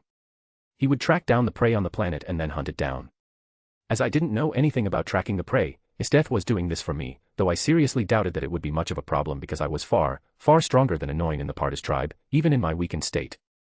Though that was understandable. Even though this may have been just a clone body limited to tier 8 in physical power only, I lived for more than 10,000 years, and my experiences and combat skills were far above their own. So, where are we going to? I asked as I followed after Isteth, who caught tracks of the Silverhorn tattooed bears. She was rather surprised when I told her about my choice of prey. For the Partis tribe, the Silverhorn tattooed bears were one of the most challenging prey, not only due to their power but also the curse that came from removing their horns. At the same time, due to these properties, the silver horns of the Silverhorn tattooed bears were used in my occult and mystical rituals, and thus, their price was exorbitantly high across the markets of the Fenrir Rex 9, and it was considered as one of the top-notch merchandise. Frost Earth Valley. It's just a few tens of kilometers from our current location. I nodded and followed after her to the Frost Earth Valley. Frost Earth Valley, Ferris Continent, Fenrir Rex 9. The Frost Earth Valley was a stark, unforgiving expanse carved into the heart of an alpine mountain range in the Xeras 4, where the air was thin, the winds were razor-sharp, and the cold was a living, biting force. Towering peaks of jagged, ice-clad mountains loom on all sides, their summits lost in swirling clouds of snow and mist. The valley itself was a vast, U-shaped glacial trough, its floor a patchwork of frozen tundra, jagged rock outcroppings, and massive sheets of ancient ice that glistened faintly under the weak light of a distant, pale sun.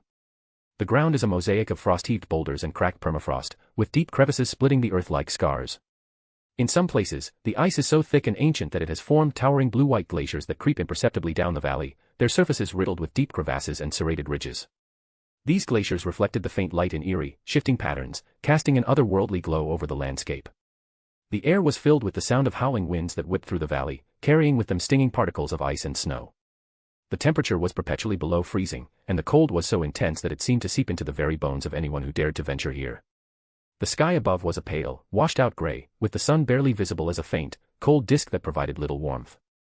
Large swaths of the valley were frozen solid, with ice covering everything from the rocky ground to the skeletal remains of long-dead trees. Everything that has lived in the Frost Earth Valley was already devoured by the inhabitants of this place or destroyed in the latest clash between the wildlife. This place is one of the favorite areas for the Silverhorn tattooed bears to hunt for food, and it also serves as their major habitat. There is an entire huge colony of the Silverhorn tattooed bears that lives in the Frost Earth Valley as long as our documents go back. The first records of them settling here were during the end of a long night. Isteth then proceeded to tell me about the colony of the Silverhorn tattooed bears that lived here, and it was rather a sizable colony. Many of the danger beasts that lived in the Fenrir Rex 9 had lived here since the establishment of the colony, though some were brought from the different worlds of the Solar Federation. And during the long night, many of the local fauna and flora has evolved accordingly, got much stronger and much bigger than usual. Though, this wasn't exclusive just to the Fenrir Rex 9, but to all of the planets that were touched by the long night, as the Immaterium had some effects on every single living being. In one way or another. Chapter 675, Romance in the Frozen World, 3. The colony of Silverhorn tattooed bears was relatively big. It provided a home for several hundred Silverhorn tattooed bears, many of which reached Tier 6, Tier 7, and even Tier 8, as these were very high numbers considering their natural birth rate, which was pretty low. In short, this was one of the most dangerous sites in the northern area of the Ferris continent. Though it would make my achievement even more glorious, and although there was no real strong need for it, since Isteth had already admitted that I met all of her criteria, it was something I wanted to do. I knew she would be much more satisfied then. They tracked the Silverhorn tattooed bear down to the deeper parts of the Frost Earth Valley until they finally found the one lone Silverhorn tattooed bear that was eating the corpse of another, smaller and weaker danger beast that the Silverhorn tattooed bear had killed. The Silverhorn tattooed bear that was having a feast right now was around Tier 8 and was a fairly powerful danger beast.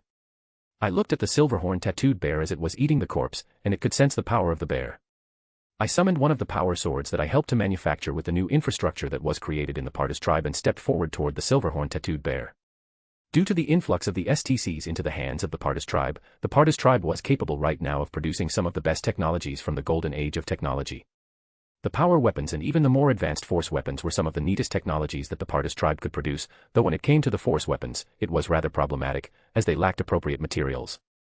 Some things required very specific types of ores, and the Partis tribe wasn't really very industrialized. They were still working on that aspect and industrialized much of their territory, so they were mining only a small amount of ores that were required to buy a proper force weapons en masse. I will be going, I said as I disappeared from the place and sneaked up on the Silverhorn tattooed bear and waited for the moment when the Silverhorn tattooed bear was the most vulnerable because I wanted to ambush the creature. Despite everything, I probably couldn't kill the danger beast in one move because the danger beast was too powerful for that. The hide of the Silverhorn tattooed bear was too thick, and it was very hard to penetrate the hide, not to mention I doubted that I would be able to penetrate its neck in one go. However, that wasn't preventing me from ambushing the Silverhorn Tattooed Bear, as when I was close to the Silverhorn Tattooed Bear, I appeared behind the Silverhorn Tattooed Bear, who was still feasting on the corpse of another danger beast. Surprisingly enough, the Silverhorn Tattooed Bear turned around at the last moment, as the danger beast used its huge bear paw and blocked the strike rather easily. Even though I was using some of the most advanced power swords that could be manufactured through the STCs in the Baator tribe, it still wasn't really enough to sever the body part of the Silverhorn Tattooed Bear in one slash. I wasn't really deterred by such an outcome, as the Silverhorn Tattooed Bear was pretty powerful, and its reflexes were top-notch, so it wasn't really surprising that it managed to defend itself against my strikes. Though, despite everything, the Silverhorn Tattooed Bear was rather easy to bait into raging, as the Silverhorn Tattooed Bears were not known for their best tempers, especially if they got angry. Aside from that, the Silverhorn Tattooed Bears, especially the males, were very famous for their short temperaments, and I was rather lucky in this regard because the specimen that I was fighting against was also a male. The Silverhorn Tattooed Bear's mood wasn't really the best because not only was it disturbed from finishing its meal, since the Silverhorn Tattooed Bear was already starving for some time, but also because it couldn't land a hit on the opponent in front of it. Alas me. It was pretty easy to read the intentions of the Silverhorn Tattooed Bear because, no matter how intelligent the danger beast was, there was still the fact that the danger beasts were driven by their instincts too much. Like the demonic beasts back home, it was rather easy to bait them into attacking if one knew how to use the instincts of the creature against them. Not to mention, devils and a few other races were also species that acted a lot based on their instincts. Sometimes for good and sometimes for bad. It didn't take long until the Silverhorn Tattooed Bear lost all patience with me and started attacking me in a complete berserker mode, disregarding anything, as it just kept pounding on me with its paws, most probably trying to smash me to a pulp. Unfortunately for the huge creature, I was rather fast, and the Silverhorn Tattooed Bear was rather big and slow, so it had really big problems as it couldn't land a hit on me, while I already managed to stab the Silverhorn Tattooed Bear 25 times. It was almost staggering how strong and powerful the military of the Silverhorn Tattooed Bear was, because even with many stab wounds from the power weapon with disintegration properties, it was still going strong. Relatively strong. Its effectiveness was going down considerably after every time when I injured the creature, and soon enough, it was getting visibly slower and weaker. As if it was running out of steam because it didn't have any more energy to fight any further.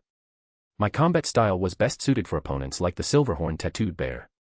The ones that were big, strong, not really the smartest around, or depending on their instincts.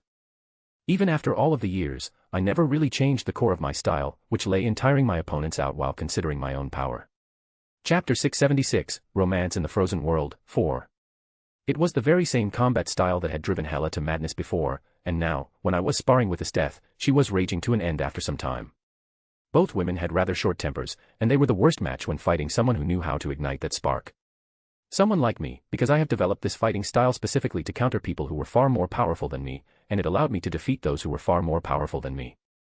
Many people let themselves be completely dominated by their emotions, which wasn't doing them any good, not like they were aware of it for most of the time. Now, I was doing the exact same thing to the Silverhorn Tattooed Bear, and for me, it was pretty entertaining. For the non-intelligent specimen, this method was working several times more effectively because if one delved too deeply into their instincts or emotions, they could be baited into doing something foolish much more easily. Silverhorn Tattooed Bear, who was going berserk completely, was already having several life-threatening injuries, and it was clear to anyone with even untrained eyes that the Silverhorn Tattooed Bear was on its last legs. It would drop dead every second. I didn't really need to do much, and in fact, I wasn't even going to do much because it wasn't really worth it. Despite everything, the Silverhorn Tattooed Bear was still pretty powerful, and right now, it was at the peak of its combat prowess. The Silverhorn Tattooed Bear was right now unleashing pretty dangerous levels of power, and its strikes, albeit becoming slower, still contained rather high destructive power. If I got hit by such an attack, even by one randomly, it could be pretty dangerous for me. I just kept my distance from the Silverhorn Tattooed Bear, and soon enough, once I saw the opportunity to finish off the Silverhorn Tattooed Bear, I rushed toward the creature and stabbed with my sword through the Silverhorn Tattooed Bear's neck, in a place that was already wounded from one of the previous exchanges. Soon enough, the Silverhorn Tattooed Bear stopped moving for several seconds. It started shaking a bit before the enormous creature dropped down to the ground and started dying slowly. I looked at the Silverhorn Tattooed Bear as the creature fought rather well, so I delivered a blow of mercy to the Silverhorn Tattooed Bear, killing it on the spot. Leaving it to die slowly, in long and agonizing death, would be just senseless cruelty. Seeing that the Silverhorn Tattooed Bear has died made me sigh in relief as the most troublesome part of the Baator's tribe courtship rituals was complete. We had the most problematic aspect of the entire endeavor behind us. You could have fought more proactively, you know. Esteth asked as she came to me, looking at the Silverhorn Tattooed Bear with a defeated expression because the fight wasn't really a fight in the end. Only the silver-horned tattooed bear was fighting while I was dodging and occasionally counterattacking. You were just annoyed because you wanted to see more entertained fight than this. Am I not right? I asked as Esteth looked at the specimen of the silver-horned tattooed bear that fell by my hand, as it was rather big specimen. It was a male silver-horned tattooed bear, that was for sure, and it was very possible that this was Alpha that was kicked out of the group.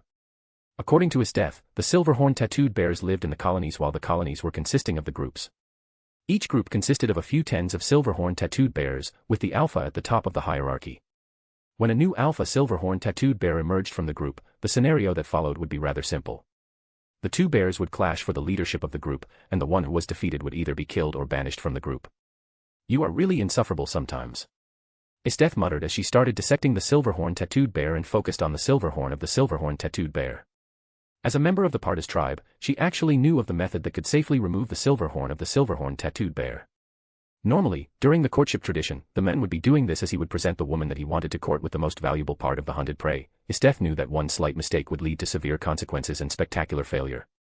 The method of safely removing the silver horn of the silver-horned tattooed bear was something that was taught only to the core members of the Baator tribe and those of the main lineage. Even I could see the special connection of the silver horn of the silver-horned tattooed bear it had with the Immaterium.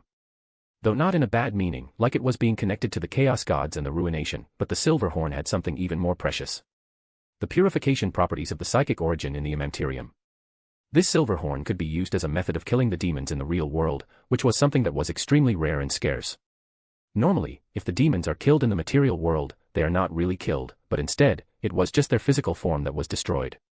They would reform within the Immaterium at some point. Depending on their power, the time of their reform would be determined. That being said, I didn't know that the silver horn of the silver-horned tattooed bear had purification properties on the Immaterium. Do you have more powerful variations of it? Encountering something that had purification properties on the warp was very rare, even during the age of the Solar Terran Federation. During my life there, I saw such objects only 3 or 4 times. Though the understanding of the warp from the side of the Solar Terran Federation wasn't really that great compared to some other species in the Milky Way galaxy, much less being said about the Eldari, who were like psychic gods compared to humanity. Chapter 677, Romance in the Frozen World, 5. No wonder the silver horns of the silver-horned tattooed bears were so precious to the Baator tribe and the rest of the factions that existed on the Fenrir Rex 9. Having something that had purification capabilities on the warp was essentially invaluable, in fact, and could be used for a plethora of uses. Many within the Fenrir Rex 9 were collecting the silver horns of the silver-horned tattooed bears, despite the dangers and everything that the removal of the silver horn from the corpse of the silver-horned tattooed bears represented. Yes, some are within the vaults of the Baator tribe and then in the smaller warehouses. Right now, since the warp storm has covered the entire planet, there has been heightened consumption of the meters like the silver horns of the silver-horned tattooed bears. Esteth answered as this was due to the fundamental nature of the warp storm. The warp is a highly volatile medium, volatile and dangerous. At times, disturbances can turn areas of the warp into raging storms of incomprehensibly destructive fury. These storms can last for days, months, years, or even whole centuries if one is particularly unlucky when it comes to the length of the warp storm. Void ships caught in these storms, at best, might be blown off course, emerging thousands of light-years off course into uncharted areas of the galaxy, where they can find themselves trapped inside the warp, a terrible fate for its passengers as they become playthings for the dark creatures that inhabit the malign realm. Sometimes, a ship, after traveling through the warp for only a short time, will emerge from the warp and find that centuries have passed in real space.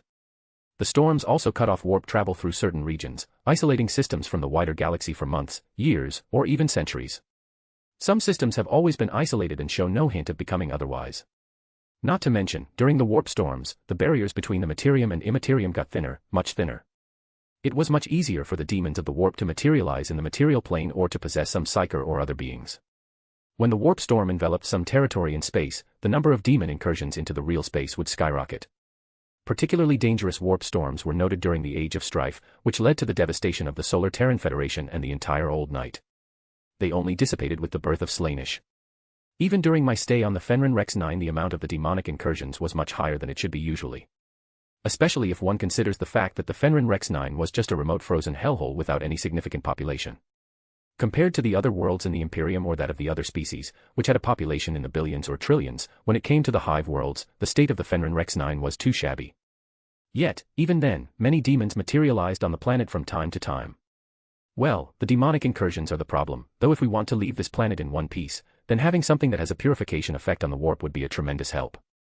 Even the Solar Terran Federation, with all of its most advanced technology and everything that it had at its disposal, didn't have a method of safely passing through the warp storm without one act. One would find the materials that had certain effects on the warp and those of the ruinous powers and integrate them into the alloys from which the starship would be built. This was the best method that the Solar Terran Federation had created, and surprisingly, it worked very well. I will talk with my father about it, Esteth said as she was rather keen on leaving the planet behind and venturing into space. For many reasons, she felt that she had reached the limit of the strength that she could achieve in her homeworld, and she wanted to reach the wider galaxy to seek opportunities to grow stronger and more powerful. And then there was the war. Demons, heretics, Astartes, Tau, Necrons. She wanted to fight them all. I knew that if she had the opportunity, she would fight Primarchs, Demon Primarchs, Necron Overlords, or even Emperors or Chaos Gods themselves, most probably.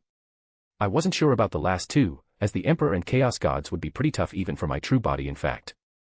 Fortunately, because of the separation of the Materium and Immaterium, neither of them could reach their full potential, and they were severely restricted due to the division of the Immaterious universe into the two fundamentally different aspects. How are you progressing with the construction of the starship? As they finished the dissection process of the Silverhorn Tattooed Bear, each of us picked a piece of the corpse of the Silverhorn Tattooed Bear as we wouldn't be leaving the corpse to rot and freeze here for nothing. Slowly, designing the blueprint is one thing, having knowledge another, and the means of the construction entirely something else. Right now, even with all of the STCs and my knowledge, it would take some time to produce even one starship. Unfortunately, the shipyards on the Fenrir Rex 9 are located in the deep south. The construction of the starship was proven to be much more problematic than initially anticipated, but it wasn't anything that couldn't be solved over time. Right now, I need to properly assess the production capabilities of the Partas tribe or to march south, take over the shipyard, and manufacture the starship in there. According to the information on the Fenrir Rex 9 in my own databases from the times of the Solar Terran Federation, the shipyard should be capable of properly building smaller void crafts without many problems. Still, going down to the south seemed an easier solution because the shipyards down there should still be untouched. They were in the top-secret facility with the highest degree of security, and with the tech that the Solar Terran Federation possessed, it should have withstood the passage of time. Relatively speaking, of course. Chapter 678, Preparations to the Stars. But then again, apparently, the Southerners were occupying that area, and I was too lazy to do something about that. Technically speaking, the effort that would be needed to push them out of the area and repair the damage to the facility was then the topic of crossing over the continent to reach there. The shipyards were located at the southernmost point of the Ferris continent due to the warmer climate compared to the rest of the planet. It just wasn't really worth it. I would rather invest that energy into uplifting the industries of the Partas tribe because it would be worth much more in the long term. In the end, after leaving the Immaterious universe, the Partas tribe seemed like a good addition to the Kadith universe, as they could be given their very own principal world in the future, where they could thrive and prosper. One could say that what I was doing was investing in the future. We should be going back to the Partas tribe. Hearing Esteth say that made me nod my head as we went back to the Ice Crown Citadel, the headquarters of the Partas tribe. With the entire courtship ritual being done, we could return back home and focus on the industrialization of the Partas tribe and creating the alloy. After returning to the Ice Crown Citadel from the hunt for the Silverhorn Tattooed Bear, the first thing that I went to do was to check on the analysis of the Psyker gene from the corpses of the Psykers of the Frozen Coven. The result of the analysis on the Psyker gene was complete, and with this, the method of integration of the Psyker gene into this body was finally completed. The next step would be creating equipment that would help in this. Manipulation of the genome was never an easy task, and it always required some advanced preparation to make sure that nothing went wrong. Fortunately enough, with the STCs that were present in the Partas tribe, it won't be a problem creating most of the equipment in a short time. Upon the integration of the Psyker gene, once the assimilation period passes, I can start absorbing the wisp of might from my true body and elevate this clone body to tier 11 at least, with some luck and absorption of the chaotic energies of the warp, to tier 12. As long as my clone reached tier 12, then I could move across the Immaterious universe unhindered for most of the part, as long as I avoided some individuals and the gaze of the Chaos Gods. It was my great luck that during the process of transmigration into the Immaterious universe and creation of the clone body, I was able to integrate into the piece of my soul, wisp of might, from my true body. That wisp of might contained power that should be enough to annihilate even peak tier 12 entities, and if I were to assimilate that wisp of power from my true body, I should elevate the power of the clone body by a tremendous degree. And that was something that I needed right now, if I want to move easily across the Milky Way galaxy. Based on the information that I had on the Immaterious universe, either the ones that were gathered by the Solar Terran Federation or from my other methods that were more about the current state of the Immaterious, there were planetary beings at the tier 11 and tier 12 within the Immaterious universe.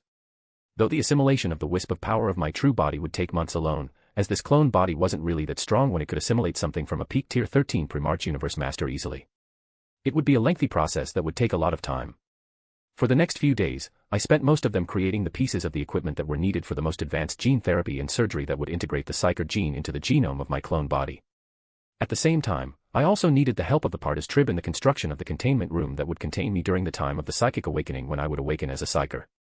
This would be a pretty hazardous time and encounter, because during the psychic awakening, for a brief amount of time, my body would act as a conduit for the warp and unleash an unprecedented amount of destruction around me. So, containment was needed for such a case. Fortunately, because the Partis tribe had already conquered the Frozen Coven, they had already obtained the libraries and forbidden lore of the Frozen Coven.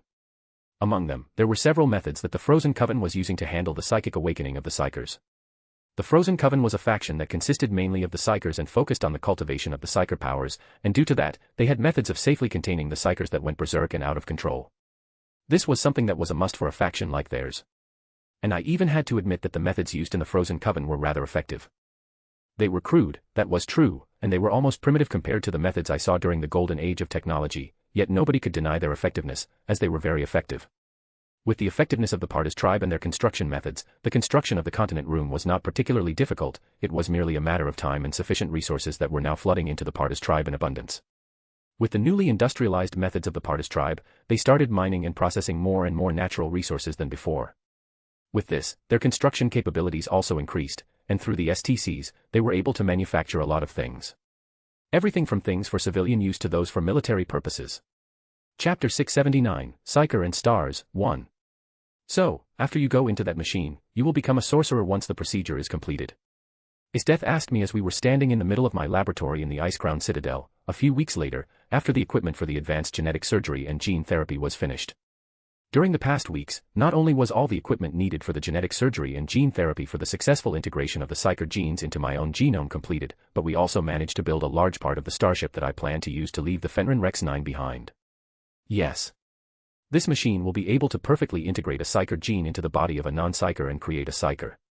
I said, a little product of my creation, because artificially creating Psykers was something that was considered impossible even during the golden age of technology when the Solar Terran Federation stood at the peak of its power. With that being explained, I entered the chamber that automatically closed after I entered, and Isdeth did as I instructed previously. Everything was already being put on the artificial intelligence, as the Partis tribe didn't really have the fear of the thinking machines like the rest of humanity. This was really wonderful, because I wouldn't really think that the Chaos Gods would be able to corrupt our AIs that were built in the Federation and turn them against their creators.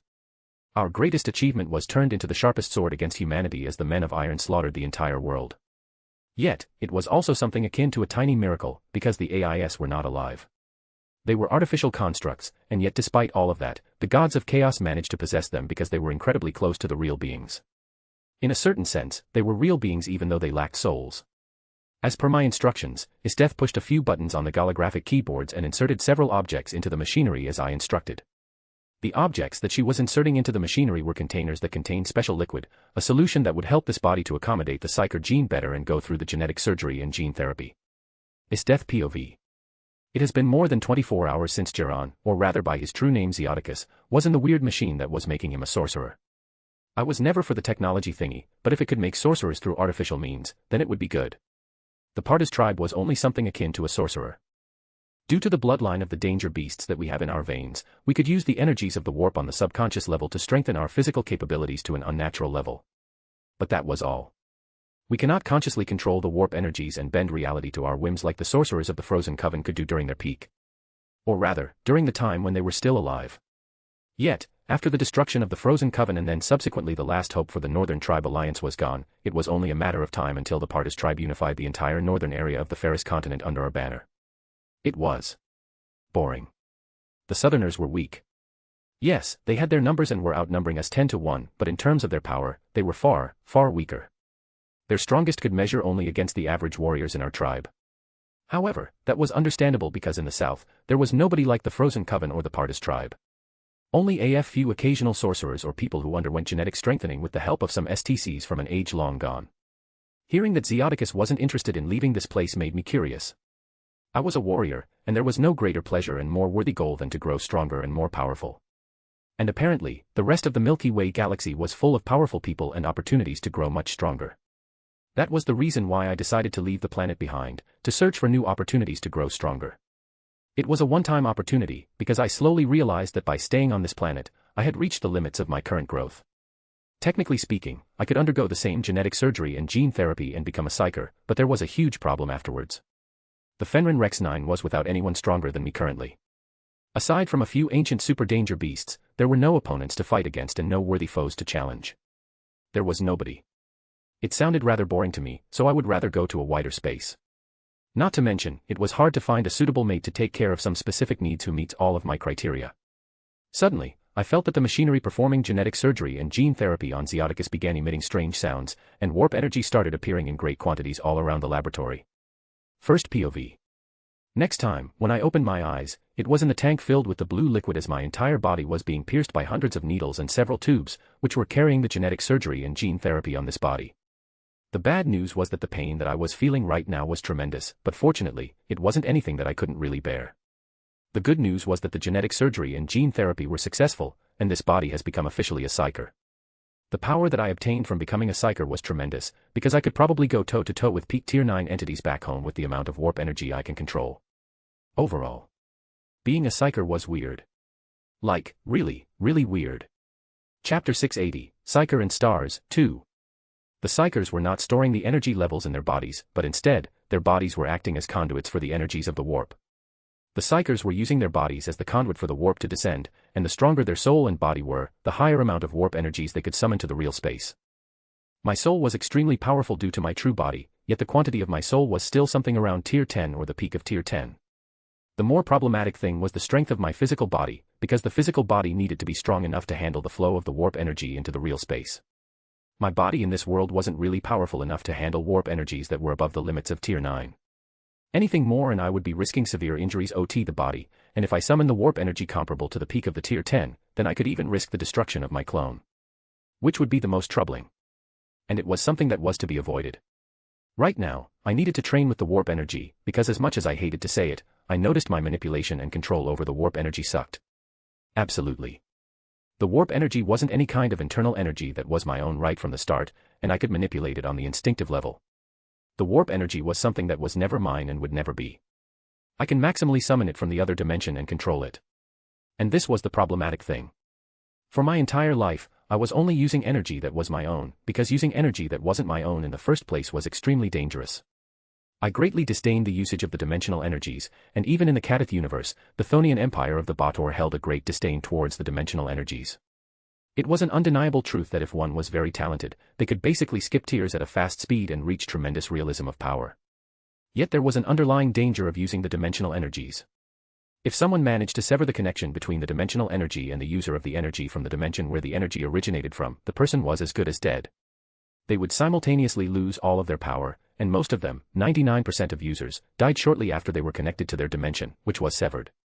That was something that was a really big disadvantage and something that was the reason why I never bothered with the dimensional energies during my entire life. Not to mention, with my affinity for the magic and magic manipulation, if I wanted to boost the potency of some spell, I could use the ambient magic in the environment. I would need to start from scratch, but fortunately enough, the architect has been memorizing every single piece of knowledge that was discovered by the Empire. This was also the major reason why I created the Empire in the first place and set up the policies of the Empire in a brutal form of meritocracy and competition, discovery, and research.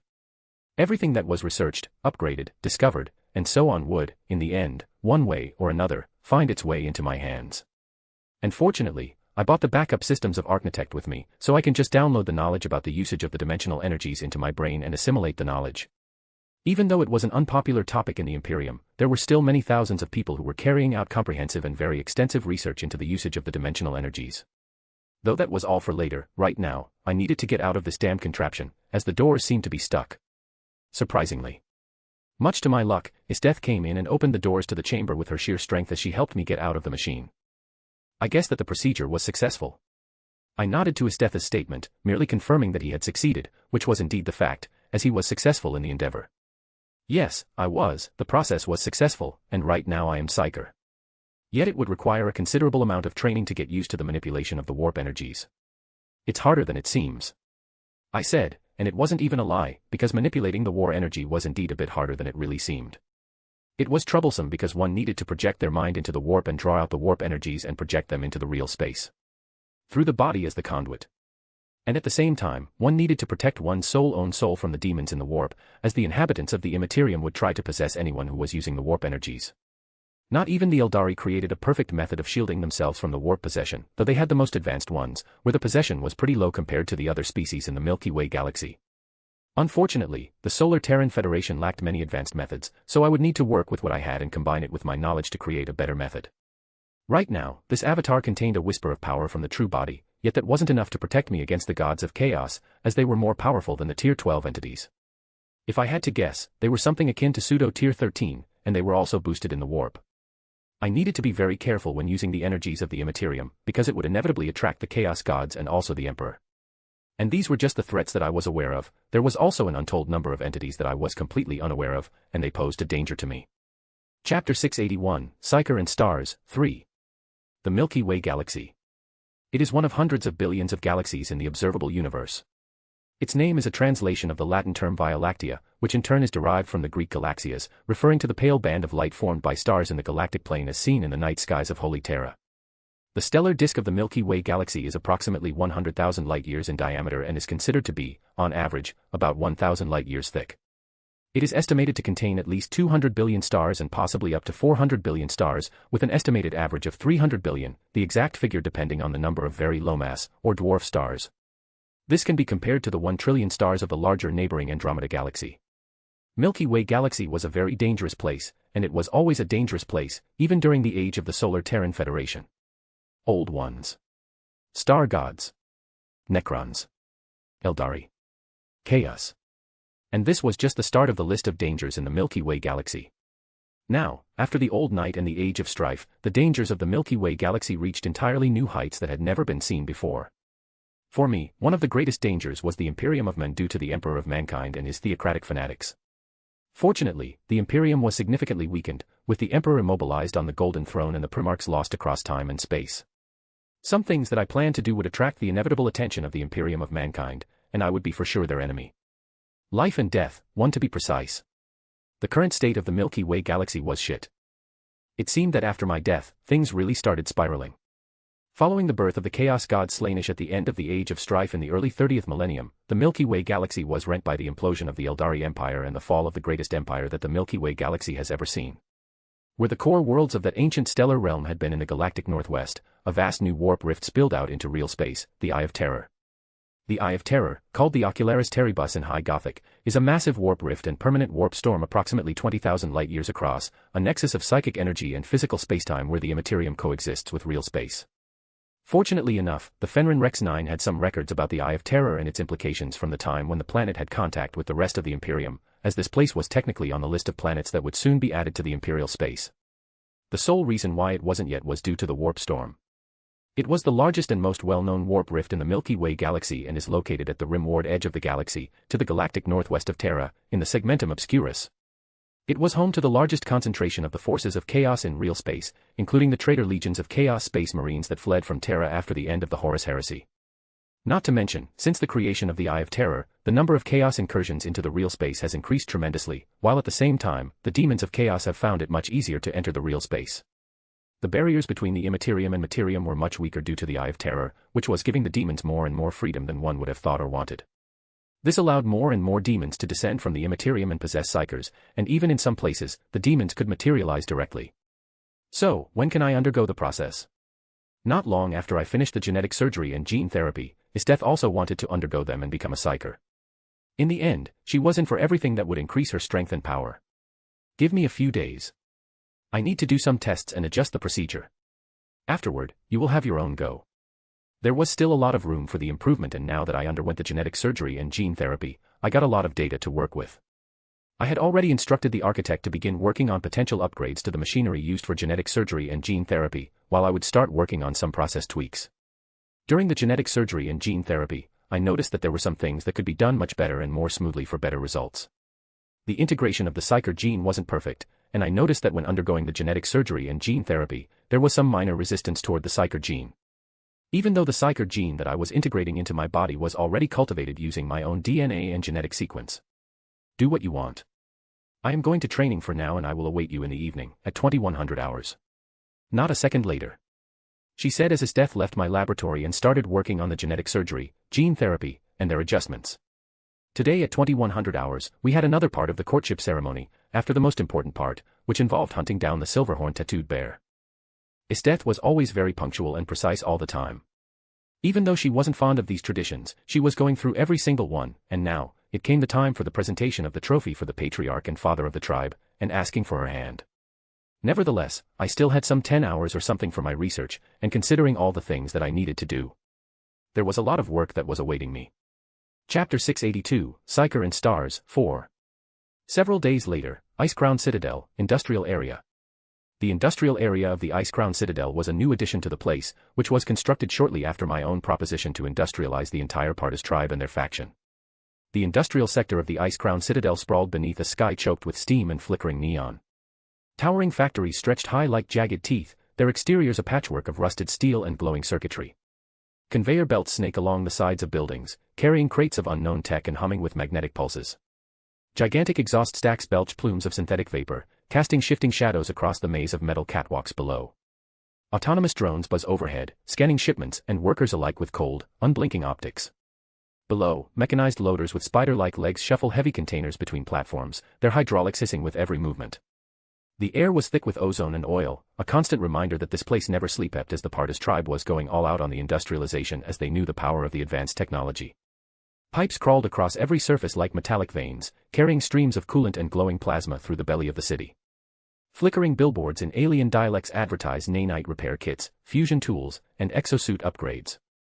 Workers in reinforced suits, some human, some part machine, moved with precision, overseen by android supervisors whose chrome faces never change expression. With the STCs on hand, the industrialization was going very well. Though if you have STC, then it was pretty easy. Though this time, I wasn't alone in here, as I was here together with Esteth, as we were walking hand in hand as we went to check on the starship that was being built here. The higher-ups of the Partis tribe knew what was being built here, as it was all part of our trade. With the massive industrialization efforts that the Partis tribe was undergoing, it wouldn't take long for the Partis tribe to start building starships of smaller classes in larger numbers. Not just one starship. Fortunately enough, the starship would soon be finished. That thing would be humongous. Esteth muttered as we looked at the construction site of the starship that was being completed as we were speaking right now. With the introduction of drones and machines that were doing the work without any rest and with perfect precision, a lot of menial tasks were being completed at a staggering pace. The starship was a colossal, dagger-shaped vessel slicing through the void of space with an imposing and sleek silhouette. It could be measured around 19,000 meters in length or 19 kilometers in size. Its design was angular and heavily armored, giving it a menacing and powerful presence. The surface was studded with lights, ports, and structural details that represented a complex network of systems, docking bays, and command modules spread across its massive upper hull. A dense cluster of superstructures dominates the central spine of the ship, glowing with cold blue lights that indicated already active energy systems, hangars, or possibly shield generators. Those structures rose in tiers, like an industrial fortress, acting at the ship's role as both a mobile command center and a heavily armed warship. The starship boasted an armament of unimaginable firepower, composed of over 5,000 particle cannons, including 750 twin antimatter batteries, and 1,000 turret-mounted twin heavy plasma batteries. This starship was one of the primary designs of the Solar Terran Federation for the Dreadnought. More specifically, it was an Executor-class Super Star Destroyer Dreadnought, and one of the most advanced starships the Solar Terran Federation designed. I chose this model because I couldn't choose anything else, really. The void shields used by the Thonian Empire of the Baator or the other factions of the Kadith universe depended on the combination of magic, different energies, and rare minerals. None of those were present within the Immaterious universe, as the Immaterious universe was rather a mundane universe, and the only supernatural factor was the warp, and everything that was supernatural in this universe was related to the warp one way or another.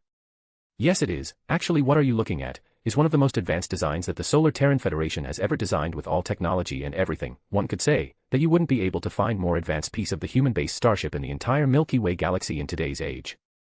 I stated because, according to what I knew about the current technology of the Imperium of Men, it was pathetic. The people of the Imperium of Men and their damned cult Mechanicus are the set of religious beliefs that serve as the philosophical foundation of the Adeptus Mechanicus and its predecessor, the Ancient Mechanicum. The religion of the cult Mechanicus values knowledge and the technology it creates above all else and views the final embrace of technology in the form of a purely mechanical existence as the ultimate destiny for mankind's evolution. It maintains the glories of yesteryear with rite, dogma, and edict instead of true discernment and comprehension. Even the theoretically simple process of activating a vehicle's engine is preceded by the application of ritual oils, the burning of sacred resins, and the chanting of long and complex hymns. And the greatest heresy was an innovation of already existing technology. As long as it serves the purpose. When would it be finished? Isteth asked, as the only thing that she was interested about the starship was that if it could fly and when they could leave the planet and venture into the depths of the Milky Way galaxy. She was totally dead set on coming with me into the stars. 2 months approximately. The construction process is much faster than we have initially anticipated. Though, before we leave, we would take one tour around the planet and destroy a few things in the world. That way, it would be much easier for the Partas tribe to conquer the rest of the continent and even the rest of the planet after we leave. Chapter 683, Psyker and Stars, 5. The last thing that I would do before leaving the Fenrir Rex 9 was to scan the entire planet and send the information to the Partas tribe. While I was in the lab to get a connection to some of the functioning facilities of the Solar Terran Federation on the planet, there were not many of them that were in a state where I could connect to them. Most of them ran out of power centuries ago, and some were damaged from the battles and war, most probably since the Old Night. The price was steep for many of them. So, I would be leaving my newly created starship for that. Also, it seemed that the Southerners were in control of some former technologies of the Solar Terran Federation and also managed to maintain several of the fortresses left from that age. Which in itself was a tiny miracle. I would need to destroy those ones, too. At least I would get the opportunity to test the spaceship that we were building right now. Well then, why did we come here in the first place? She asked, because every minute that was wasted on something useless could be rather used to train more. Right now, in preparation for the departure from the Fenrir Rex 9, she was training every single moment to become stronger and prepare for the challenges ahead. T.S., ungrateful woman, come, we are going to pump some psyker genes into you. I said, seeing that there was practically zero to no reaction to the spaceship, though I knew that it would change once she saw how much destruction that thing was capable of unleashing. Spoiler. It was a lot. The main weapons of the Executor-class Superstar Destroyer Dreadnought could destroy an entire planet if it could implode the planetary core. The Executor-class Superstar Destroyer Dreadnought was designed to be the backbone of the heaviest class of starships in the fleets of the Solar Terran Federation. Finally. She literally threw herself around my neck as she was very happy that she was finally going to become a psyker. Another powerful up for her, and considering that she was already peak tier 8 physically, I knew that it wouldn't be long before she would be able to reach tier 9. She was already pretty powerful from the start and had one advantage that my body in the Immaterious universe didn't possess, as she had warp energy in her blood already. Isteth gave me a few kisses on the face as she pressed my face to her huge cleavage because, finally, after waiting a long time, she was able to become a psyker. Not to mention, she would be the very first psyker in the entire Partas tribe. The Partas tribesmen were not really psykers, but they were something in the middle, as they could use the psychic energies of the warp on the subconscious levels due to their Danger Beast blood that was flowing through their blood. The Danger Beast blood allowed the members of the Partas tribe to use the warp energy and also to store some amount of the warp energy in their blood and body. At the same time, though, they couldn't manipulate it or control it, but it could be used to strengthen their physical capabilities. It answered their feelings and their needs.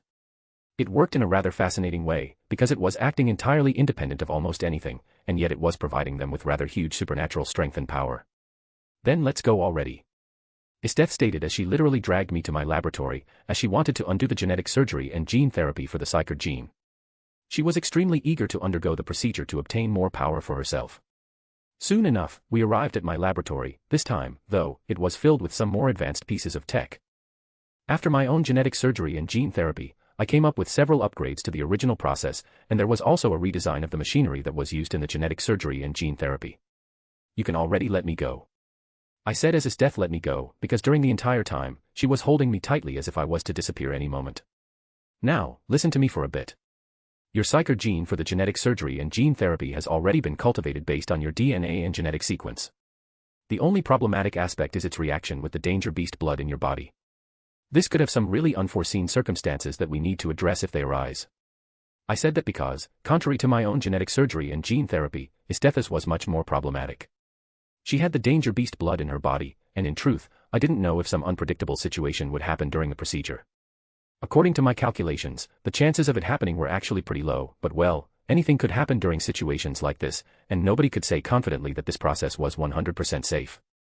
I have already created some backup protocol and asked your father for the pure blood essence of some super danger beasts that would be used to stabilize your condition if something happens during the process. I stated while motioning to the vials with the pure blood essence of the super danger beasts, which were the strongest kind of the danger beasts in the entire Fenrir Rex 9. I understand. Is there anything more? Hearing the explanation, she asked as I shook my head, as there was nothing more to add. No. Everything would be the same as my own genetic surgery and gene therapy. If there are any problems, I will handle them as I will be overseeing the process entirely from here. I stated while motioning for Isteth to enter the chamber that was used to conduct the genetic surgery and gene therapy. She stripped herself of her uniform and showcased her toned warrior body to me. Chapter 684, Psyker and Stars, 6. While this wasn't the first time that I saw her almost naked, this was the first time that I saw her half-naked from a close distance, and I had to admit that her physique was superb. Every part of her body was perfectly toned, and her compact muscles were visible from all the training and combat. Esteth even had a toned stomach with a six-pack visible from her physical training, which was respectable, considering she was a pure physical combatant. Most likely, the amount of time she devoted to physical training during her much shorter life was even higher than I spent physically training during my 13,000 years of life, or so. Despite everything, I was still a mage at heart, so physical training wasn't anything for me, and if not for Hela literally pushing me to train with something or with her, then I would rather refrain from doing such troublesome activities during my free time. It was also pretty annoying to be told. "Can I start the process?"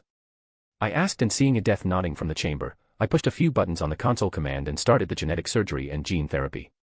Soon enough, the procedure on her body started just like mine, and the machinery started filling the entire chamber with the bullish water liquid. Shortly after that, the machinery started working its wonders, as the several needles penetrated through her skin and started injecting her body with the nanomachines that were programmed to distribute the Psyker gene into her already existing genome and help with the adaptation process and everything.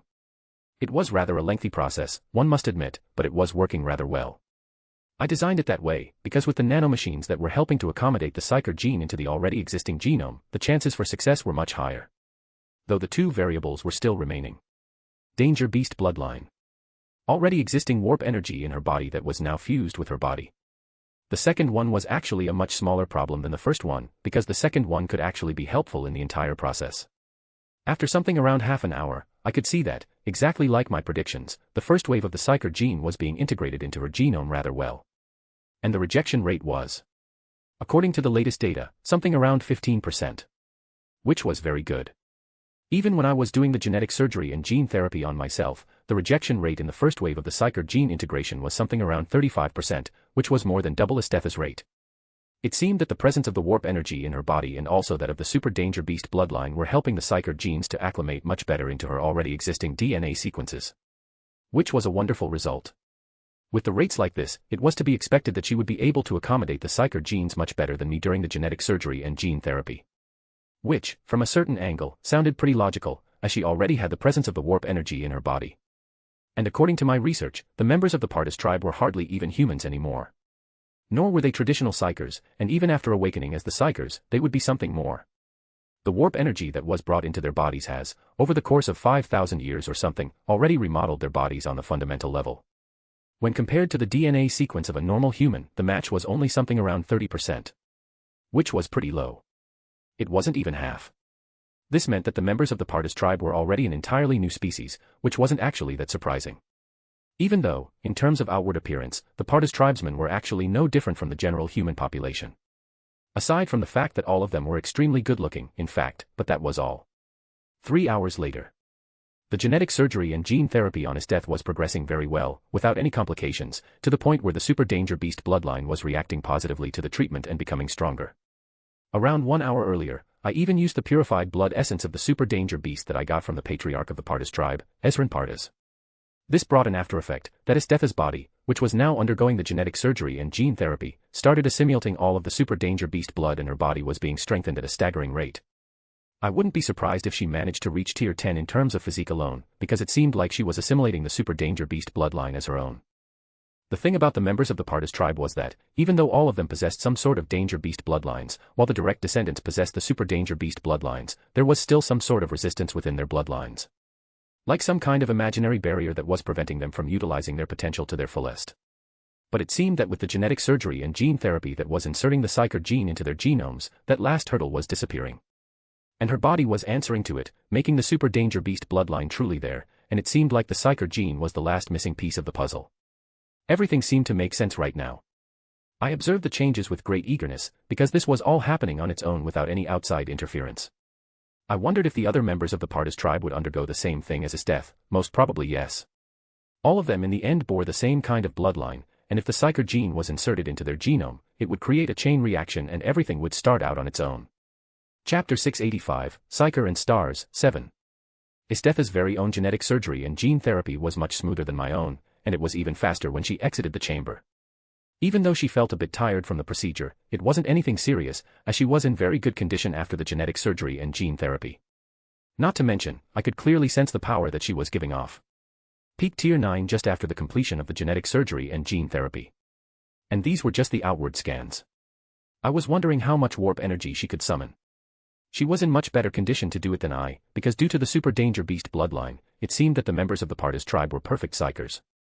As they had the blood of the danger beasts flowing in their veins, which already contained some sort of warp energy and had a connection with the immaterium.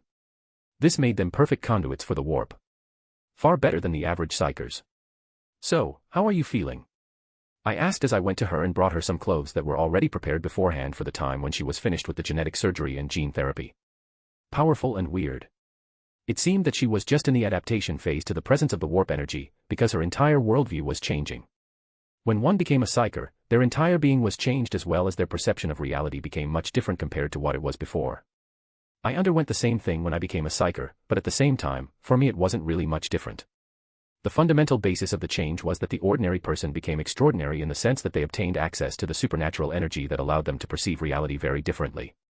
For me, though, it wasn't anything significant as I was already born with the demonic energy, so when my avatar underwent the genetic surgery and gene therapy, it was like I was just becoming closer to my true body with my avatar. You will get used to it.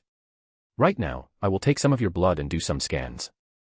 You are the very first member of the Baator tribe that underwent the genetic surgery and gene therapy, so I need more data to make a final assessment of the process for the rest of the Baator tribesmen. I said as Esteth nodded and took the clothes from my hand, as I went to do my things. Taking her blood became rather problematic, due to her now much stronger and more durable body. Fortunately enough, I was prepared for that and had specifically crafted tools for such a purpose. Meanwhile, several drones did the scans and collected the data on Esteth after she underwent the genetic surgery and gene therapy, and they would be comparing them with her status before the genetic surgery and gene therapy. After you undergo the genetic surgery and gene therapy, you will need a few days for the psyker gene to properly acclimate to the psyker gene in your body. At the same time, now that you have presence in the warp, you need to be careful of the demonic possession. Demonic possession refers to the ability of the malevolent entities that exist within the immaterium known as chaos demons to possess the minds and physical bodies of mortals known as daemon hosts or individual items and machine constructs called demon weapons or demon engines in real space. Demons can possess mortals on the other side of the barrier between dimensions by transferring some of their psychic power into the mind of a psychically gifted mortal victim. The mind of a psyker is the most susceptible to this influence, which is why the Imperium so greatly fears and controls psychic individuals. The demons appear in dreams and visions, infusing their mortal host with a portion of demonic power. This eventually leads to the destruction of the possessed mortal, who is known as a demon host, as their physical frame is warped by the demon to suit its own inhuman aesthetic. Though with your danger beast bloodline, there is a high possibility that your mind and soul would be protected by the spirit of the danger beast in your body. If my hypothesis is correct, then the Baator tribe would have a perfect method of protecting their souls against the demonic possession. This was a problem even for the Solar Terran Federation. Demons have no physical presence within the warp. The realm of chaos is anathema to the laws of physics, and the starships that navigate its depths do so by taking a skin or bubble of reality with them when they enter using their warp drive. When humanity took for the first time to the stars, the demons of the warp were one of the greatest dangers for the traveling starships. As the denizens of the warp were greatly attracted to anyone using the starships to traverse through the warp. Not even the Solar Terran Federation has created a perfect method to protect the minds of the psychers against the dangers of the warp. Over the span of humanity's history, the warp rifts that have led to a demonic assault have usually been the result of untrained psychers opening their minds to the baleful whispers of the warp. If such method existed, then humanity would become a true and genuine psychic species like the Eldari or orcs. Unfortunately, nothing like that existed, and the human psychers needed to depend solely on themselves to protect their souls from the denizens of the warp. Don't tell me that you want to summon a demon and test the theory. When I saw the grin on her face, I instantly knew what she was thinking about, and I think that it was a terrible idea. While I was confident in my ability to exorcise the demons of the warp from the real space, taking such hazardous risk wasn't in my nature. Not then. Not now. Not in the future. Chapter 686, Psyker and Stars, 8. Chaos demons, or simply demons, also known as Neverborn amongst the forces of chaos, are intelligent and usually malevolent entities of the warp comprised of purely psychic energy. Demons were both sentient and self-aware embodiments of chaos and collectively the greatest servants of the chaos gods and of chaos itself as a universal force. Demons were created at the whim of one of the four major chaos gods from a fraction of the god's own power within the immaterium and act as an extension of its will. A demon's appearance and intrinsic character reflect the god's own nature. These demons may be reabsorbed into the god's psychic signature in the warp at their whim because, in a certain sense, they were just the extension of the chaos gods themselves. The Solar Terran Federation reached the warp, Imperium, ruinous powers, and everything related to the warp rather extensively. When I was still human and lived in the Federation, I wasn't really working on the projects related to the warp, primarily, and only oversaw a few projects that were pretty important to warrant my personal attention. Though several of my good friends were working on the various projects whose sole goals were to create psychers. The ultimate goal of humanity. To become the psychic species. Like the Eldari. Who were like gods. With their ability to wield the warp safely and bend reality to their wishes and whims, from a certain perspective, they really seemed to be gods. And then we found the demons. They were very interesting creatures. The denizens of the warp.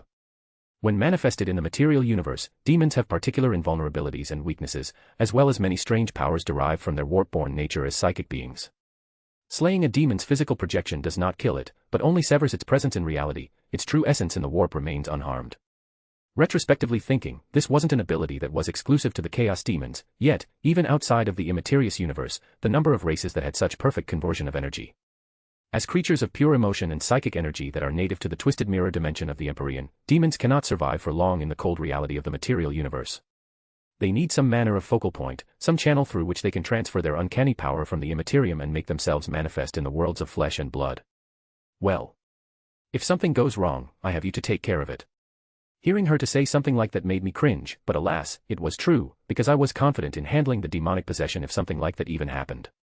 If my theory were correct, then the moment something attempted to possess her, the spirit beast would emerge and destroy the demon. Not to mention, I was wondering if the spirit beast could be cultivated and use the demons as its food. As you wish, but it could be an extremely painful process. Demonic possession is no joke. I said that because I witnessed a fair share of the demonic possessions, and they were no joke and were extremely dangerous. Stating that, I removed the protections around the place, which were serving to prevent the demons of the warp from noticing the warp presence of the psychers. Psychers were too dangerous to remain at liberty on humanity's myriad worlds. Their minds were susceptible to demonic possession, as their strong presences in the warp could serve as gateways into the material universe for all kinds of warp entities if they were weak or undisciplined with their powers. Uncontrolled, they can intentionally or unintentionally cause the destruction of entire worlds and have done so in the pre-imperial past, such as during the terrible days of the Age of Strife.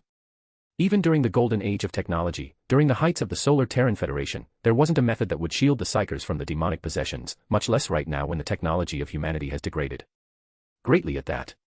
Nevertheless, the very moment when I disabled the protections against the entities of the immaterium, Isthetha's psychic presence appeared in the warp, and it was like a beacon for the demons of the warp that were close to her.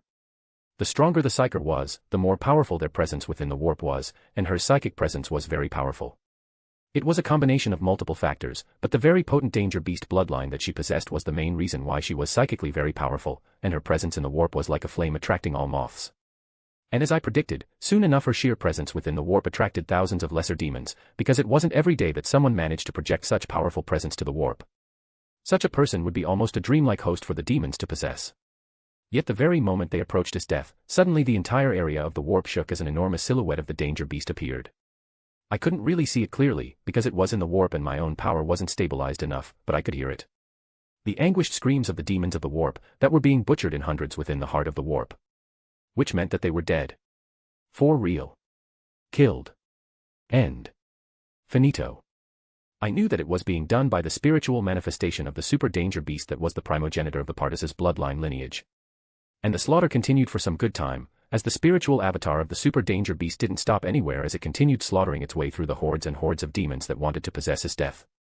At the same time, every time it killed a demon, some part of the essence of the demon was being absorbed by the spiritual avatar of the super danger beast, as it grew stronger and stronger with each kill. This was exactly the thing that I aimed to achieve. Chapter 687, Psyker and Stars, 9. After slaughtering a really good number of the demons within the immaterium, the spiritual avatar of the super danger beast that was dwelling in Isthetha's very own being. What was rather intriguing was that the spiritual avatar of the super danger beast grew considerably in power. Well, it has assimilated the essence of several thousand chaos demons, so it was only understandable that it would have grown much stronger during the time it was slaughtering the chaos demons en masse. The spiritual avatar of the super danger beast was much more stronger as it looked at its death in something that could be termed as fondness and calmness. Soon after that, the spiritual avatar of the super danger beast disappeared back, though I could sense its power.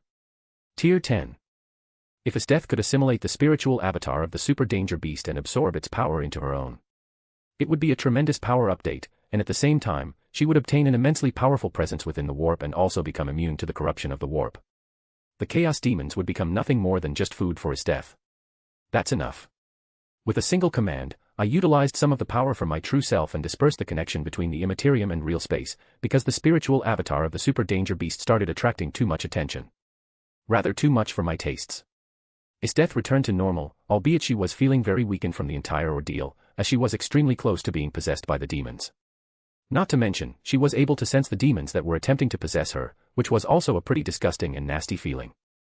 I knew that she was now partially regretting her decision to let herself risk demonic possession, but alas, at least she was happy that she got the experience and won't be bothering me about it anymore.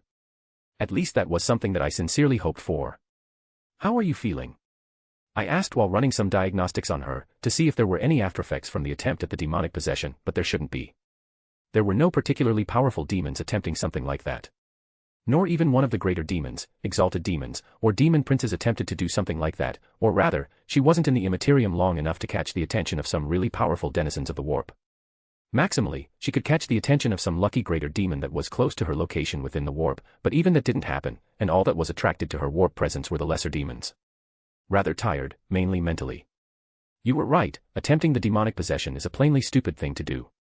Esteth muttered as she now knew that I was kidding when I told her what was in the game and how dangerous it could and would be if one was on the brink of the demonic possession. What was that thing that appeared and protected me in the warp? She asked when we sat down, because she was very tired from the attempts at the demonic possession. That's a spiritual avatar of the super danger beast. It seemed that the originator of your bloodline, the very first super danger beast that your ancestors used to make and create your bloodline, was so powerful that it managed to leave a spiritual imprint in the bloodline of the Baator tribe. Once the spiritual avatar of the super danger beast sensed that you were in danger of the demonic possession, it manifested and started slaughtering the demons that wanted to possess you. I explained to her the situation with the spiritual avatar of the super danger beast, and now, I also needed to explain to her the dangerous reverse side of having the spiritual imprint of a powerful entity deeply ingrained in the very own bloodline of the Baator tribe. And it wasn't anything nice. And now, before you start celebrating the fact that you have something so powerful like the spiritual avatar of the super danger beast in you, there is also a great deal of danger to it. Because the spiritual avatar of the super danger beast is so powerful and also capable of growth, if it grows too strong, it would gain self-conscious, and once that happened, it would grow stronger even faster, and then, after some time, you would be risking of getting possessed by the spiritual avatar of the super danger beast. I said that having something like a spiritual avatar of the super danger beast was an immense benefit, yet at the same time, it was also an immense danger and hazard for Esteth. If she was too weak, her own consciousness and very own being would be assimilated by the spiritual avatar of the super danger beast, because I was sure that the super danger beast would want to revive itself. And what was a better container for the revival if not the vessel that bore its bloodline, which was incredibly pure, potent, and powerful? Well, I guess that it was too good to be true. Esteth muttered as I gave her a sympathetic nod, because well, it was true. The spiritual avatar of the super danger beast was practically too good to be true. Can you do something about it? She asked while looking at me expectantly and as if I had a solution for every problem that could emerge. Maybe, the power of the spiritual avatar of the super danger beast isn't that powerful yet, so hopefully I would be able to help you devise a method where you can start assimilating the spiritual avatar of the super danger beast. Though, there is a certain problem with this. I made a small pause while looking at Esteth. What problem? I can see that she was half satisfied and half annoyed hearing my words. As you grow stronger, the spiritual avatar of the super danger beast in your blood will also grow stronger. You are having too many interviews, and any separation is impossible. We would need to create a method to hinder its growth, and this escapade of yours certainly didn't help the situation overall.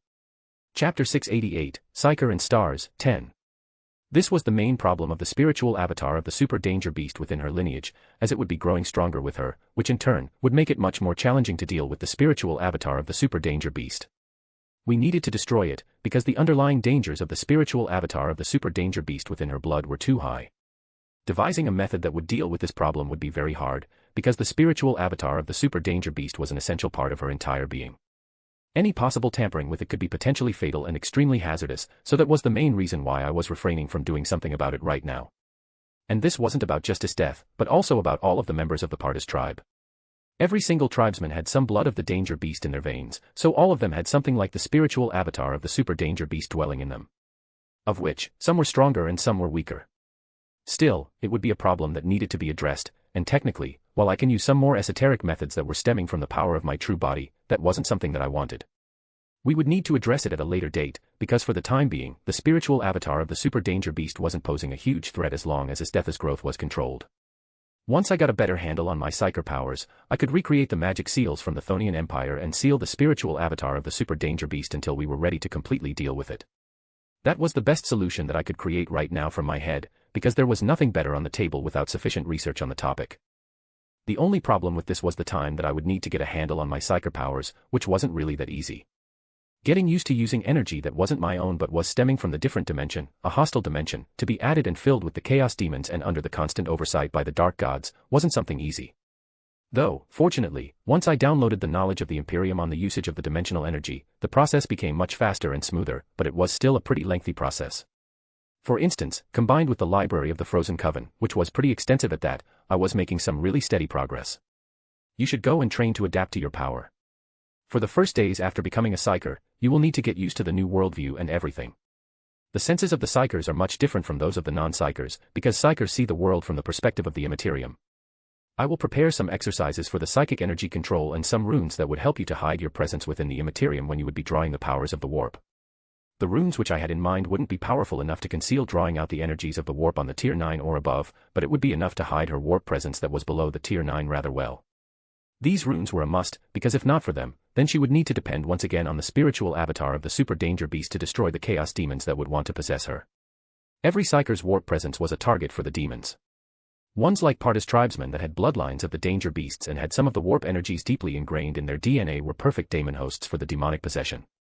Several weeks later, Fenrir Rex 9, Ferris Continent, Ice Crown Citadel. Several weeks have passed since the genetic surgery and gene therapy, and one more positive news has finally reached my ears, and it was something that I wanted to hear since I transmigrated part of my soul into the Immaterious universe.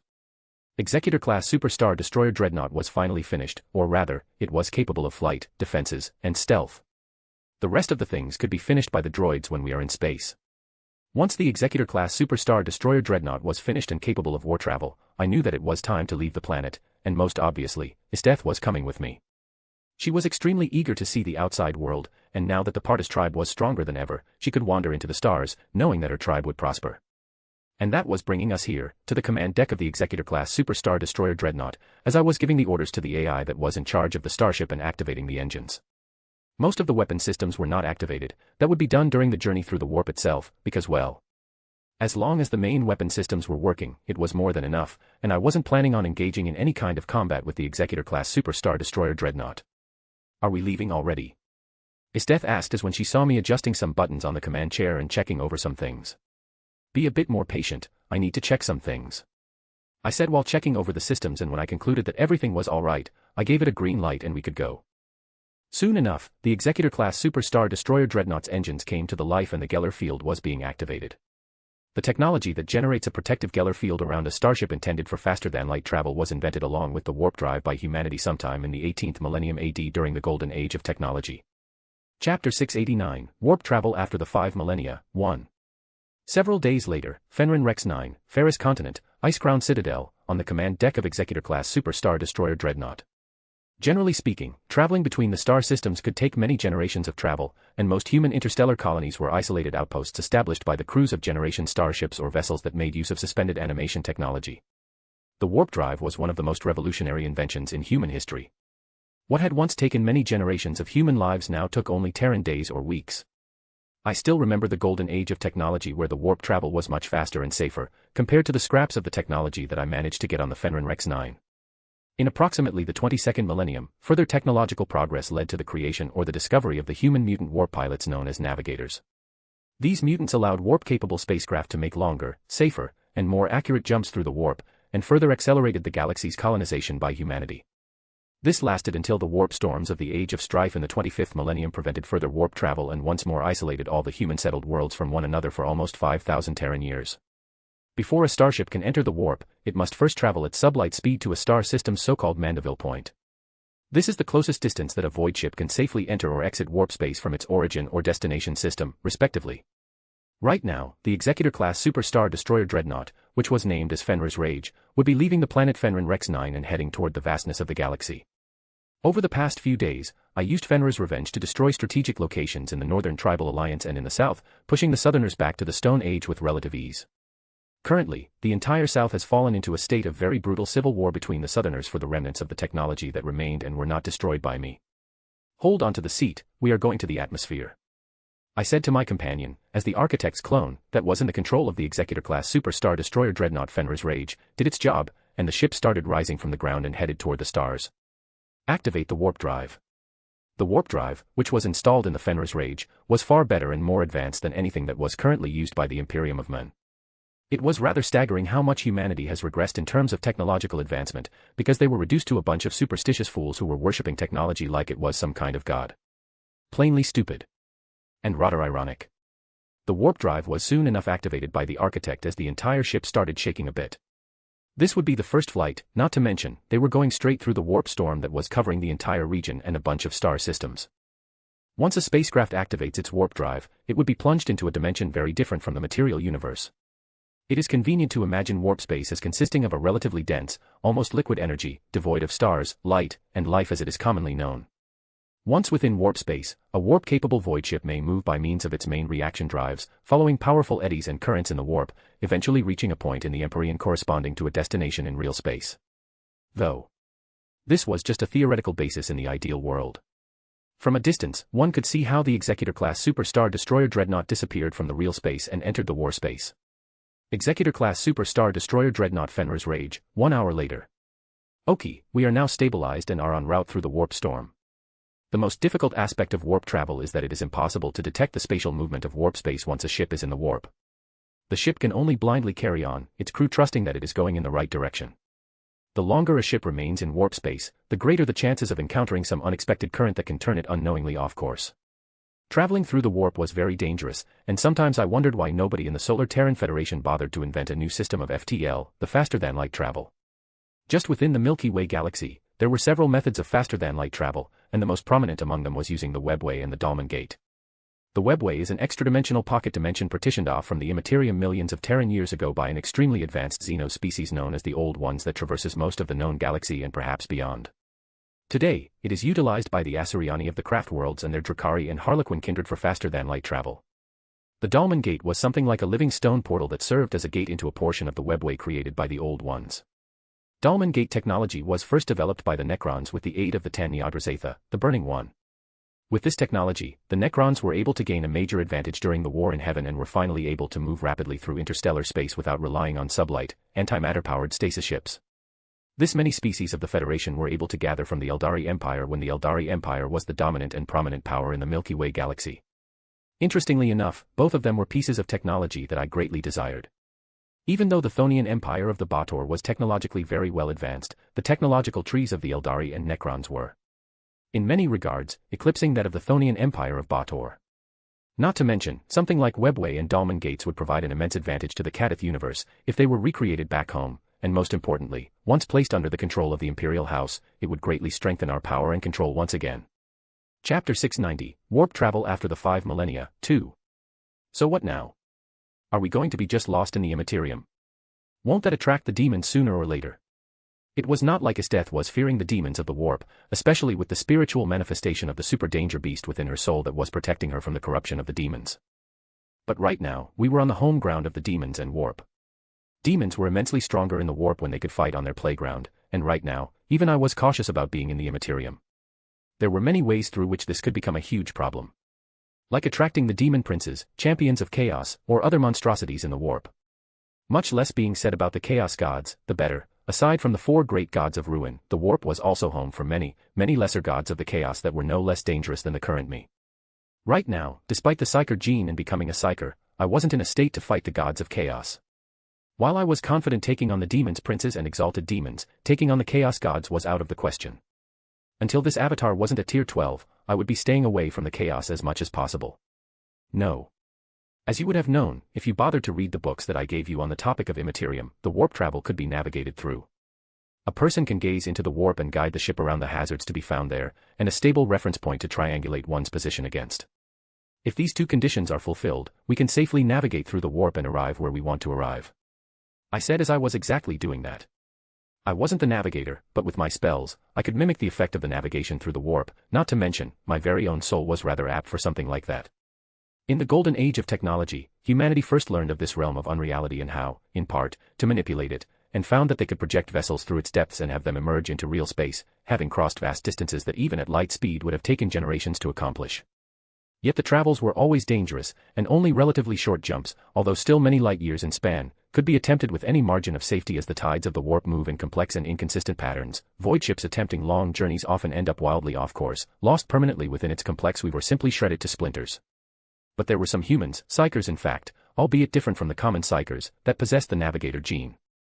This gives a navigator the unique ability to navigate a faster-than-light starship accurately through warp space to emerge safely at another point in real space. This ability makes navigators absolutely essential to humanity's continued survival and to all human interstellar transportation, communication, and commerce. All navigators have a third eye, commonly called the warp eye, on their foreheads, which allows them to perceive the Empyrean. And that was something that I was mimicking with my spells right now. And right now, we are going to one of the Imperial worlds, more precisely to the world that had forgotten facility from the age of technology in which there is a gate to the webway, and from there on, we are en route to the Comarag.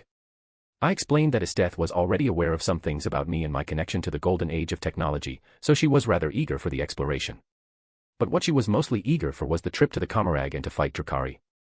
I heard that Imperium is rather a dangerous place for the Psychers.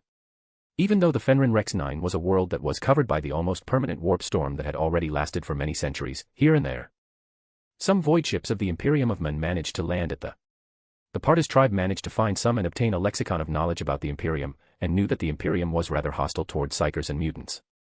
Technically speaking, the Partas tribe was both, so they would be instantly declared as the target for the cleansing due to their psychery and also the fact that they had a bloodline of the danger beasts in their veins, which was making them abhumans. An abhuman is a descendant of baseline human settlers whose ancestors mutated and physically adapted to various extreme environmental conditions after being isolated for thousands of standard years on colony worlds across the galaxy. Some abhumans may also be intentionally genetically engineered mutants created for a specific purpose. The term may be short for aberrant human, abnormal human, or less pejoratively, derived from the High Gothic term of humanis, from humans. In an Imperium of Men where genetic mutation from the human baseline and spiritual corruption are often viewed as interrelated or one and the same, abhumans are a focus of much controversy for the Imperial government. So she wasn't really happy hearing that they would be going to the Imperium. You don't need to worry, according to the information that I managed to obtain, most of the Imperium won't be able to injure you. Obviously, we need to avoid the Emperor's blessed and other people whom he could make his vessels or champion. The Emperor of Mankind. The God Emperor. Anathema. Within the current Imperium, where the Primarchs have been lost, and most of the genetically engineered super soldiers could be dangerous only physically, not psychery-wise. Though I wouldn't underestimate them even a bit. The Imperium of Men had a lot of technology that could unleash an unprecedented degree of destruction, and there were many fanatical believers in the God Emperor of Mankind who believed their God could make their vessels channel his powers. Chapter 691, Warp Travel After the 5 Millennia, 3. Segmentum Solar, Imperium of Men, Necromunda System, Planet Necromunda. In the end, we spent several weeks traversing through the Immaterium. Even though the Executor-class Superstar Destroyer Dreadnought was constructed as the pinnacle of the technology of the Thonian Empire of the Baator, coupled with the technology of the Golden Age of Technology, the warp was unpredictable. Before a starship can enter the warp, it must first travel at sublight speed to a star system's so-called Mandeville point. This is the closest distance that a void ship can safely enter or exit the Immaterium from its origin or destination system, respectively. This alone was a pain in the ass on its own. It took a lot of time to do, because I wasn't the navigator, and the methods used during the Terran Solar Federation couldn't be really used anymore. The state of the warp was much different because the warp today was extremely violent and hostile to everything that was alive. On the bright side, I managed to stabilize my power at the peak of Tier 10, and soon enough, I would be able to exert the power of peak Tier 11 rather easily. Being Psyker was weird. Long short story, Psychers only drew on the energies of the warp, they didn't have the energies in their own bodies. This was both an advantage and a disadvantage at the same time. One could possess the power to destroy the entire world, yet could be killed by a peasant with an axe. Rather ironic thought. The Psychers could draw the energies from the warp, but because they cannot directly store the energies in their bodies, it meant that they were physically weak. Those smarter ones would find a way to remedy this, by conducting various rituals to strengthen their physical dimensions or using the technology. This was also done because if the body was too weak, it could be destroyed by the violent energies of the warp. You are already awake. Not long after I woke up, I was greeted by Esteth, who also woke up when she walked from our chambers. Esteth usually slept more than I did, I was used to a little sleep, and at the same time, I had far more things to do than just continue lazing around. Since we agreed to court each other on the Fenrir Rex 9, Esteth insisted that we were to sleep together, but not in a sexual way. She actually liked hugging me when she slept, apparently, it brought her calm. And I couldn't really say no to hugging a beautiful woman when sleeping, even though it could be rather torturous at the time. Yeah, the systems needed some calibrations as we would be soon exiting the warp. I said because we were already very close to our first stop. Executor-class Superstar Destroyer Dreadnought had a highly advanced warp drive that I could construct, and it was faster than most of the void ships that were in existence in this universe. This was the culmination of knowledge collected across many universes. Well, where are we even heading? And are there any worthy opponents? Hearing that, I suppressed the need to cringe, because these ones belonged to her usual questions. Over the past 3 weeks or so that we were stranded in the warp, our usual schedule consisted of training with the psychic energy of the Immaterium, sparring and fighting to hone our skills, and then some little casual time. My own power stabilized at the solid peak tier 10 while Esteth also reached the tier 10. At least the initial realms of the tier 10, though she solely focused on strengthening her physical capabilities as much as possible and her ice control. Now that she already knew that she could not win against me, which she accepted rather easily, considering the fact that she knew the true might of my true body, she wanted another opponent. Obviously, as we were in the warp, there was no way that I could procure head demons to fight. According to my calculations, tier 10 should be above the level of greater demons, most probably, that should be the level of the demon primarchs that I heard about. Or some of the most powerful greater demons, directly in the warp. Demons were far weaker in the real space than they were in the Immaterium. I needed to tread my answer carefully, because if given any hope, she would dare to challenge even demon primarchs to the fight within the Immaterium. Esteth was as much battle maniac as Hela, and she thrived on the battle. Good fight was everything. Do you want truth or a lie? I asked as I dodged her hand that was heading toward my head to slap. Idiot. She muttered as she sat down behind the table as we were about to have breakfast. Even though, technically speaking, none of us really needed to eat. It was more like a habit, though even back home we always used to eat together with Vina, Fia, Hela, and everyone else. It was nice. Memories like that were a precious treasure. Something that I missed as I was stuck in seclusion, but the goal was worth it. Only by becoming Paragon would I have the protection for my wives and family that I wanted. The Paragon realm was the only way I could protect everything that I have from the other threats that were out in the endless void. The Paragons were considered to be the peak of existence. Nobody aside from the 3 singularities stood above them. I didn't really know that I could even have a shot at becoming a singularity among the innumerable numbers of powerhouses that were all striving to reach that realm, but I was very confident in reaching the Paragon tier. So where exactly are we heading and when will we arrive? Contrary to me, who had no problem spending time on the void ship, for Esteth it was, not the most pleasant experience. Though that was most probably due to the fact that this was her first interstellar trip. Necromunda system, planet Necromunda, also known once as Arrhenius Prime during the times of the Terran Solar Federation. Chapter 692, The Imperium of Man and Fall of Humanity, 1. And we are here, why exactly? She waited patiently for me to explain the reason for our current destination, because she didn't have a clue where we were and why we were here. Obviously, she didn't look into the materials that I passed her before we even boarded the Executor-class Superstar Destroyer Dreadnought. I already knew that Esteth wasn't the most studious person around, but I guess that she could at least give the things some time. I have already put the effort into creating a compilation of the information on the Milky Way galaxy of the 41st millennium and all relevant factions. Obviously, some factions were more detailed than others, because we would be staying here only for a short time and keeping our heads low. This avatar wasn't ready to catch the attention of anathema or chaos gods, who were for sure at least solid tier 13 Primarch level entities. Arrhenius Prime was first settled over 15,000 Terran years ago during the golden age of technology as a mining and manufacturing colony. It became the capital of a small stellar empire known as the Arrhenius Continuity. The worlds of the Arrhenius Continuity were a series of planets close to the Sol system in the Segmentum Solar, which had maintained commercial and communications links to one another, and for the Terran Solar Federation, it was one of the most important federal states. It was also here, on the Arrhenius Prime, where we were developing some of the most destructive weapons for the federal military in the top-secret laboratories deep near the planetary core. Normally, under any circumstances, I would never come even near the Holy Terra. Even though the Emperor sat immobile on the Golden Throne, the power he wielded was still enough to obliterate this avatar from existence. But at the same time, I needed to recover a few things from here, because the Arrhenius Prime was, according to my knowledge, one of the few locations that had the things needed for my plan to work. So it's impressive. All of these technical things were something that was totally unfamiliar to Esteth, but she understood the weapons, as that was something she was aware of. The more destructive, the better, and seeing how the technology changed the warfare of the Partas tribe caused her to marvel at the wonders of the technology. Yes. There are some things that we need to recover to be able to safely navigate to and explore a specific place that would be needed to reach another place, which is technically speaking our final destination of ours. The final phase of the plan was to reach the Comarag. The Dark City. And what is that final destination of ours? And would there be someone strong to fight? I was already pretty tired as I gave her 2 Tods with my head. Comarag, the Dark City, is the massive city-state within the webway that is the primary home of the Dark Eldar, or Drukhari, kindred of the Eldari species. Kamaraka's origins date to the apex of the lost Eldari Empire, Terran millennia before mankind even knew of the Eldari's existence. The Kamarag is the key to the grandest library that the galaxy has ever seen, a library containing all the knowledge of the entire ancient Eldari Empire and even the records left behind by the Great Ones, and that, my dear, it's the key that I need to obtain at any cost. As someone who had access to the highest information gathered by the Terran Solar Federation, I knew a lot of things. Especially about the things that were located within the webway and with the destruction of the Eldari Empire and their throne world. Kamarag was the last thing that remained from the ancient Eldari Empire. And the Black Library was the last thing that remained from the Eldari's lore. To reach the Paragon level, one needed to comprehend concept, something which my true body was already steadily progressing with, but not fast enough. And within the Interius universe, there was a method that would save me perhaps even millions of years.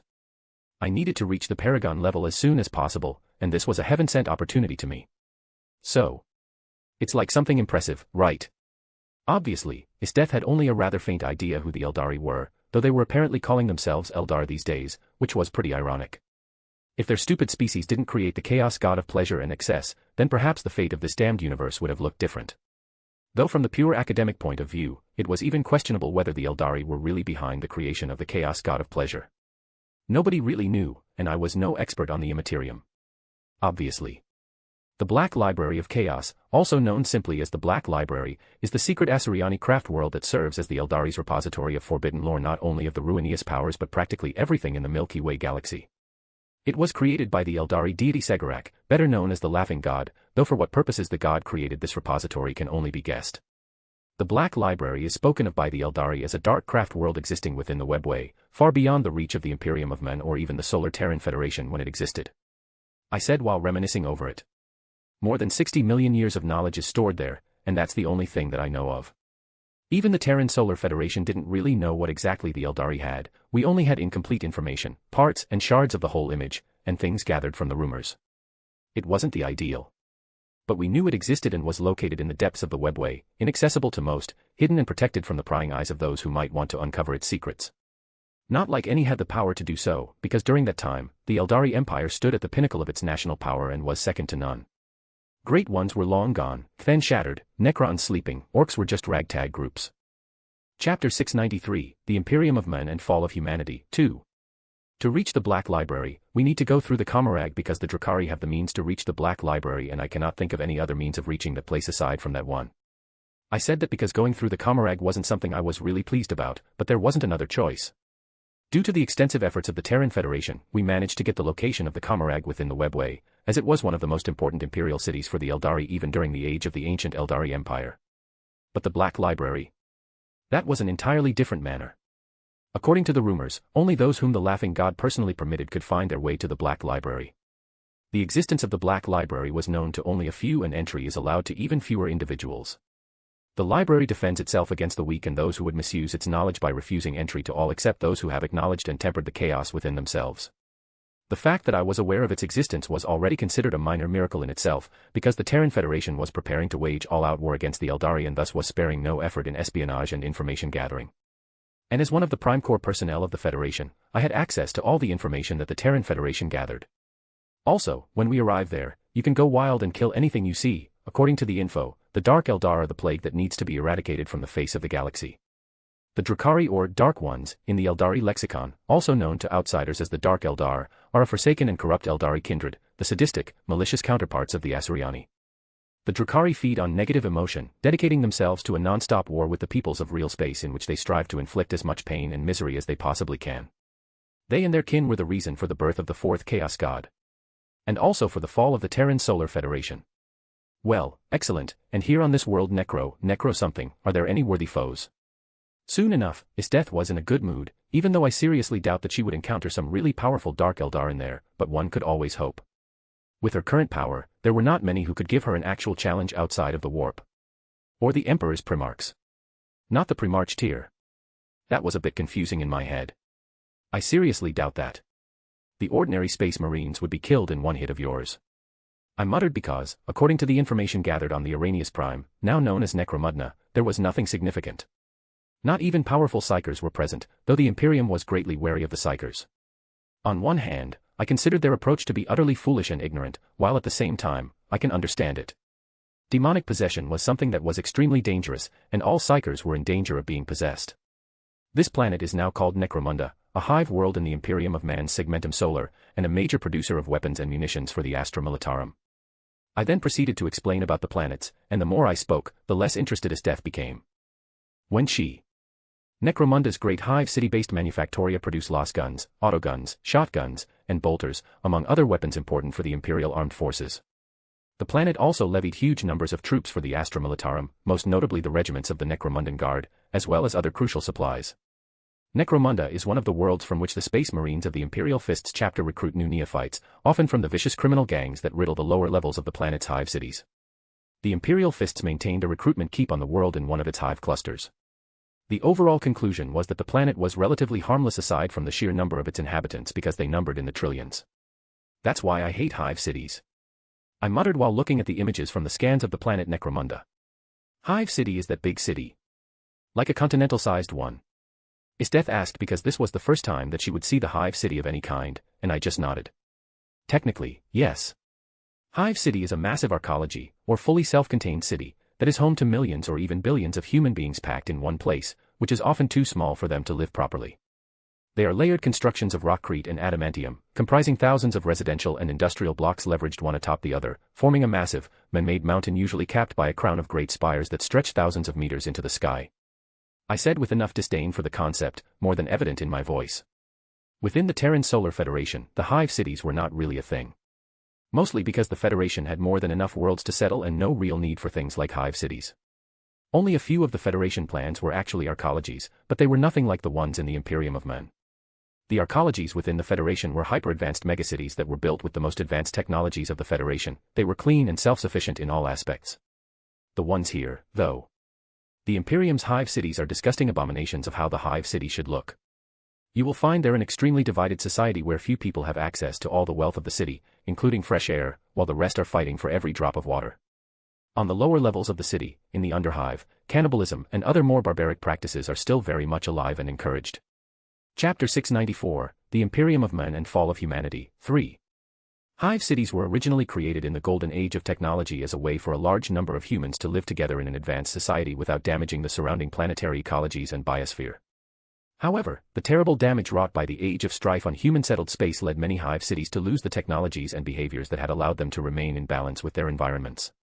As a result of the damages, incomplete construction, and insufficient technological level, each hive city creates millions of metric tons of trash and industrial waste that is directly pumped out into the surrounding city's environment. Given the massive population of most hive worlds, this means that their surfaces are usually reduced to industrial wastelands covered in toxic deserts where nothing can live or grow save for the hardy mutants who call these ash wastes home and often raid the covered train-like transports that move passengers and cargo between hive city clusters. Even though there wasn't any talk about powerful foes, Esteth was actually fascinated by this to a certain degree.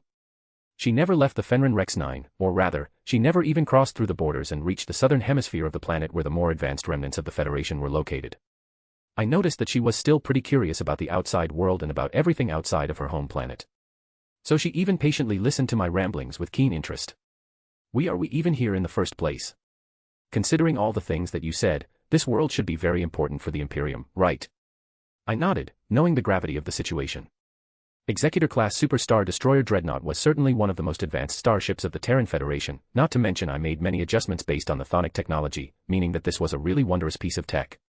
Yet, there was still the undeniable fact that this was only one single ship. If the Imperium really attacked us, then we would be swarmed by so much firepower that eventually we would be overrun and destroyed. Not to mention, I was pretty sure that the Imperium had a lot of entities that were on the same level as planetary busters. And there was the topic of the Emperor.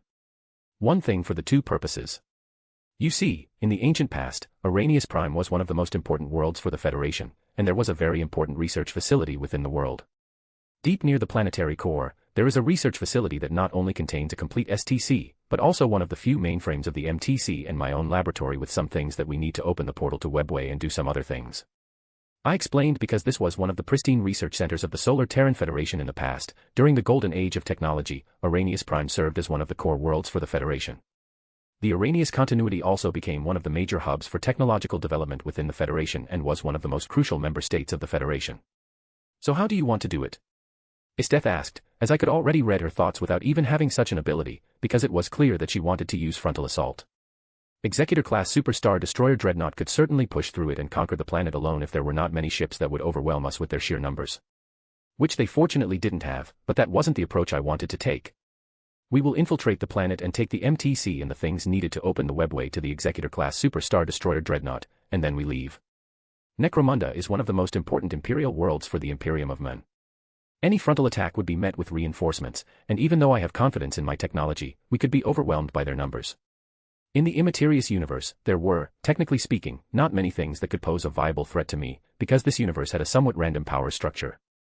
Even the Emperor's Primarchs were barely a threat unless they awoke their warp essence and warp presence, which would elevate them to the solid Tier 10 or Tier 11 powerhouses. Rather, I was wary only of the Emperor, Chaos Gods, and anything that was related to the warp and could drag me into the warp. Warp entities, and being used by the warp, were countless times stronger in the Immaterium than they were in real space. Even the greater demons, which were already Tier 9 peak and some of the most powerful Tier 10, would be enormously suppressed and weakened in the real space to the point where even some much weaker could slay them. Nevertheless, when it came to these individuals, there was no need to provoke them and create unnecessary conflict.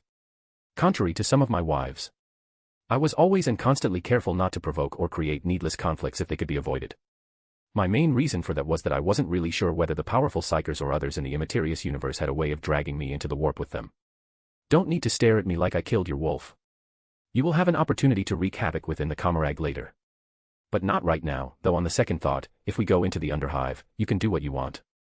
In common with most other Imperial worlds, Hive worlds are often based on a very obvious class system, with a ruling noble class and a bureaucratic middle class, although with populations so tightly packed, there always develops a lower working class that often fuels the explosive growth of violent street gangs.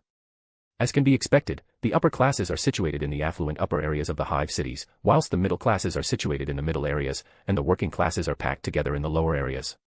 The very bottom sections of a Hive city, the Underhive, were often areas where the underclasses and criminals are sent to be forgotten about and anarchy rules. Chapter 695, Hive World Necromunda. Infiltration of the Necromunda was actually much easier than one would have thought. With the advanced stealth systems installed on the Executor-class Superstar Destroyer Dreadnought was more than enough to bypass the defenses of the planet and the entire star system entirely. The planetary defense force was barely of any use. Those troops and ships were not really useful. What the hell are they? Isteth asked as the Executor-class Superstar Destroyer Dreadnought passed around shabby-looking void ships that looked as if they would fall apart every second. According to the info, those are the planetary defense forces, the primary military force of an individual settled Imperial world. The PDF is under the control of the local planetary government rather than direct Imperial control. The raising, training, arming, leadership, etc., of such units is entirely in the hands of the world's planetary governor. According to Imperial law, all Imperial planets must maintain a standing army in order to maintain the planetary governments and thus the Imperium's control over the world against any possible invasion or insurrection. I said what I gathered about the PDF, and it was rather disturbing, mostly because the quality of the planetary defense forces was shit. The PDF, as essentially the local military of an Imperial world, has no standardization and can take any form. Some, such as the PDF of Hive worlds, may be no more than legitimized gangs supported and armed by the local planetary government to keep down the more anarchic elements. I guess that they are not the most powerful ones around. Isteth asked with a mocking voice. She could see that state of the void ships of the Necromunda's planetary defense forces were in terrible shape. Even though she wasn't really any of the scientists of the void ships, she could see that the ones used by the PDF of the Necromunda were beyond old, and some were barely being held together. Yes. This is rather a common state of the planetary defense forces across the majority of the Imperial worlds. One of the reasons why I hate the Imperium so much. It's disgusting. The main reason why I hated the Imperium. Their worship of the technology as something sacred and divine resulted in a society that was stagnating, barely capable of maintaining their current technology, and even that was done very poorly. Adeptus Mechanicus is the official Imperial name for the cult Mechanicus or cult of the machine based on Mars, which provides the Imperium with its scientists, engineers, and technicians. As part of this faith, the Adeptus Mechanicus believes knowledge is the true manifestation of divinity in the universe, and all creatures and artifacts that embody knowledge are holy because of it. This leads to the current state of the Imperium, decay, superstition, and praying to the washing machine. I don't know if it was due to my nature as a scientist and researcher, or if there was anything else within it, but the cult Mechanicus was something that I considered to be an abomination. Worshipping technology. Like a god. I could understand if they were worshipping the god of technology or the god of science or whatever else. So they are idiots, right? I slowly nodded at Isteth's statement because, in her opinion, worshipping technology was rather idiotic. It was like worshipping some random object that one could pick up from the street or yard next to the road. It was a terribly stupid notion. Partially, the Imperium of Men is an absolute theocratic nation led by superstition and barbarism. After their emperor was constrained to the golden throne of Terra, everything went to fuck, but enough of that. I said because the Executor-class Superstar Destroyer Dreadnought was already reaching the atmosphere of the Necromunda. We were heading directly to the outskirts of the Hive Primus, also known as the Palatine Hive. The largest and oldest surviving hive city on Necromunda, the dynastic home of Lord Gerontius Helmar, Imperial Commander or the planetary governor of Necromunda, known across the planet as the Palatine. The hive cluster it belongs to is known as the Palatine Cluster. We would be landing several tens of kilometers from the outskirts of the hive city. The hive city itself also has the fortress monastery of the Adeptus Astartes contingent and the headquarters of the Adeptus Arbites on Necromunda. Of course, with our strength, neither of them is any viable threat even if we encounter them in large numbers. I explained that this planet was becoming rather interesting. While I even previously knew that Necromunda was heavily defended, this was even more than I had initially anticipated. From the outskirts, we would be going straight to the special spire set aside for the aliens and abhumans who come to Necromunda from time to time in order to trade. Both Squats and Eldari are among these visitors, and they are housed on separate levels of this spire. Afterwards, we would be going to the Underhive from which we should reach the planetary core. Unfortunately, most of the infrastructure from the Golden Age of Technology, as they called it, already collapsed and been destroyed. Directly, there was no way of reaching my destination of choice aside from reaching the closest point and digging through the scraps and rubble. That was the only viable opinion that we had on hand. Far from the ideal one. I understand. But I want to fight at a later date, preferably in the Underhive or against some of the Space Marines. I am interested in their power. I shook my head in denial, because even after clearly explaining to her that Space Marines wouldn't last a single hit from her, she still wanted to fight them. Isteth was physically strong enough right now to flatten entire mountains thanks to becoming a Psyker and the enhancement from the psychic energy. Though I didn't really doubt that if Hela was here, she would be doing the same thing, or gods forbid, Sigmar or even Gulong. My son with Guyuna was usually rather tame, but sometimes when he was in a combative mood, he was worse than Sigmar. Chapter 696, Mutants of the Imperium. The ensuing millennia have not changed its basic purpose very much. Necromunda is still a world of mines, factories, refineries, and processing plants. The planet is a vast powerhouse of industry, making thousands and thousands of different items for use throughout the nearby imperial planetary systems. Nothing which could contribute to the planet's output has been left untouched. From the tops of the highest mountains to the depths of the oceans, the wealth of Necromunda has been extracted. Mountains have been reduced to rubble for the ore they contain, oceans have been turned into little more than chemical sludge ponds by the constant industrial pollution. The once fertile plains of the world have disappeared under huge urban developments of imposing housing and factory arcologies, forming new ranges of man-made urban mountains every bit as tall as the long-since flattened natural topographical features. It looks like a shit, and here I thought that my homeworld's plains looked terrible. Isteth stated that as we had left the Executor-class Superstar Destroyer Dreadnought, we were now crossing through the wastelands that were practically everywhere the eye could reach. Most of these worlds suffered greatly during the Old Night and rebellion of Men of Iron. I felt a certain kind of sadness over this fate. Even Isteth looked more solemn than usual, because Fenrir Rex 9 remembered vividly the horrors of the Old Night and what it had brought upon them. Fortunately for them, their planet didn't contain nuclear weapons, antimatter weapons, chemical weapons, or anything that was equally dangerous and destructive.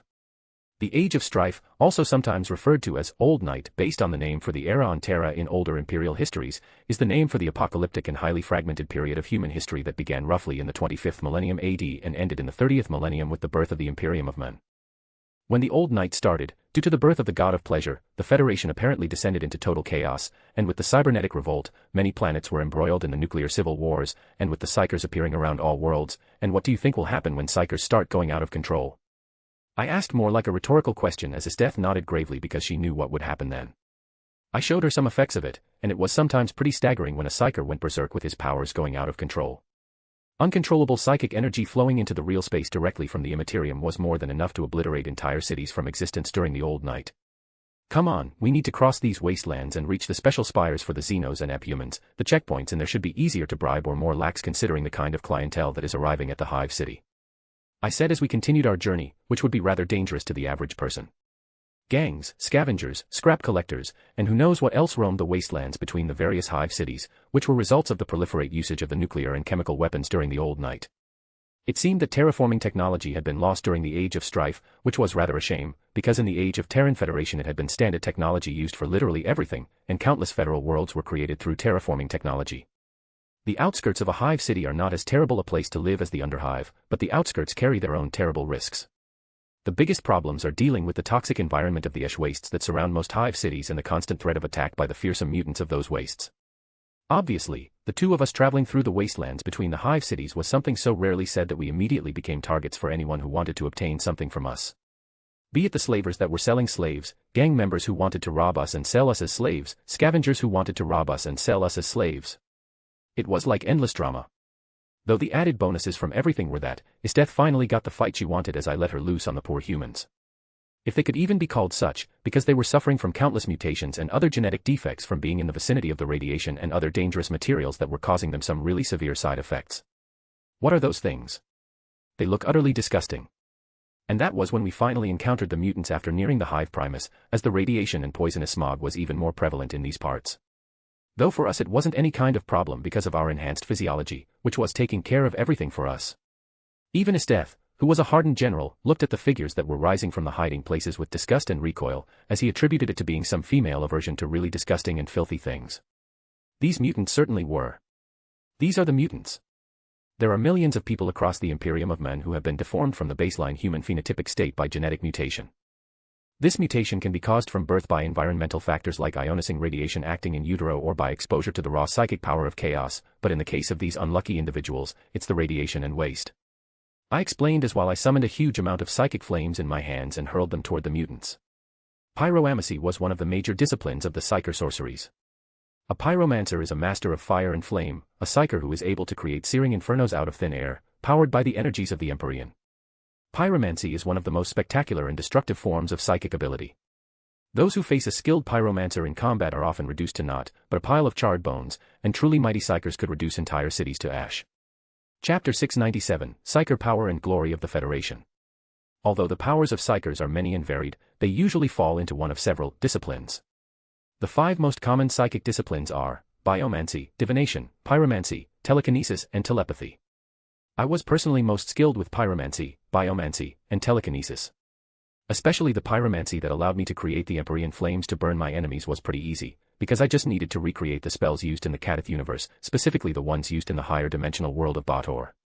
Biomancy was also something that came rather easily to me, especially because the biomancy in these psychic disciplines contained a lot of lighting attributed spells, which were pretty weird for me, but it was something that I could work with. Esteth was, on the contrary, almost exclusively using the biomancy to further enhance her physical attributes, and it was rather frightening how fast she was grasping the biomancy arts. Even though we were pretty much constrained by the lack of knowledge and the sorcery lore that was obtained from the Frozen Coven on the Fenrir Rex 9. Wasn't anything great in the first place, truth to be told. Another reason why I wanted the Black Library. All knowledge on the psychic arts and sorceries gathered by the Eldari species across 60 million years.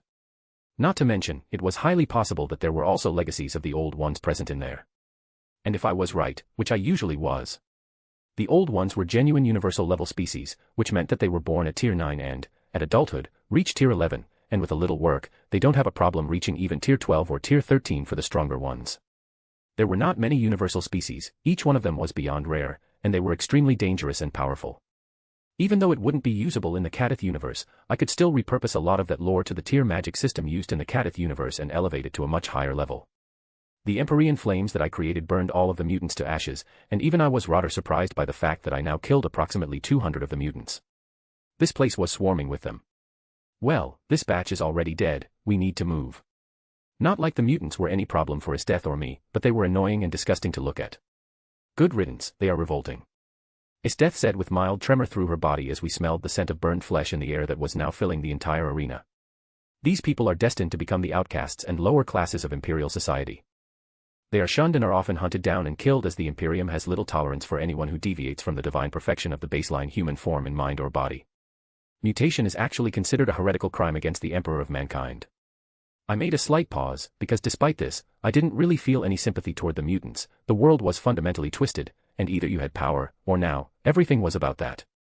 And luck to be born clean was also a power of its own. The Imperial authorities consider this so because most of the mutations of mankind are connected one way or another to the ruinous powers. Either through the sheer sympathy for the chaos or due to worshipping the ruinous powers. Human mutants are often terribly misshapen creatures, abominably deviating from the normal human form.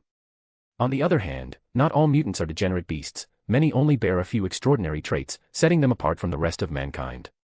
While many mutants are born mutated as a result of their ancestors' exposure to mutagens like radiation or extreme planetary environments over many generations, exposure to the psychic energies of chaos can also lead to rampant mutation.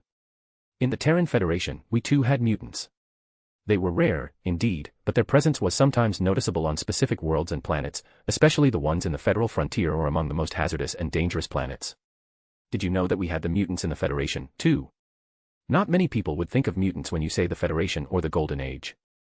And I am not talking about the mutants created due to the influence of the ruinous powers. This time, it was Estef's turn to be surprised, because even though she wasn't a scholar, she knew that the Golden Age of technology was the most glorious age for humanity that ever existed. Yet, she couldn't really imagine the presence of the mutants and creatures similar to the ones that I, right now, incarnated into ashes within the borders of the Terran Federation. You don't need to be shocked, not many knew about them as far as the general public was concerned. Most of the mutants were put to death on the principle of preserving the human genome. Maybe aside from the ones possessing the Navigator mutation, as that one was deemed to be useful and stable enough. But rest. I wanted to laugh because people in this era seemed to have really weird ideas about the Golden Age. Yes, it was countless times more advanced and clean. Yes. But even the Federation had a lot of problems on its own, and mutants were also present within the Federation in great numbers. Yet it couldn't even remotely reach the numbers of mutants that were apparently in the Imperium of Men. The Imperium had billions upon billions of mutants across the Imperial worlds, to the point where it was staggering. It was clear that the effects of the Age of Strife were far more severe than anyone had ever anticipated. Even though I wasn't human for many millennia, I felt a certain pang of sadness for humanity here. Maybe it was sentiment. Maybe it was because I helped to build the Federation and was one of the people who belonged to the highest level of the leadership within the Federation, and was even a contender for the Federal Council. Chapter 698, Lower Hive of Palatine Hive. I guess that not even the pristine age of humanity's glorious history isn't without its stains. Estef muttered as we finally approached the entrance to the Special Spire, or rather, the area where the Special Spire was located, because there was no viable entrance from the ground. It seemed that due to the poisonous smog that was covering the entire ground and was reaching a height of more than 100 meters, the entrance to the Hive City in this area was permanently sealed. And anyone who wanted to enter needed to use a ship or an aircraft to reach the Special Spire and land at the designated zone that was created for the vehicles. So what now? Because we wanted to infiltrate the place without attracting attention, much to Estef's dismay, I was already thinking of a new plan. Hold on to me. I said as she did exactly as I said and pressed her body to mine while I started casting a rather complicated and taxing spell that I calculated should work. What or why? Yip. As Estef proceeded to ask me something, probably what I was planning to do, we shot into the air and started flying. Albeit pretty clumsily. Creating a flight spell under these conditions was a total pain in the ass. That much I had to admit. The energies of the Empyrean were absolutely not suited for anything that wasn't outright destructive in nature, or it would be more prudent to say that it was much more challenging to use them for anything not destructive. Estef was pressing her body against me as we were rising through the skies until we finally reached an area where we could disembark, as her huge assets were shaking when we almost crashed against the wall. That was terrible. Estef muttered as we landed. The fight wasn't the most pleasant one around because I was still using the spell that was technically speaking incomplete. My Psyker clone was at the peak of Tier 10 according to the tiering system of the Kadith universe. Even then, it was pretty challenging to repurpose the flow of the Empyrean energy, especially considering the fact that I lacked the necessary lore of the warp sorcery. The real problem was that the Frozen Coven basically lacked the advanced theory and everything about the warp. They were focusing solely on the battle applications of the warp energy, which was rather understandable because the Fenrir Rex 9 was a planet of constant conflicts and battles. I couldn't really imagine that they would be now playing scholars. Now that we have landed in some area of the Special Spire, I cast more advanced versions of the stealth spells. The stealth spells that he was using were one of the most powerful that I could cast in the case that the planet had some psychic wards or powerful psychers. Considering the state of the military forces stationed at the planets and the number of Adeptus Astartes, I couldn't really exclude this possibility at all. Now, no matter what you see or feel, ignore it and go after me. Don't pick fights and create problems. The Underhive is not really a savory place. I said that because I was already using the Architect to connect with the systems at the Palatine Hive and its systems. Certainly, it was rather troublesome because of all those technological limitations that the stupid tech priests put into place. Fortunately, the Executor-class Superstar Destroyer Dreadnought had really advanced computers and STCs, which were providing necessary computing powers to the Architect as he was able to reach the systems in the Palatine Hive. Right now, we are at the outskirts of the Special Spire. We need to reach the Lower Hive first and then the Underhive. I muttered as we immediately followed the Architect's instructions. As we were walking through the special spire, we indeed saw a good number of the squats, or what I like to call them, space dwarves, because they were indeed space sci-fi dwarves. Even some accidental Eldari or something that seemed to be Eldari, but that wasn't right now the problem. Reaching the lower hive from the special spire took us around half an hour, because we were not particularly fast, but at the same time, we were not really slow either.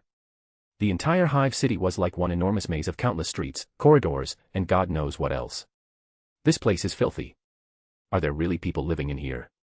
The lower hive was the layer of the hive city that lies just above the underhive. It was comprised of the city's industrial sectors and working-class residential housing. The people of this level make up the majority of any hive city's population and are responsible for maintaining and operating the hive's manufactoria and generatorium power plants to keep the rest of the hive fed, clothed and productive. Life in the hive cities is shit. Most of the humans living in the hive city are living in terrible conditions unless they live in the upper hive, where life is a bit better. The best conditions are obviously in the spires. This was one of the reasons why the Federation refrained from building and constructing the hive cities. There were usually far more problems with them than they were worth, and they tended to destroy entire planets. The Federation itself had only a few hive cities, and even they were most strictly controlled and built with the most advanced technology possible. The ones that I remember were nothing like what we were seeing right now. Unless you have a lot of wealth to settle in one of the spires or be lucky enough to move in the government and become part of the city's management, where you can move into the upper hive, then your life in the hive city would be total shit. I said as we were crossing through the lower hive under the navigation of the architect, as the progress was fortunately fast enough. I wanted to leave this place as soon as possible, because being here was repulsive. Chapter 699, Underhive of the Palatine Hive. Esteth didn't reply much as we were walking through the lower hive and reaching the underhive, which was far worse than the lower hive. Compared to the underhive, the lower hive was like the most luxurious hotel for the grand nobles in the holy imperial capital of Aenir long back home. Even as Death stared at the streets of the underhive and how they looked like hell on earth materialized, it was swarming with people like a ton of them, and all of them looked worse, like the scavengers and gangsters who attacked them when they were crossing the outskirts of the hive city. Even to me, the underhive was something that was beyond words. I couldn't really understand how people could live in these conditions. It was indeed true that within the underhive, the living conditions were really bad. At the same time, I found it rather fascinating that humans could actually survive in a place like this, as it was almost shocking. In the underhive, things like food and water were far more precious than hold or anything else, and despite that, people were still prevailing and adapting to the environment in which they were living. Navigating within the underhive was. I already stopped depending on the architect's help, because a lot of information that my AI obtained from the systems of the Palatine Hive was either inaccurate or obsolete, because a lot of areas of the underhive were either collapsed, repurposed, or something else done with them. This was the place where the people of the planetary governor or the planetary defense force wouldn't bother entering because it was not worth their time or effort. Most of the armed forces of the governor's mansion wouldn't bother themselves with the underhive, and many considered this place really dangerous. Even for the armed troops of the planetary defense forces. Which was already saying something about the current state of the things of the underhive and how fucked up everything was in this place. I could understand that, judging on the number of corpses that were all on the corridors of the underhive. At least until the corpse collectors come and make corpse starch from them. They are eating them. I answered Esteth's question when she asked me what the weirdly dressed scavengers were doing with the remains of the corpses. Don't need to stare at them that intently. According to the information, it's the main source of the food in the underhive and even lower hives, the corpse starch. A synthetic food source created from the recycled human dead of the hive cities on many of the hive worlds of the Imperium of Men. Necromunda was one of the hive worlds where this practice is most prevalent. On Necromunda, the Corpse Guild regulates the trade and production of corpse starch, and it was the main source of food for the countless people. Even Esteth looked like she wanted to puke at the moment, because just the thought of it was disgusting. What the Imperials were doing was no different from cannibalism, because well, it was cannibalism. Recycling the corpses of the deceased into food and eating them. Without the orderly disposal of their corpses, plague and disease would run rampant across the hive world. Without the food source that these corpses provide when rendered down in the great corpse grinder plants that dominate entire sectors in every hive city, the populace would starve.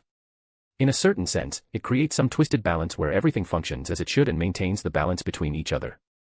I said as we were descending to even greater depths of the underhive where the only thing that we could depend as form of navigation were my psychic abilities. Divination discipline. Diviners seek to discern the hidden past of the galaxy and know the course of events yet to come. These abilities allow diviners to look into the twisting strands of the immaterium in search of the answers they seek, and sometimes even influence the outcome of fate itself. Simply said. Yet, pretty useful because it was more than enough to lead us to the place where the underhive was ending, technically speaking, near the base of the entire hive city, where the foundations of the entire megastructure were located. The deeper one went into the underhive. More twisted, dark, and disgusting it became. Mutants, chaos spawns, and unspeakable horrors were on a daily basis. Mutants killing humans, humans killing mutants, everyone slaughtering each other in exchange. We even saw how a bunch of cannibals were dismembering another person in plain sight in the middle of the street and started feasting on a child. Children didn't survive long in the Underhive. Safe zones within the Underhive were almost non-existent, and they were usually strongholds of the strongest gangs and cults that operated within the Underhive. Yet the place where we were right now barely had any activity. Only darkness and some remnants of technology from the Age of Federation that was still activated after many millennia. "We are here," I said as we were standing in front of a half-destroyed alley that was actually an entrance to the underground research facility. The Underhive itself was located a few hundred meters under the planet's surface, because all hive cities were built from the underground and not at the planet's surface itself. "There is nothing here," Isteth commented on the most obvious. "Aside from the ruins and half-destroyed tunnel or what the thing is." She continued as I nodded, but didn't really bother answering as I used my hollow brain on my hand that I constructed and used the console to access the control systems of the research facility. Accessing the research facility Arrhenius Prime. Name, Geron Egan Butler. Accessing direct control. Suddenly, the entire tunnel came to life, at least what could come to life was activated, because a lot of systems were already destroyed, decayed, or just fell apart due to the passage of time. Saying his human name really felt weird. He only used it twice since he was reborn more than 13,000 years ago. Chapter 700, The Legacy of the Terran Federation, 1. "It's really working, this is a rather pleasant surprise," I commented when seeing at least parts of the facility working, especially the defense systems that were fully functional. That much was clear, based on the number of skeletons and mutant skeletons that were all around the entrance. I didn't really think that the facility would be functional around 15,000 years since the start of the Age of Strife when the Federation fell. I thought that it was highly possible that some of the bots were still functioning, mostly the artificial intelligence that were maintaining the entire facility, because I couldn't really imagine how otherwise this facility would withstand the passage of time. 15,000 years was even more than I had been alive in the Kadith universe. If my hunch was correct, this place should also have some of the remaining men of iron. Now, be careful. Even though you have reached the standards of the Tier 9 or so, there are some weapons and means within the Arrhenius research facility that were designed to specifically hurt entities like us right now. A lot of those weapons were actually created on the excavated or stolen Necron technology that the Federation obtained after robbing some Necron tombs, as we managed to discover some minor dynasties and destroy them. At terrible costs. Necrons were really fearsome foes, and their technology was the most dangerous and advanced in the entire galaxy. They were also the only species in the entire galaxy that possessed weapons that were able to destroy the entire galaxy, which were developed during the War in Heaven. Artifacts from more than 60 million years ago. Really? That sounds very interesting. Would you mind letting me have some of such weapons? I chose hearing that because it was more than evident that she wanted to have such weapons and play with them. Playing in her dictionary meant using it against huge numbers of enemies and reducing them to ashes. Not that I really cared about that, but right now, it wasn't the smartest thing around Espiakalil on the planet. Maybe later. Now come, don't touch anything and be always close to me, because it seems that we have some slight complications when it came to the control over the research facility. It was pretty unfortunate because even with the support of the computing power from the Executor-class Superstar Destroyer Dreadnought, it wasn't able to completely overtake the facility. According to the data I was seeing on my holobrain, parts of the facility where some of the servers were had completely collapsed, and thus the network was fractured into several parts. As you wish. Fortunately enough, Isteth wasn't really bad at following orders, and when I said something, she didn't really have a problem listening to me. It was her nature as a soldier, and because she spent her entire life serving in her clan's army, that she was good at following orders and not questioning them. Sometimes, it's a good thing. Sometimes, rather a catastrophic thing. Nevertheless, right now it was certainly a good thing. And be on guard, if I am not wrong, then it's highly possible that some of the anti-warp Empyrean mechs are not properly contained.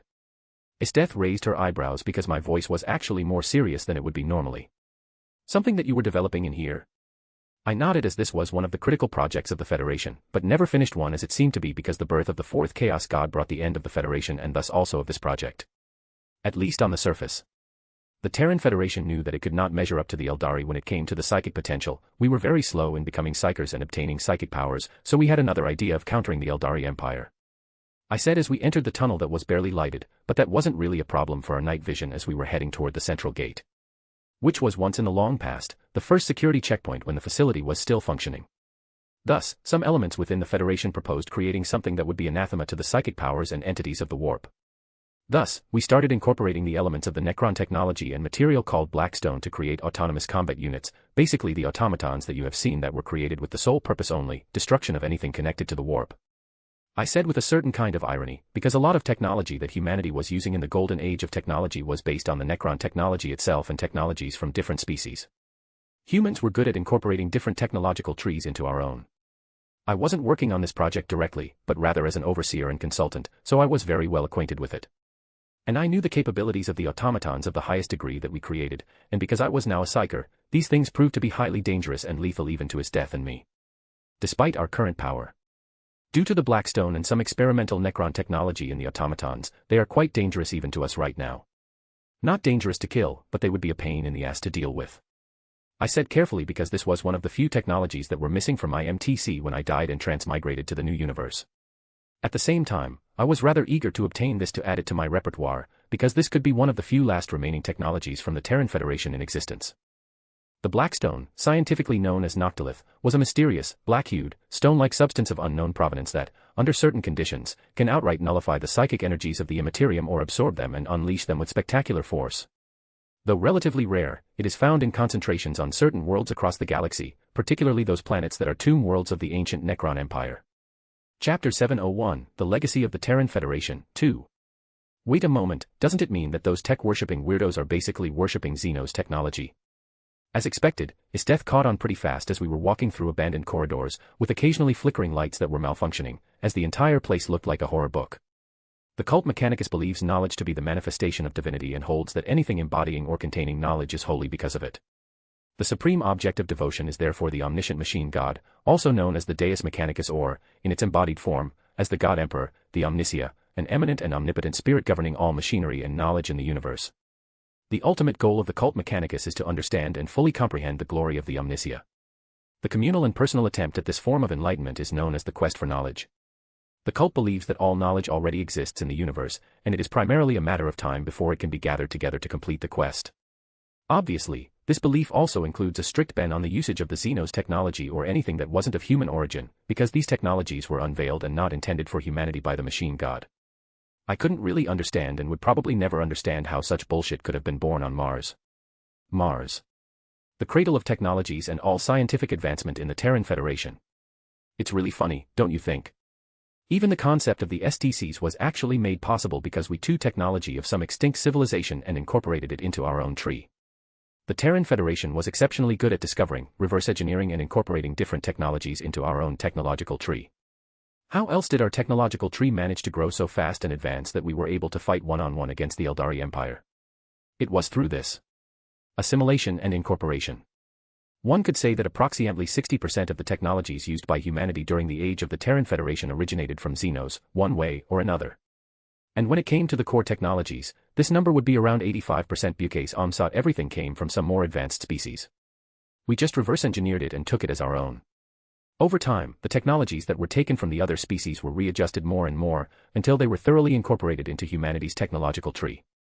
And that was how the Federation got to where it was. We knew that competing with the Eldari in technological development was sheer stupidity because they had more than 60 million years for their development. So we sought another way. That would shorten the gap between the Empire and Federation.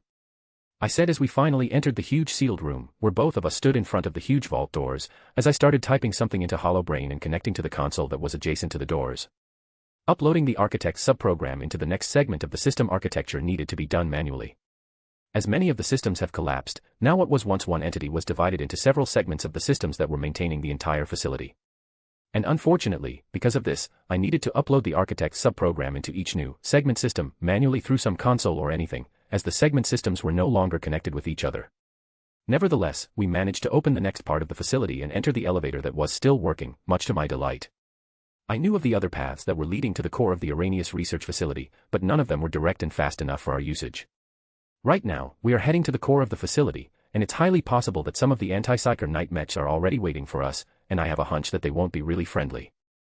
I stated because after the cybernetic revolt, the humanity grew pretty wary of anything related to the artificial intelligence, but not to the point of completely abandoning the concept because that would mean the destruction of our civilization.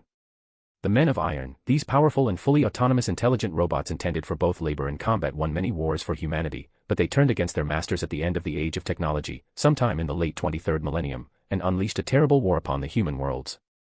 During this terrible conflict, remembered only as the cybernetic revolt, both sides unleashed fearsome weapons of advanced technology.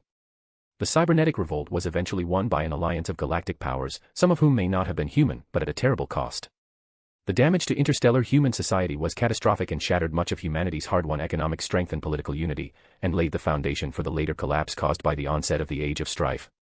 Since the cybernetic revolt, the entire concept of the Men of Iron was scrapped, and humanity was very careful about the usage and research of the artificial intelligences. Unfortunately, we were not capable of stopping it completely, because the very concept of the advanced artificial intelligence was deeply ingrained in every aspect of human society and on every single federal planet. For humanity, it was just impossible to stop using the artificial intelligences, and in some cases even the Men of Iron. And this was also the case of the Arrhenius continuity. Perhaps if not for the cybernetic revolt, the fate of the Terran Federation would have been vastly different, but that is now history, and we can only speculate about it. I said with certain sadness, because this was my reality for many centuries in my life of Geron Egan Butler. The aftermath of the cybernetic revolt was something that was deeply felt in the Federation, even after centuries had passed since it had ended, and the wounds never healed. Chapter 702, The Legacy of the Terran Federation, 3. Soon enough, we reached our destination, which was the lowest layer of the Arrhenius Prime research facility on the planet. The first thing that I did was connect the architect to the console, as my AI was now using all the computing power of the entire Executor-class Super Star Destroyer Dreadnought to breach the firewalls of the research facility. Fortunately enough, many millennia of disrepair had left the facility in terrible shape, and as I predicted, there were only a few droids that were taking care of the facility, but none of them were sentient and were controlled by the automated systems of the research facility. Within the Terran Federation, the core facilities, be it the ones for the military or research, were always designated and built with that idea in mind. The idea that you can practically withstand the passage of time within those facilities, even when everything around you is fucked up and destroyed. It seemed that these contingency plans had worked rather well. Much to my surprise, because I was rather skeptical of them. Nevertheless, with the computing power of the Executor-class Super Star Destroyer Dreadnought and the architect's expertise, the AI subprogram that I brought with me to the Immaterious universe managed to obtain complete control over the core facility, which was actually in the best shape. Even I was surprised that when we exited the elevator and passed around 4 security checkpoints, we were welcomed to a rather clear and sterile environment. While some signs of the time and neglect were evident, I almost thought that I was back. Arrhenius Prime Core Research Facility is online. Arrhenius Prime Core Research Facility defense systems are functioning at 78%. Arrhenius Prime Core Research Facility life support systems are functioning at 44%. Arrhenius Prime Core Research Facility auxiliary systems are functioning at 57%. Arrhenius Prime Core Research Facility self-repair systems are functioning at 67%. Arrhenius Prime Core Research Facility self-sustainance systems are functioning at 71%. Arrhenius Prime Core Research Facility Central Artificial Intelligence mainframe is severely damaged. Taking over the Arrhenius Prime Core Research Facility Central Artificial Intelligence mainframe has been initiated. The Arrhenius Prime Core Research Facility Central Artificial Intelligence mainframe has been assimilated. Executing the reboot of the core systems. Connecting to the Alpha backup mainframe. Connection established. Executing the last protocol. Executing the contamination protocols in the Arrhenius Prime Core Research Facility's anti-psyker segment. Anti-psyker night mesh have been detected to be dormant. Connecting to the anti-psyker night mesh through the Federation cybernet. Connection established. Erasing the Men of Iron within the anti-psyker night mesh. Erasure complete. Takeover of the anti-psyker night mesh has been completed. Unlocking the segment Sigma. Segment Sigma error. Requesting the authorization of the Counselor of the Federal Council. Authorization denied. Breaching the segment Sigma of the Arrhenius Prime Core Research Facility Central Artificial Intelligence mainframe. Executing the breach protocol. The Arrhenius Prime Core Research Facility Central Artificial Intelligence mainframe's segment Sigma has been breached. Rebooting the system. Accessing the project, Human Webway. Project Human Webway has been accessed. Opening the segment Sigma. Unlocking the segment Sigma complete. I was swarmed with notifications from the architect, as for the next half an hour, we were standing together with Esteth in the hallway and waiting for the entire process to be finished. Even though the Executor-class Super Star Destroyer Dreadnought was armed with some really advanced computers and I had access to a lot of federal files, who would have thought that after my death, this facility was changed to the Federal Council core? This was more problematic because I couldn't access the part that was holding the Webway and Anti-Psyker Night Mech project with the identification codes of Geron Egan Butler. Even though I was very high in the hierarchy of the Terran Federation in my first life, I wasn't a member of the Federal Council. It was clear that somebody updated the security clearance to the Federal Council level, which was pretty troublesome to deal with. I knew that firsthand because I helped partially design the clearance level and its security measures, and because of that, I also knew that even with the help of the computing powers on the Executor-class Super Star Destroyer Dreadnought, the Architect's subprogram would have a rather hard time cracking the code. Fortunately enough, I knew the system well enough to find the backdoors that were left there in the case of an emergency or by the people who were building the architecture and wanted to have access. So even despite not having the Federal Council level clearance and access, I was able to bypass it with enough time, like right now. Welcome, my dear, to the last remnants of the Terran Federation in the Milky Way galaxy. I don't think that there are more than a few facilities from the old age that managed to survive till this day, I said as huge vault doors started opening and revealing the facility inside that was actually in very good shape. Even better than the outside, with the bots and droids conducting maintenance where they could, or some were already malfunctioning. Even Esteth looked in wonder around everywhere, because this place was rather intact. Mostly. Even in my memories, it looked rather the same, sans the people, because it seemed to be abandoned. If I had to guess, then if there were any people here at all, during the time when everything went to fuck, they must have left the place after some time and reached the surface. Though I could also see some skeletons here and there, so it was clear that not everyone had left the facility, and some people decided to remain here. Which wasn't really the worst choice, but these facilities weren't designed to sustain human life for centuries. The food and clear water would soon become a problem, mainly because large parts of the facility had already been destroyed at the start of the Age of Strife. That much was clear from our journey here. At the same time, it was rather fascinating that nobody from the upper levels managed to discover the existence of the Arrhenius Prime Research Facility. Chapter 703, The Legacy of the Terran Federation, 4. It looks like time has been stopped here, Esteth said as we were crossing over the empty corridors of the Arrhenius Prime Core Research Facility, and she was right. If one didn't include the occasional malfunctions of some equipment or some skeletons here and there, it didn't really look much different from the places in the Terran Federation.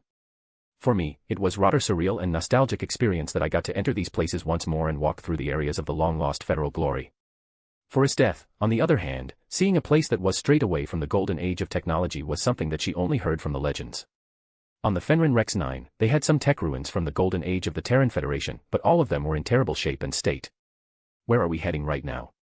She asked as we continued deeper into the complex, because we were heading toward the Sigma segment. Sigma segment of the Arrhenius Prime Core Research Facility.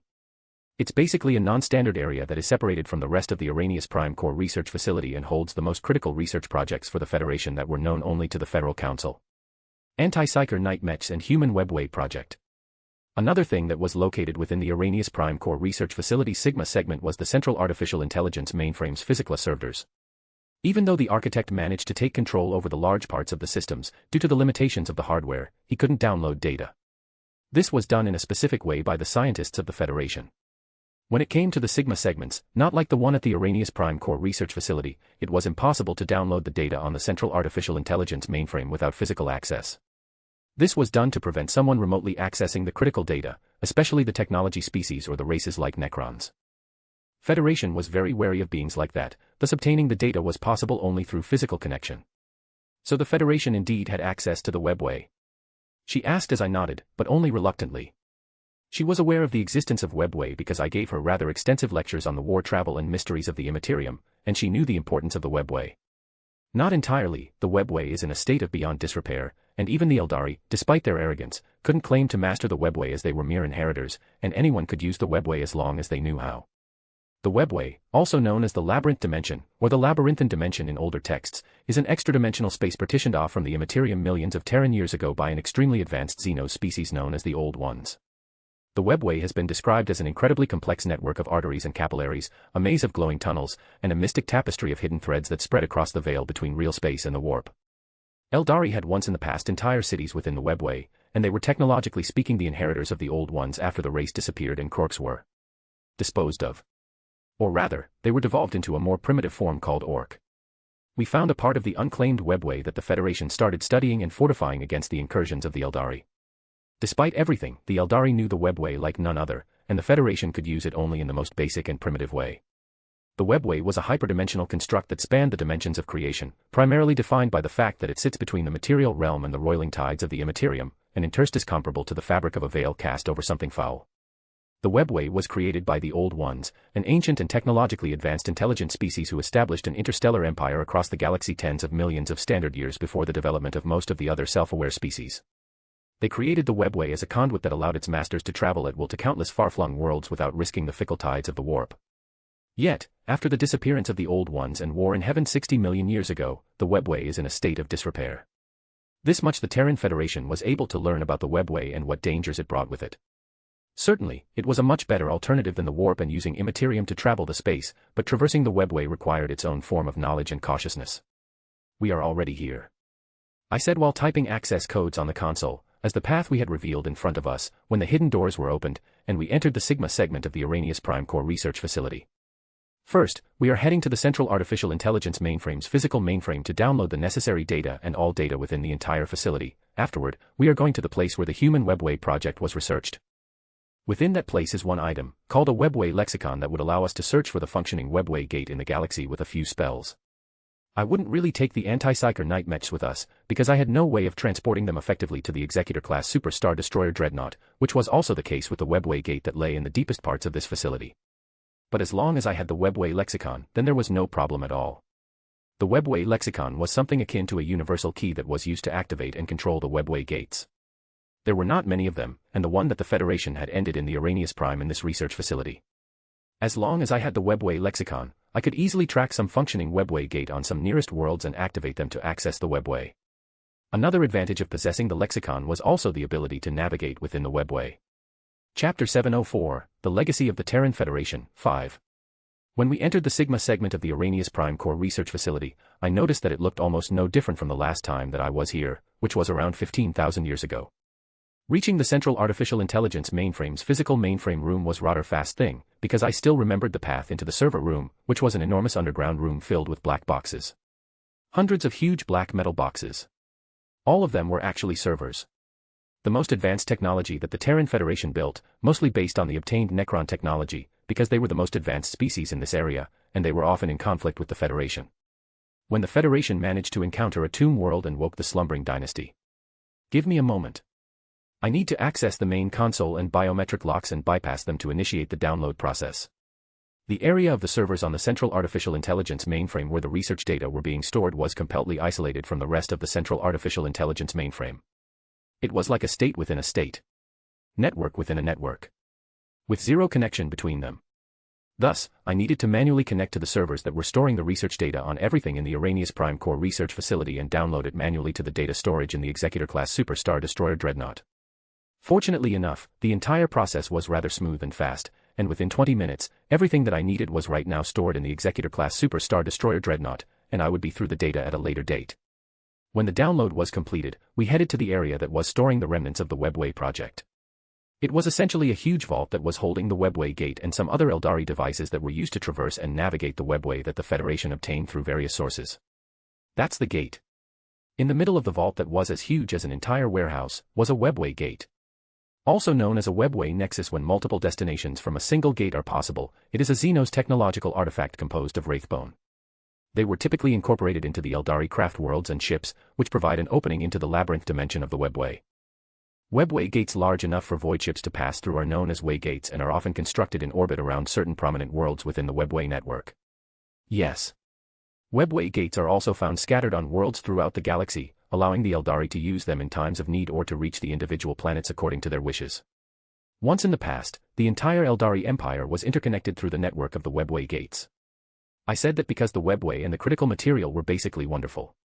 The wraithbone is something that even the Federation wasn't able to obtain that easily, much less research. We only had some weapons made from the wraithbones and they were literal wonders.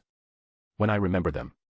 Wraithbone was the primary construction material used by the Eldari Empire, more specifically, the Asuryani, the craft world Eldari, and the staple of their psychotechnical engineering. It was a form of crystallized psychic energy of the Empyrean that can exist as a solid in real space brought forth from the warp and shaped by an Eldari concentrating his thoughts and intent upon it. If we could incorporate the magic into the concept of the Wraithbone, then the possibilities of such material would be unparalleled acres countless universes. I already done my math. Several times at that. The Wraithbone was a superconductor for psychic energy. If we learned the process of making the Wraithbone and used the process in an adjusted way, replacing the psychic energy with pure mana, we would have a superconductive material for mages that would rank in the top 3 of the entire Kadith universe. And contrary to the other superconductive materials, this would not be finite and could be created. Which would be something that no other material acres the entire Kadith universe could achieve. How do you even turn it on? There is nothing visible. Isteth asked as she was observing the Webway gate with newfound curiosity about the thing. She found it hardly believable that this thing that was here was able to transport them from one point in the galaxy to another, often through distances that were enormous and in a rather short span of time. Either through a specific mechanism that we are not aware of, or you use your psychic powers to activate the gate, or you obtain some command node like the webway lexicon that I have right here, or another type of command node that allows you to activate and control the gate. Unfortunately, the Eldari were and most probably are guarding these things with extreme prejudice. The webway gates that allow entry to the labyrinth dimension range in size from personal gates intended for foot travel to massive ones that entire craft worlds can use. Because of the webway gates' rarity and importance, the Eldari, even in the past, were extremely protective like hell of it. Especially right now, the Asuryani and Drukhari will stop at nothing to either claim or deny the use of these gates to the enemy. And here it is, well, we can now go because I have everything that I need to locate another webway gate. Unfortunately, I cannot take this webway gate with me back to the Executor-class Super Star Destroyer Dreadnought. I wanted to refrain from using the Psyker powers in the Hive City for various reasons, primarily not attracting attention. Are we not taking this with us? She pointed at the webway gate as I thought over it once again, and how to transport it with us. I could theoretically use the telekinesis to levitate the webway gate and bring it with us, but that could hardly be realized because the pathways within the Underhive and Lower Hive were too narrow for that. That was a no-go zone. Chapter 705, Goal Overachieved and Leaving the Hive World. Leaving the Underhive together with the webway gate and the anti-psyker night mech was going to be impossible unless I dug through the ground straight to the Executor-class Super Star Destroyer Dreadnought. I pondered over the entire thing for some time. I came to the conclusion that it should have been possible. Thus, I contacted the architect on the Executor-class Super Star Destroyer Dreadnought to have him calculate the best viable path and where I should start digging through my telekinesis. Soon enough I had the data which was needed for the digging and started digging through the outer layers of the Underhive. With the power of my telekinesis, it wasn't really that much of a problem as I dug through the initial constructions of the Underhive and collapsed buildings that were here from the golden age of technology. Many of them probably remembered even the early days of the Terran Federation, which was already something to be told. Nevertheless, as I was gigging, Isteth was using telekinesis to drag the webway gate and several anti-psyker night mechs behind her. Even though her usage of telekinesis was pretty crude, truth to be told, she was relatively bad at using the psychic disciplines, but she was getting better over time, even though her progress was slow. That was mainly because I noticed that Isteth was a tad slow with anything that wasn't related to the combat. And the area of the psychic disciplines wasn't much different in this case. Fortunately, these things were far more durable than they seemed to be because they were made from some of the most durable metals in the entire Milky Way galaxy. They could withstand a few bumps here and there along the way and survive through Isteth's rough usage of telekinesis. Of course, the hardest part was still on me because I did all of the digging through the ground, which was an absolute pain in the ass. We were pretty deep beneath the Earth's crust, and digging through the crust was challenging even with all of the psychic powers that I possessed. In the end, it took me around several hours to dig through the ground and leave the area of the Hive City. I needed to be rather careful when using the warp powers because of the attraction of the demons of chaos, but fortunately enough, the Federation already had a lot of shielding methods or methods of avoiding the attention of the demons when one used the warp powers. Unfortunately, the Terran Federation never got the time to pass this technology and these methods to the wider Federation, and it perished together with the fall of the specified research facilities that were researching the psychic powers. Be more careful when loading the thing, I said to Isteth as we were standing near one of the hangars of the Executor-class Super Star Destroyer Dreadnought as we were loading the webway gate to the hangar. The mechs would be loaded after the webway gate, because the gate was more important than the mechs, truth to be told. With the anti-psyker mechs, everything that I needed were the blueprints, and I could start producing them in the facilities on the Executor-class Super Star Destroyer Dreadnought. After loading everything into one of the hangars in the Executor-class Super Star Destroyer Dreadnought, we went straight to the bridge of the starship, which was a rather lengthy journey as well, considering the size of this monstrosity of a vessel. Okay, we are leaving for a safer location where I can finish the research and decide what to do next, I said, because right now, I needed to assimilate the research on the webway gate and use it to enter the webway and the last Eldari city that remained in existence. Even if the said city was nothing more than a heresy in my eyes because it was such behavior that led to the birth of Slaanesh. This would certainly take some time, because even though I had the webway gate and the research on the webway, navigating through the webway would be an absolute nightmare because even I didn't know how. I was hoping to use the architect and my own computing capabilities to predict the pathway through the labyrinth of the webway. The webway was notoriously famous for being nigh impossible to navigate through. Many within the ranks of the Federation suspected that the Eldari knew how to navigate through the webway thanks to the legacy of the Old Ones. But even that didn't save the Eldari from the decay and partial collapse of the webway. I will be leading the ship to some quite star system from where I can conduct the research, but before that I will reconfigure the anti-psyker night mech so you can spar against them in your free time. They were created to be a match even against greater demons of the chaos within the warp, so theoretically they should be able to withstand the clash. I knew that Isteth would need something to pass the time, and fighting against the anti-psyker night mechs would be a good thing for her. At least, she will test if they were working and functioning properly, while at the same time, she would be content as she would have something to do. When she was bored, she was a pain in the ass. In this regard, she was like a small child who needed constant entertainment, which could be rather challenging but still much better than having her bored and annoying him to death. That was a much worse thing. As you say. Isteth, in the end, relented and waited for me to finish the configuration on the anti-psyker night mechs. I then ordered the architect to activate warp engine in the Executor-class Super Star Destroyer Dreadnought, and we entered the warp. Basically leading us to the uninhibited systems where we should be relatively safe from the Imperium, Necrons, Eldari, and gods know what else that was in the Milky Way galaxy. Chapter 706, The Webway. Several weeks later, unnamed star system. The Executor-class Super Star Destroyer Dreadnought arrived at a relatively empty star system that was pretty much secluded from any and all major species and factions in the Milky Way galaxy. For the past few weeks, I spent all of my time researching the Webway and comprehending the research on the Webway Gate. At the same time, I was also considering some experiments on the Webway Gate and navigating through the Webway. Navigating through the Webway would be the most problematic aspect of the entire thing because even the Federation had absolutely no clue of how to even approach this aspect. Fortunately, though, I came with a much different idea. Instead of navigating through the Webway, I would search directly for the Comarak and target the city instead of creating a method of navigation. I was sure that Comarak, as the last Eldari city, had some of the peculiarities of their cities, and even though the Federation sucked as fuck when it came to navigating through the Webway, we actually developed a method of tracking targets through the Webway. Mainly because the Warhawks within the Terran Federation were preparing for the war against the Eldari Empire. And as a large part of the Eldari Empire's national power was located within the Webway, we created several methods of tracking these cities and places within the Webway. As long as one knew how to search, it wasn't that problematic. And Comarak wouldn't be that problematic to locate, once I finished the psychic machine that would target the specific signals that were being released there. By the Drukhari. I would be basically searching for the greatest negativity spot in the Webway through the combination of the psychic arts, tier magic used to sense emotions and technology. Through it, I would be able to locate the entire city. Then the only thing that was remaining was to decide the approach to the city itself. Even though I despised the existence of the Drukhari, they were still inheritors of the ancient Eldari Empire to a much greater degree, probably even more than the craft world Eldari, because the Drukhari still occupied one of the imperial cities from the age of the Empire. And gods know what kind of weapons they had in there.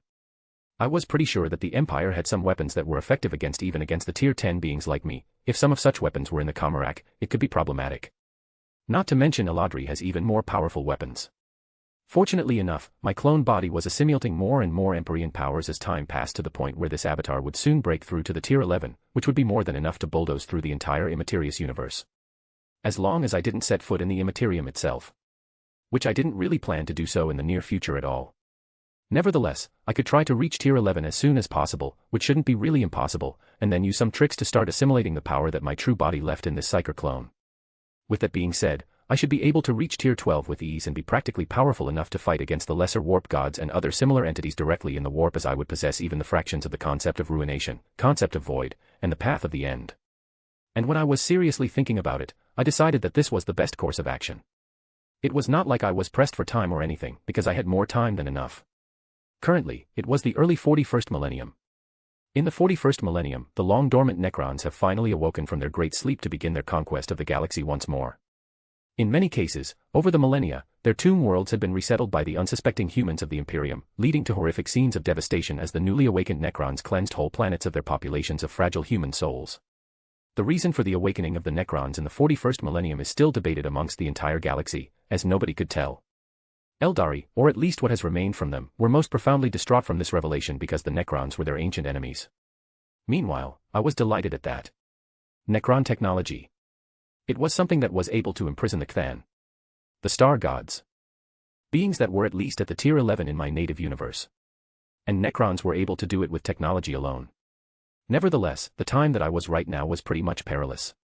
None can say for sure how many tomb worlds entered the Great Sleep some 60 million standard years ago, but it is certain that a great many did not survive into the 41st millennium. Technologically advanced though the Necrons were, to attempt a stasis sleep of such scale was a great risk, even for them. As the centuries passed, ever more tomb worlds fell prey to malfunction or ill fortune. Some tomb worlds were destroyed by the retribution of marauding Eldari, their defense systems overmatched by these ancient enemies of the Necrons. Other tomb worlds fell victim to the uncaring natural evolution of the galaxy itself. Tectonically unstable planets crushed Necron strongholds slumbering at their hearts, stars went supernova, consuming orbiting tomb worlds in their death throes. Many of the Necrons perished because even their advanced technology didn't account for the sleeping time of 60 million years. Yet, it was also undeniably true that a great deal of Tomb World survived till today and were awakening. Slowly, yes. But steadily. And Necrons were beyond dangerous.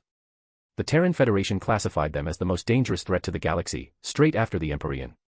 The Federation attacked and plundered some Tomb Worlds, but those belonged to individual Necron warlords primarily or some extremely weak Necron dynasties. And even that came at a terrible price.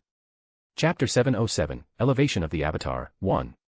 Even the shabbiest and poorest Tomb World took enormous effort for the Federation to conquer in a way that wouldn't alert the other Tomb Worlds.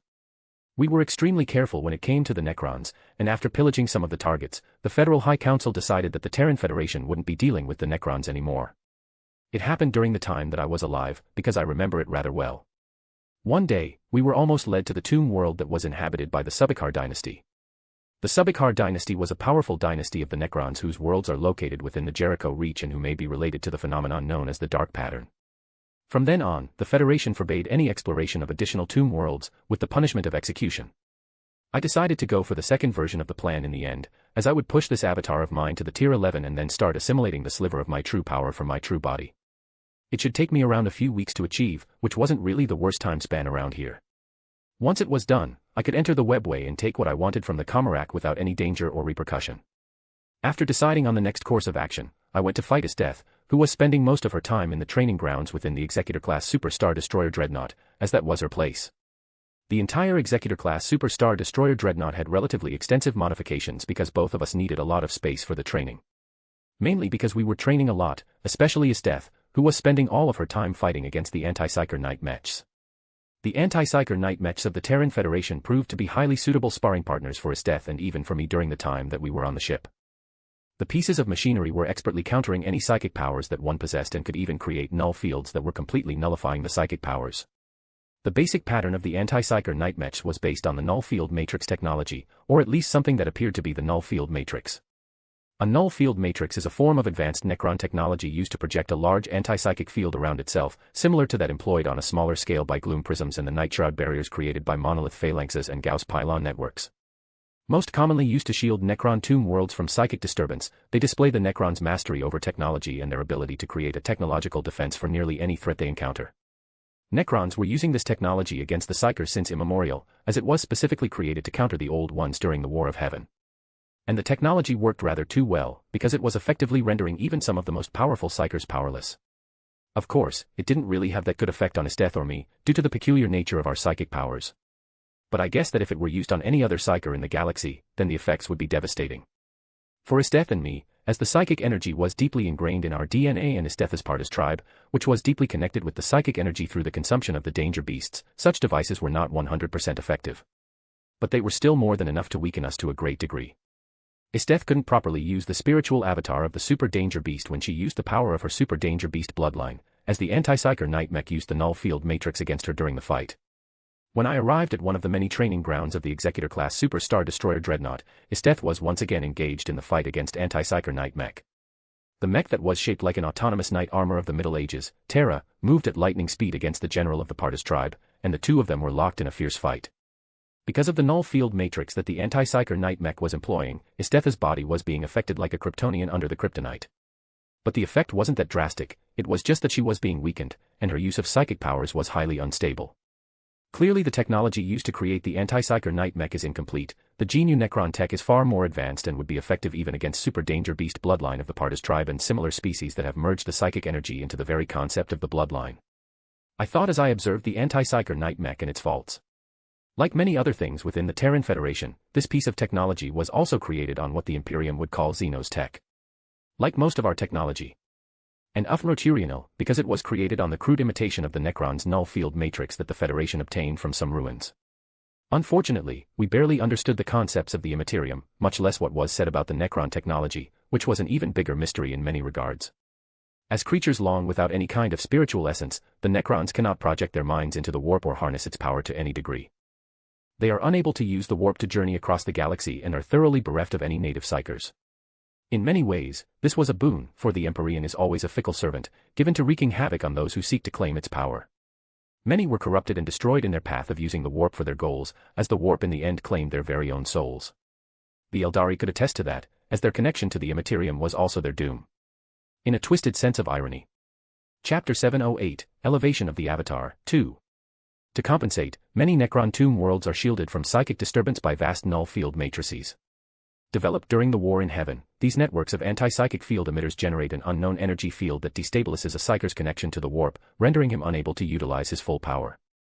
Similarly, demons of the chaos in the presence of null field matrices have a tendency to flicker in and out of existence, as if unable to maintain a solid foothold in reality. It was the most effective technology that anyone has ever created against the denizens of the warp and psykers generally. A null field matrix requires incredible amounts of power to function properly and is a fragile device that must be hidden away at a tomb world's very heart to prevent its destruction. Nonetheless, they stand as testaments to their ability to create a technological defense against any form of attack, no matter its genesis. The anti-psyker night mechs had even more significant problems when it came to powering them up, because the technology was far from perfect. This was something that not even Necrons solved perfectly, most probably, much less the Terran Federation, which was basing its anti-psyker night mech on the incomplete knowledge of the Necrons that they obtained, or some half-destroyed or damaged null field matrices. After observing his death and the anti-psyker mech for some time, she ended the fight against the anti-psyker night mech and went straight to me. So, when are we going to the webway? It's getting boring here fighting against this scrap of machinery. Isdeth already started complaining because she was, in fact, a very active person who needed to do something. She wasn't like she could just drop somewhere, read books, or laze around, because she needed to do something. Even though the anti-psyker night mech was being controlled by one of the subprograms created by the Architect's clone program on the Executor-class Superstar Destroyer Dreadnought. This increased the efficiency of the mech by several times over. When the anti-psyker night mech was controlled by a powerful AI, its efficiency was much higher than it would normally be compared to the state when it operated on its own base. There is a slight change of plans. I am going to push this body to tier 11, and afterwards, I will assimilate the power of my true body that I have infused into this avatar. Theoretically, this should push my avatar to the standards of the tier 12 in the Endless Void tiering system. I explained to Isdeth that this was the safest approach we could take in the current situation. Tier 12 should be the approximate level of the Genu warp gods like the Eldari gods or the Orcish gods. The more I studied the warp and the chaos gods, their true power within the warp should be tier 13. And not just any tier 13, but either on the level of the Divine Throne at the minimum, but most probably around the degree of the Universe Master. Which meant that every single Chaos God was as strong as my true body, which was really dangerous. Since this revelation, or rather, since this speculation, I was very reluctant to do anything with the Immaterium unless I was equally strong. Even though this was just Avatar. If a powerful tier 13 entity got their hands on this Avatar, they would be able to track the connection between the Avatar and the true body, possibly even locating the Kadith universe and gods know what else. It was rather dangerous. The only saving grace was that, according to all signs and knowledge on the Immaterium, the Chaos Gods were imperfect universe masters, as they cannot leave the Immaterium due to their strong connection to the warp. While at the same time, they were even more impossible to kill and dispose of. How long would it take you to reach that realm? Isdeth asked because the prospect of being confined even longer on the Executor-class Superstar Destroyer Dreadnought was certainly even more taxing than one would have imagined. But at the same time, she knew that if I elevated my avatar to tier 12, I would be able to elevate her own power to a higher degree. Especially her Super Danger Beast bloodline and the Super Danger Beast bloodline of the entire Partis tribe to a higher level, which was a pretty good prospect for her. Not to mention, we already spoke about the prospective relocation of the Partis tribe to the Kadith universe, as that place was far more suitable for the Partis tribe to thrive than here. I don't know, maximally a week or so. I already have everything that I may need to push my avatar body to the tier 11, and the subsequent assimilation of the thing that my true body inserted into my avatar is a rather simple thing, as the entire sublimation shouldn't take longer than a few days. I said that because everything was already prepared. According to my calculations, this avatar was already prepared to be pushed into the realms of the tier 11, the only thing that was needed was a very specific ritual to activate my presence within the warp, so this avatar would become something akin to a lesser warp god at the end of the entire process. Rather dangerous play. But necessary. The thing that my true body put into this avatar was so overwhelmingly powerful that if I tried to do it with the current state of my avatar, it would be destroyed in a split second. The distance between the tier 11 and tier 12 was almost impossible to explain, because it was staggering. Just a mere whisper of a tier 12 entity was enough to crush hundreds of the peak tier 11s under the standard circumstances. Thus, the need to reach tier 11 was justified. If possible, I would try to push this avatar to the peak of tier 11. Chapter 709, Elevation of the Avatar, 3. After speaking with Isdeth for some time, she urged me to begin the process as soon as possible so we could enter the webway while she returned to training. She was progressing rather steadily, because I could see that she was already nearing the peak of tier 9. Isteth was training very hard because she knew that her current power was nothing special in the Kadith universe, which already had several Tier 12 beings, a lot of Tier 11s, and tons of Tier 10s. The people at the Tier 9 were Arlotzi considered to be experts under the standards of the Kadith universe, but at the same time, they were nothing really special. So she trained a lot to reach as high tier as possible. Not to mention, there was a certain kind of unaddressed insecurity that she felt. Mostly because among my other wives, Vanillana, Graphia, and Hela were already very powerful Tier 12 individuals, Guyuna should be in the process of becoming Tier 12, and Bibi Dong was at the peak Tier 11 and not far from reaching Tier 12. Thus, she was training very hard to reach at least the peak of Tier 11. Reaching Tier 11 was a relatively simple thing for me right now. Right now, despite everything, my avatar didn't awaken its warp presence and reach the Tier 10 purely because of the Empyrean bloodline that was strengthening my physique to a staggering degree while at the same time allowing me to store enormous amounts of the psychic energy in my body. Instead of drawing it directly from the warp like 99% of other psychers. With the Executor-class Superstar Destroyer Dreadnought, there was a special room for the rituals and my own needs. This room was inscribed with tons of runes that were working in this universe as they needed a lot of work for them to be usable within the Immaterious universe. Runes were often the language of the universe. But not two universes had the same runes. Fortunately enough, with my own calculation capabilities and those of the architect, in the time span of several months, we managed together translate some runes to the laws of the Immaterious universe. This was rather fortunate on my own part, because even though this avatar was absolutely weak compared to my true body, my comprehension capabilities remained untouched and still very strong. Thus, I was able to achieve this mission impossible. I sat down in the specific room within the Executor-class Superstar Destroyer Dreadnought, in the middle of the runic circle that was a combination of the various lores from the Kadith universe and the Psyker sorceries. Everything was meticulously prepared as I activated the runic circle. My idea of reaching Tier 11 in this universe was very specific. I planned to engrave psychic tattoos all over my body that would contain a tremendous amount of psychic energy and thus forcefully elevate my avatar to Tier 11. Of course, this method was full of flaws and wasn't really good for much, but after assimilating the power of my true body, I would enter sublimation as my avatar would sublime to an entirely new existence. So it wasn't really a problem if my Tier 11 power was flawed and unstable, as the assimilation of the things from my true body would resolve everything. The creation of the psychic runes around my body was a simple feat for me, because I already had something pretty similar on my true body, the primordial runes that I have engraved on my true body. What was happening right now to me, basically drawing enormous amounts of the psychic energy from the Empyrean while at the same time slowly awakening my psychic presence in the warp. Which was a rather risky thing, but it was needed for better stabilization and connection to the warp itself. Having your presence awakened within the warp was a really weird sensation, because in the first place, I wasn't a warp being. But it felt like my consciousness had existed in both the real space and the immaterium. It was really weird because it felt like I had two separate consciousnesses at the same time. Never really tried this in the Kadith universe, because I wasn't really into creating clones and avatar and controlling multiple ones personally. Even when I created some clones and avatars, I would let Architect control them because I was pretty uncomfortable controlling them. Splitting consciousness wasn't for me. But the progress was relatively smooth, with all the preparations I had done and the protection of the runic arrays, as I felt my physique was strengthening at staggering speed and reaching the old feelings of the Tier 11. My presence in the warp was also getting stronger as that was a much bigger problem to contain because if my presence within the warp was attracting attention of the bigger leaguers in the warp.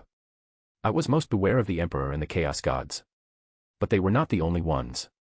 There were also other Chaos Gods in the game, other lesser gods of warp, and other entities that were hiding in the depths of the Immaterium. All enemies, potential enemies, or unknown threats. Nevertheless, as I felt that my presence within the warp was getting stronger, I activated the secondary runic systems that were created to actually hide my presence within the warp to not attract the attention of the Emperor or the four great Chaos Gods. That was the last thing that I needed. If it were possible, I would have avoided this step for as long as possible, but it wasn't that possible. Normally, when someone in the Immaterious universe wanted to reach Tier 10, they would need to awaken their warp presence. I basically skipped this process when I inserted the Psyker gene into my body and overloaded it with the psychic energy of the Immaterium. But inevitable things were unavoidable. All of the runic tattoos that were on my body started glowing with the colors of the Immaterium and radiating the power of the warp. Chapter 710, Elevation of the Avatar, 4. The Chaos Gods are the supernatural rulers of the Immaterium and have a great impact upon the events occurring in the physical universe. Numbered amongst the most powerful of the Chaos Gods are Khorne, the god of warfare, rage, and murder, Nurgle, the god of disease, despair, and decay, Tsench, the god of change and sorcery, and Slaanesh, the god of pleasure and excess. There is a fifth major Chaos God named Malice who embodies chaos tendency to turn in upon itself and who acts against the interests of the other Chaos Gods whenever he can, though he is certainly no ally of the Imperium either. Records of the Unknown. Though the four major chaos gods are the most well-known and the most likely to be worshipped individually, there also exists within the warp a plethora of minor chaos deities that were the result of the corruption of the Immaterium. Aside from the primary chaos gods that were standing at the tier 13, while the minor chaos gods were at the tier 12, like the rest of the true warp gods that existed in the endless streams of the Immaterium. My physical capabilities were now standing strong. Host's avatar body is evolving to the tier 11. Host's psyker genes are evolving to the tier 11. I got some minor notifications from the Architect subprogram that was also monitoring everything happening within the premises of the Executor-class Superstar Destroyer Dreadnought. The moment when my psychic energy started going haywire, the Architect executed the internal security protocols and anti-ruin protocols that were initiated within the Executor-class Superstar Destroyer Dreadnought that was helping to control the situation and hide my presence within the warp. When I entered the tier 11, I felt far more powerful than ever as I could go straight away for the second phase of my plan, which was assimilating the power of my true body. I decided to wait for a day or two, to properly acclimatize to the power of the tier 11 and most specifically to aid in the overwhelming amount of the psychic energy within my body, which also needed a lot of calming down because it was turbulent as fuck right now. I spent the next 3 days primarily meditating and trying to rein in the chaotic energies of the warp within my body. The psychic energy, which was highly destructive, was notoriously challenging to control, but with enough work, it was getting easier. Before I started the assimilation process, I needed for the psychic energy in my body to be as calm as possible, otherwise I was risking some really nasty side effects that I didn't want to risk at all. Due to the preparations that I did, I was very well prepared for the controlling and taming the turbulent psychic energy within my body. With the help of several runic arrays and runes that were specifically created to calm the aggressive psychic energy, I was able to get it back under my control within 2.5 days. The first step of the assimilation process was the recreation of the arcane crest of the Imperial of End and Ruin, which was something that I already started. I couldn't really use the law godhood, primogenitus of the End and Ruin or anything related to it, because that was much more dangerous, so I settled for the arcane crest of the Imperial of End and Ruin. With the whispers of my true body's power that was embedded in my very own soul, the aspect of the ruination and the end were penetrating the very existence of my avatar. It was a rather painful truth to be told. The creation of the arcane crest of the Imperial of End and Ruin was the first step, and it took more than 15 hours to engrave just the most rudimentary version of the arcane crest of the Imperial of End and Ruin into my soul. Because of the incompatibility between the laws in the Kadith universe and Immaterius universe, arcane crest of the Imperial of End and Ruin was imperfect and would need adjustment to the universal laws. Something that was very hard. Yet at the same time, when I started condensing the arcane crest of the Imperial of End and Ruin, I noticed that the ruination part of the arcane crest was especially strong in the Immaterius universe. Like really, really strong. Most probably, it was connected to the aspect of the ruin in the Immaterius universe and Immaterium itself. I felt that this wasn't a coincidence and perhaps the Immaterius universe could be the key to comprehending the concept of the ruin and becoming Paragon. I already comprehended the aspect of the ruin and was comprehending the concept of the void. For one to become a Paragon, they needed to fully comprehend concept and become a conceptual entity within the endless void. If one comprehended a concept, then no other person would be able to reach the 100% comprehension rate in the concept, as the maximum that they would be able to reach would be 99%. But even that 0.01 was a distance as big as Tier 1 and Tier 13. Paragon could even strip the entire control over the concept from anyone in his concept category. I continued perfecting the arcane crest of the Imperial of End and Ruin in the following few days, until the arcane crest of the Imperial of End and Ruin was fully engraved in my very own soul. Then, the process of the resonance started as I felt the ruination of the Immaterius universe was resonating with that of the Kadith universe. And this wasn't just an ordinary resonance, because it was affecting even my true body. Whole bunch of universes away. Host's law godhood, primogenitus of the End and Ruin is resonating to the origin of ruin. Host's law godhood, primogenitus of the End and Ruin is assimilating the essence of origin of ruination. Host's comprehension of the concept of ruination has been increased by 1%. Chapter 711, Avatar Elevated and Concept of Ruination. Host's comprehension of the concept of ruination has been increased by 1%. Host's comprehension of the concept of ruination has been increased by 1%. Host's comprehension of the concept of ruination has been increased by 1%. Host's comprehension of the concept of ruination has been increased by 1%. Host's comprehension of the concept of ruination has been increased by 1%. Host's comprehension of the concept of ruination has been increased by 1%. Host's comprehension of the concept of ruination has been increased by 1%. Host's comprehension of the concept of ruination has been increased by 1%. Host's comprehension of the concept of ruination has been increased by 1%. Suddenly, some things became much clearer when I started comprehending the concept of ruination, which was clear as day. I didn't expect that recreating the arcane crest of the Imperial of End and Ruin would result in comprehending the concept of ruination. In just one go, my comprehension of the concept of ruination has reached 10%, which was nearing my comprehension of the concept of void, which was lingering around the 16%.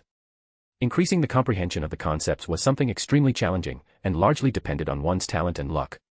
One could spend trying to comprehend the concept for millions of years and receive nothing, so this was the area where the hard work didn't matter that much. Well, this is getting more and more interesting. I muttered as everything calmed down and my power stabilized at tier 12. With the arcane crest of the Imperial of End and Ruin and with the newfound comprehension of the concept of ruin, I was far more confident in moving across the immaterious universe as I wished and perhaps even entering the immaterium. As long as the time passed, I would be able to acclimatize even more and increase my power to even greater degrees. During the upcoming few days, I was mostly focusing on the proper acclimatization of my own power after reaching tier 12.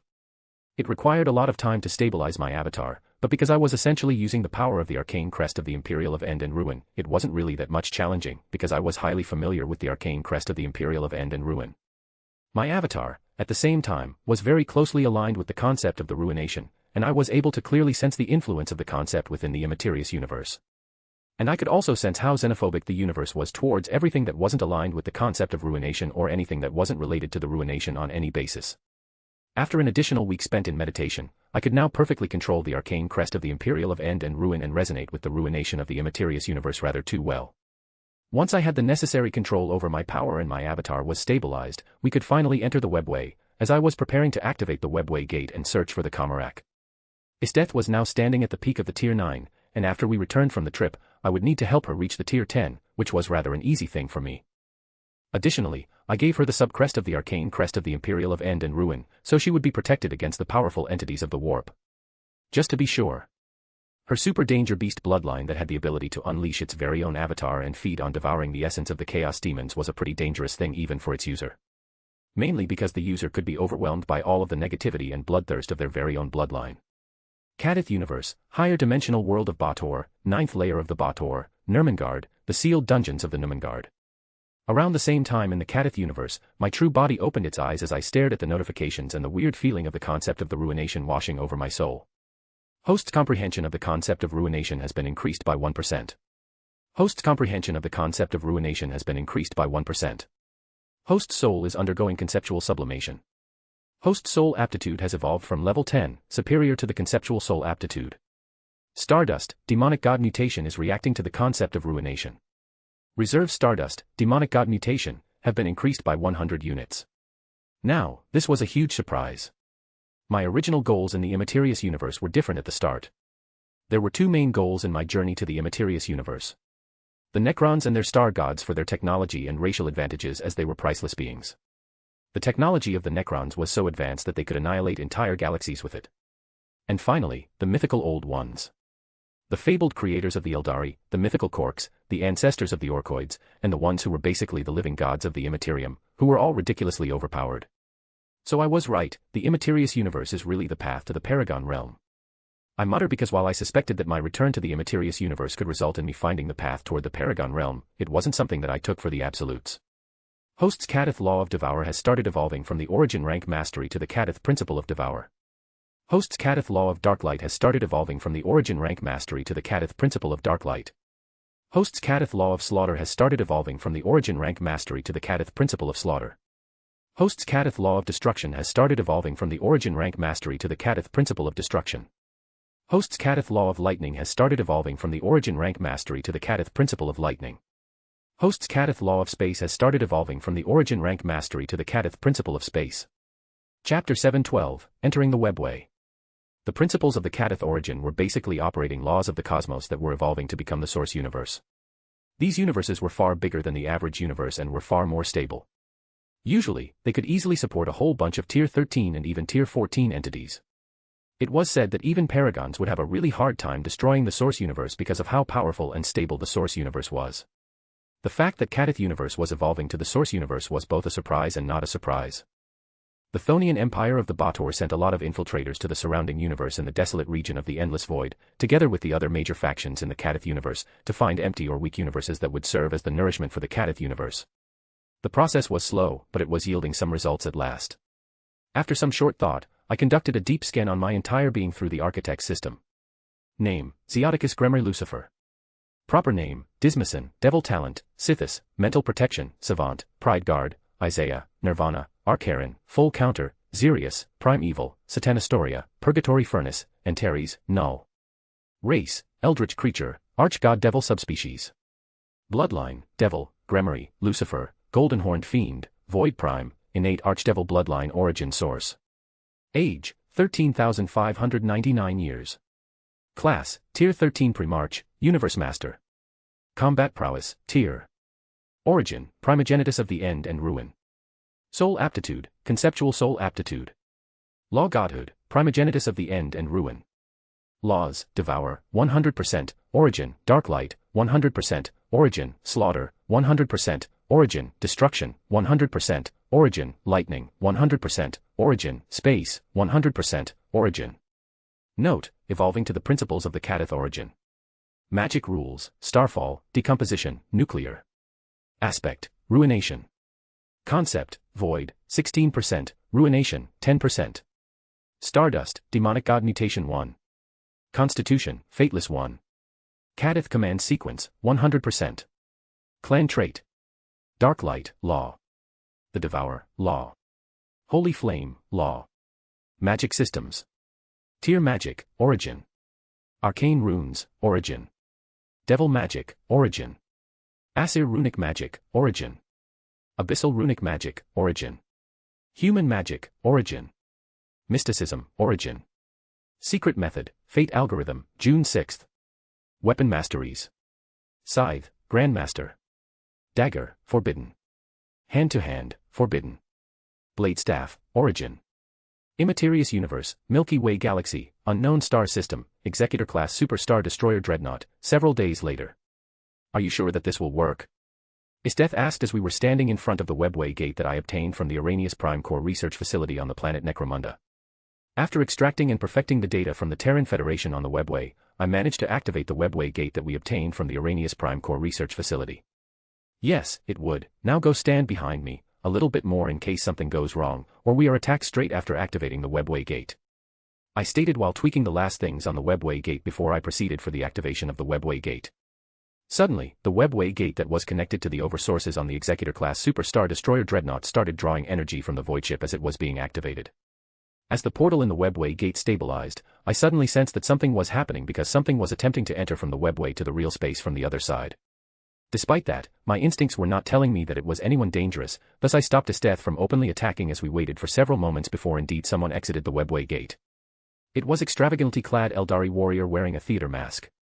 A Harlequin, known in the Eldari lexicon as a Riliatan, is a member of a very distinct subgroup of the Eldari species who belongs to none of the existing Eldari kindreds, including the Asuryani of the Craft Worlds, the Exodites, the Inari, or the Drakari of Kamarak. They are the keepers of the Black Library and serve the enigmatic Eldari deity called the Laughing God. They were also either my future enemies or allies, depending on their approach to a deal when it came to access to the Black Library. In their arrogance, the ancient Eldari abandoned their gods, turning their backs upon the morals and codes that guided their civilization. Divested of their ancient pantheon, many Eldari declared themselves divine. Pleasure cults spread through the Eldari Empire, each more twisted and perverse than the last. The Harlequins were the loyalists to the Segurak, the Laughing God, as after the birth of Slaanesh, they escaped into the depths of the webway. It was really a wonder what one was able to learn from hacking Imperial archives, which were still, in large parts, in a digital form despite the prejudice of the Imperial against the machinery and computers. This was something that they obtained from the derelict spaceships of the Imperium and networks on the planet Necromunda that were not really that secure. Even the ones at the monastery of the local Space Marines chapter. Harlequins were sinister, mysterious, and mercurial. They waged a never-ending guerrilla war against the servants of the ruinous powers in the name of their laughing god. Harlequins are the strangest and most inscrutable of all the Eldari race. Their mastery of the physical arts, twinned with their incredible speed, made the Harlequins truly deadly fighters. The Imperials were deeply distrustful of any Eldari on the fundamental basis because, truth be told, the Eldari or Eldar in modern times were not really the most trustworthy individuals around here. This was also true for the Terran Federation, because Eldari were far from being trustworthy subjects. Even during the Terran Federation, the Eldari had a very high tendency to backstab and lie. In many cases, the trust of the Federation in the Eldari cost them rather too much. Especially the more dangerous branches of the Eldari, the pleasure cult-aligned Eldari were beyond dangerous in the times of the Terran Federation. Those ones were the most dangerous as they attacked and enslaved humans without a second thought, and it was pretty brutal. Pretty similar to the Drakari of the modern age. Chapter 713, Invitation from the Laughing God. I looked at the Eldari Harlequin as the Eldari Harlequin looked back at me.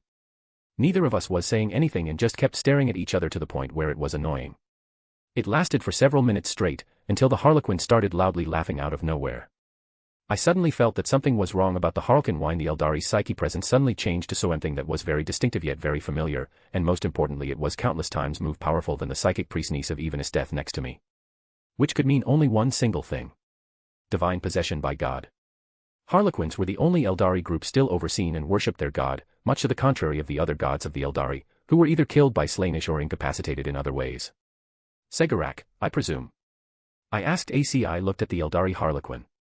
Segurak, also known as the Laughing God, as well as the Great Harlequin, the Great Fool, and the First Fool, the Eldari god of creativity, artists, deception, and trickery, is one of the gods of the Eldari pantheon and the central figure of the religion of the Eldari Harlequins. Alone among the Eldari gods, Segurak is believed to have survived the fall of the Eldari unscathed and escaped the fate of the rest of the Eldari pantheon, who were consumed or badly fractured by She Who Thirsts. According to legend, this Eldari deity survived because his mocking nature distanced him from the collective psychic corruption and decadence of the ancient Eldari Empire, whose reflection in the Empyrean eventually became the chaos god Slaanesh. Laughing God escaped into the webway and hid amongst its myriad tunnels. These tales suggest that he remains there still, unassailable, laughing at the chaos gods as he hatches bitter plans for revenge. Those Eldari who follow him, known as the Harlequins, are protected from Slaanesh's eternal thirst for Eldari souls in a different way from their Craft World brethren. While Craft World Eldari or Asuryani wear spirit stones, which absorb their souls when they die to prevent them from being devoured by Slaanesh once they enter the warp, the Eldari Harlequins are directly protected by their faith in their god's power, becoming one with his own warp emanation upon their death. Yes. Yes. And to the third, yes. My dear foreigner. The Laughing God said jovially as I cringed but didn't say anything about that. It seemed the Laughing God was clearly aware that I wasn't the being of this universe, which wasn't that particularly hard to see. Practically, any Tier 12 being would be able to tell that. What do you want from me? I asked because Architect managed to gather the latest information about the Harlequins across the galaxy from the Imperial networks. In recent years, the war of Harlequins against chaos has been characterized by a newfound urgency. Full masks have become an ever more common sight among the stars.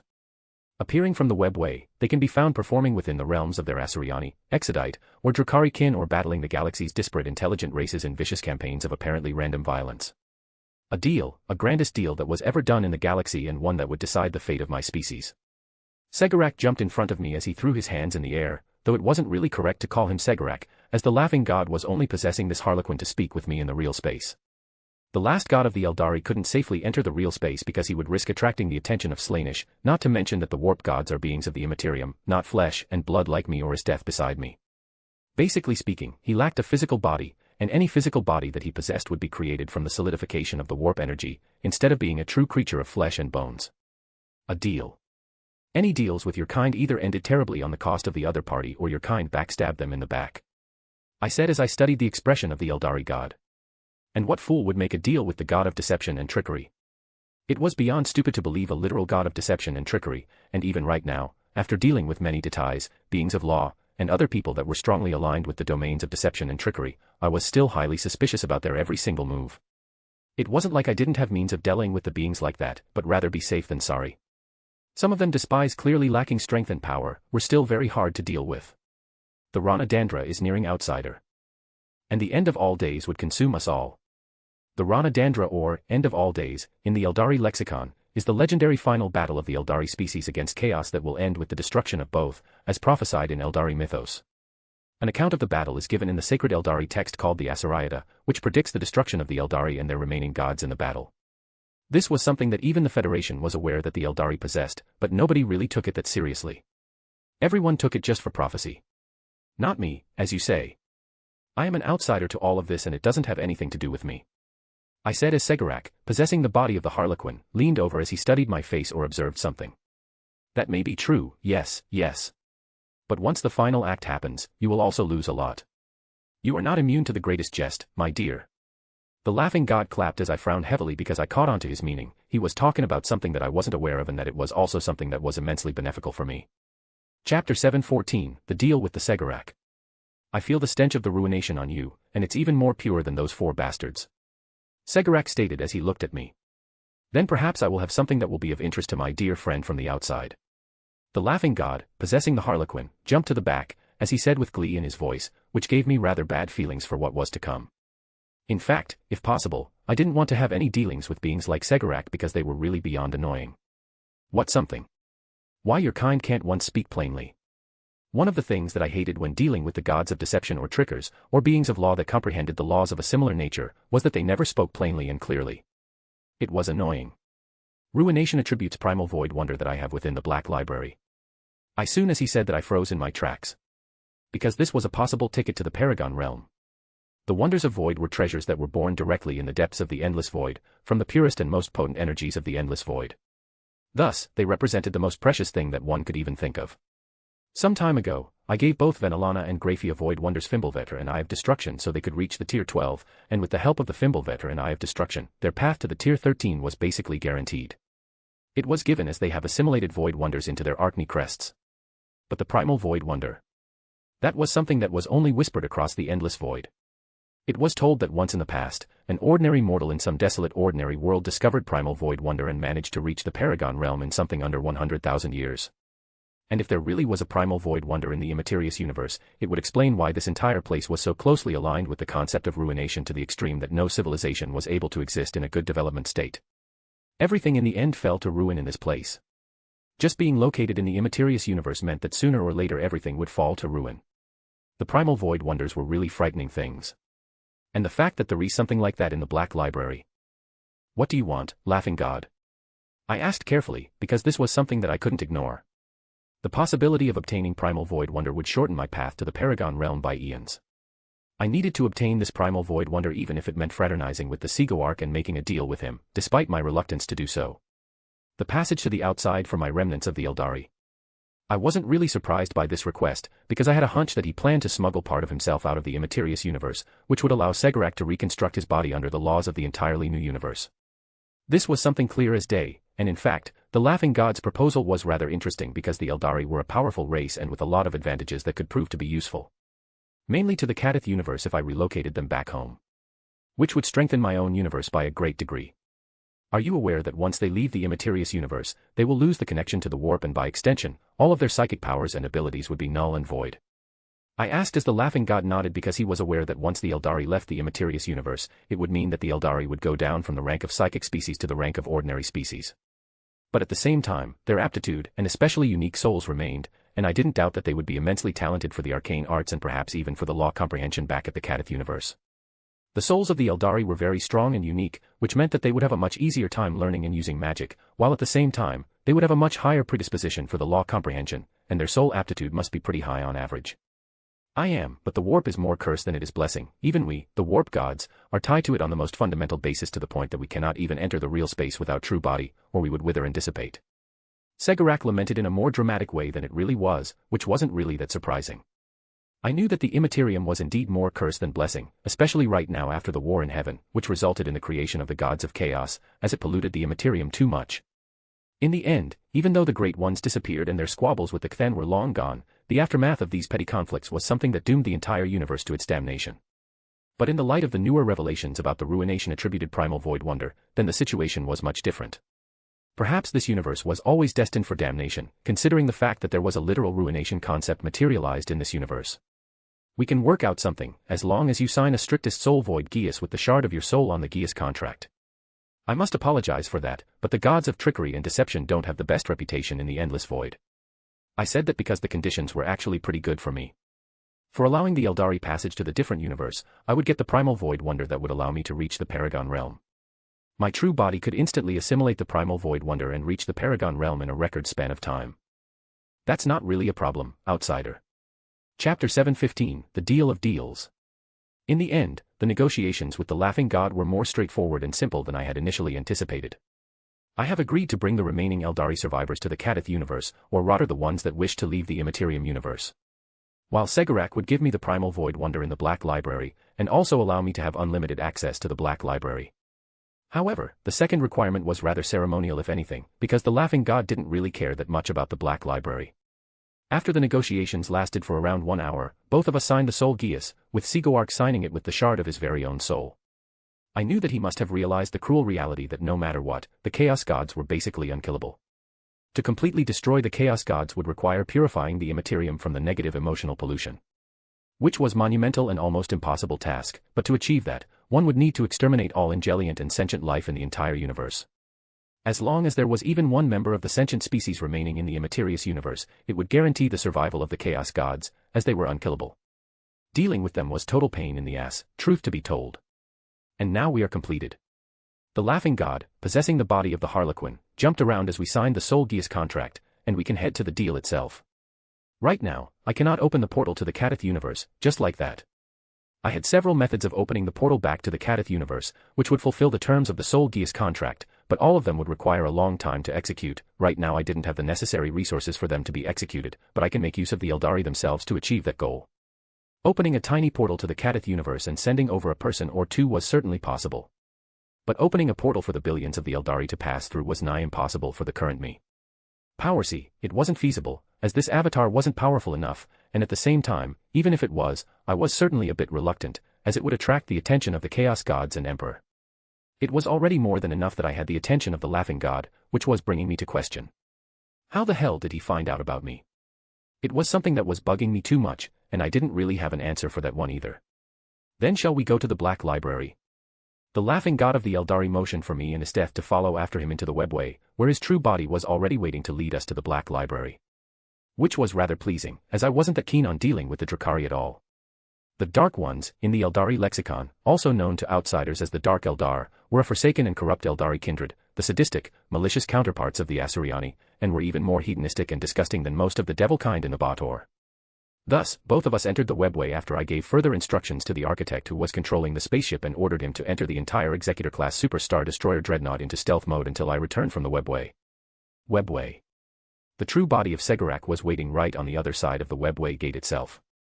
He looked very much like the Harlequins that worshipped him, it was just that his garbs were more on the ceremonial side, his clown-like mask was much more ominous-looking than that of the ordinary Harlequins, and he had that ethereal aura around him. He was there to personally escort us to the Black Library, which was located in the deepest parts of the webway and hidden so well that only a few souls knew the exact path to the Black Library. Even among the Harlequins, the knowledge of navigating through the webway was no certainty, and only the selected few were taught how to navigate properly through the entirety of the webway. No Eldari is born a Harlequin, and all manner of strange tales persist concerning how this metamorphosis occurs. Some are drawn from amid bustling crowds, beckoned into the shadows by a revelation. Others simply vanish from their personal chambers on a craft world, their precious spirit stone discarded in their wake. We were soon enough joined by the entire Harlequin mask that was escorting us to the Black Library as I spoke with the Segurak about the Harlequins. A Harlequin mask was both an army and a company of dramatic players. The Harlequin mask had no formal leaders, being instead a collective of like-minded devotees of Segurak. All know their duties through their familiarity with the traditional roles of the characters they have adopted. No Harlequin ruled their fellows for long, for all possess an equal voice as they functioned in a more collective manner than anything. Apparently, to become a Harlequin means erasing all that has come before, be it friends, family, path, or purpose. However it happens, once an Eldari becomes a Harlequin, every aspect of their old identity is erased.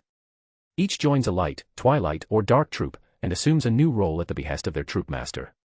The organization of a Harlequin mask is almost as old as time, a deeply ingrained aspect of Eldari culture that, while subject to small differences from one mask to the next, has otherwise remained fundamentally unchanged for thousands of Terran years. All of my children are among the best fighters of the Eldari, and their sole mission is to fight against the forces of ruin anywhere and everywhere.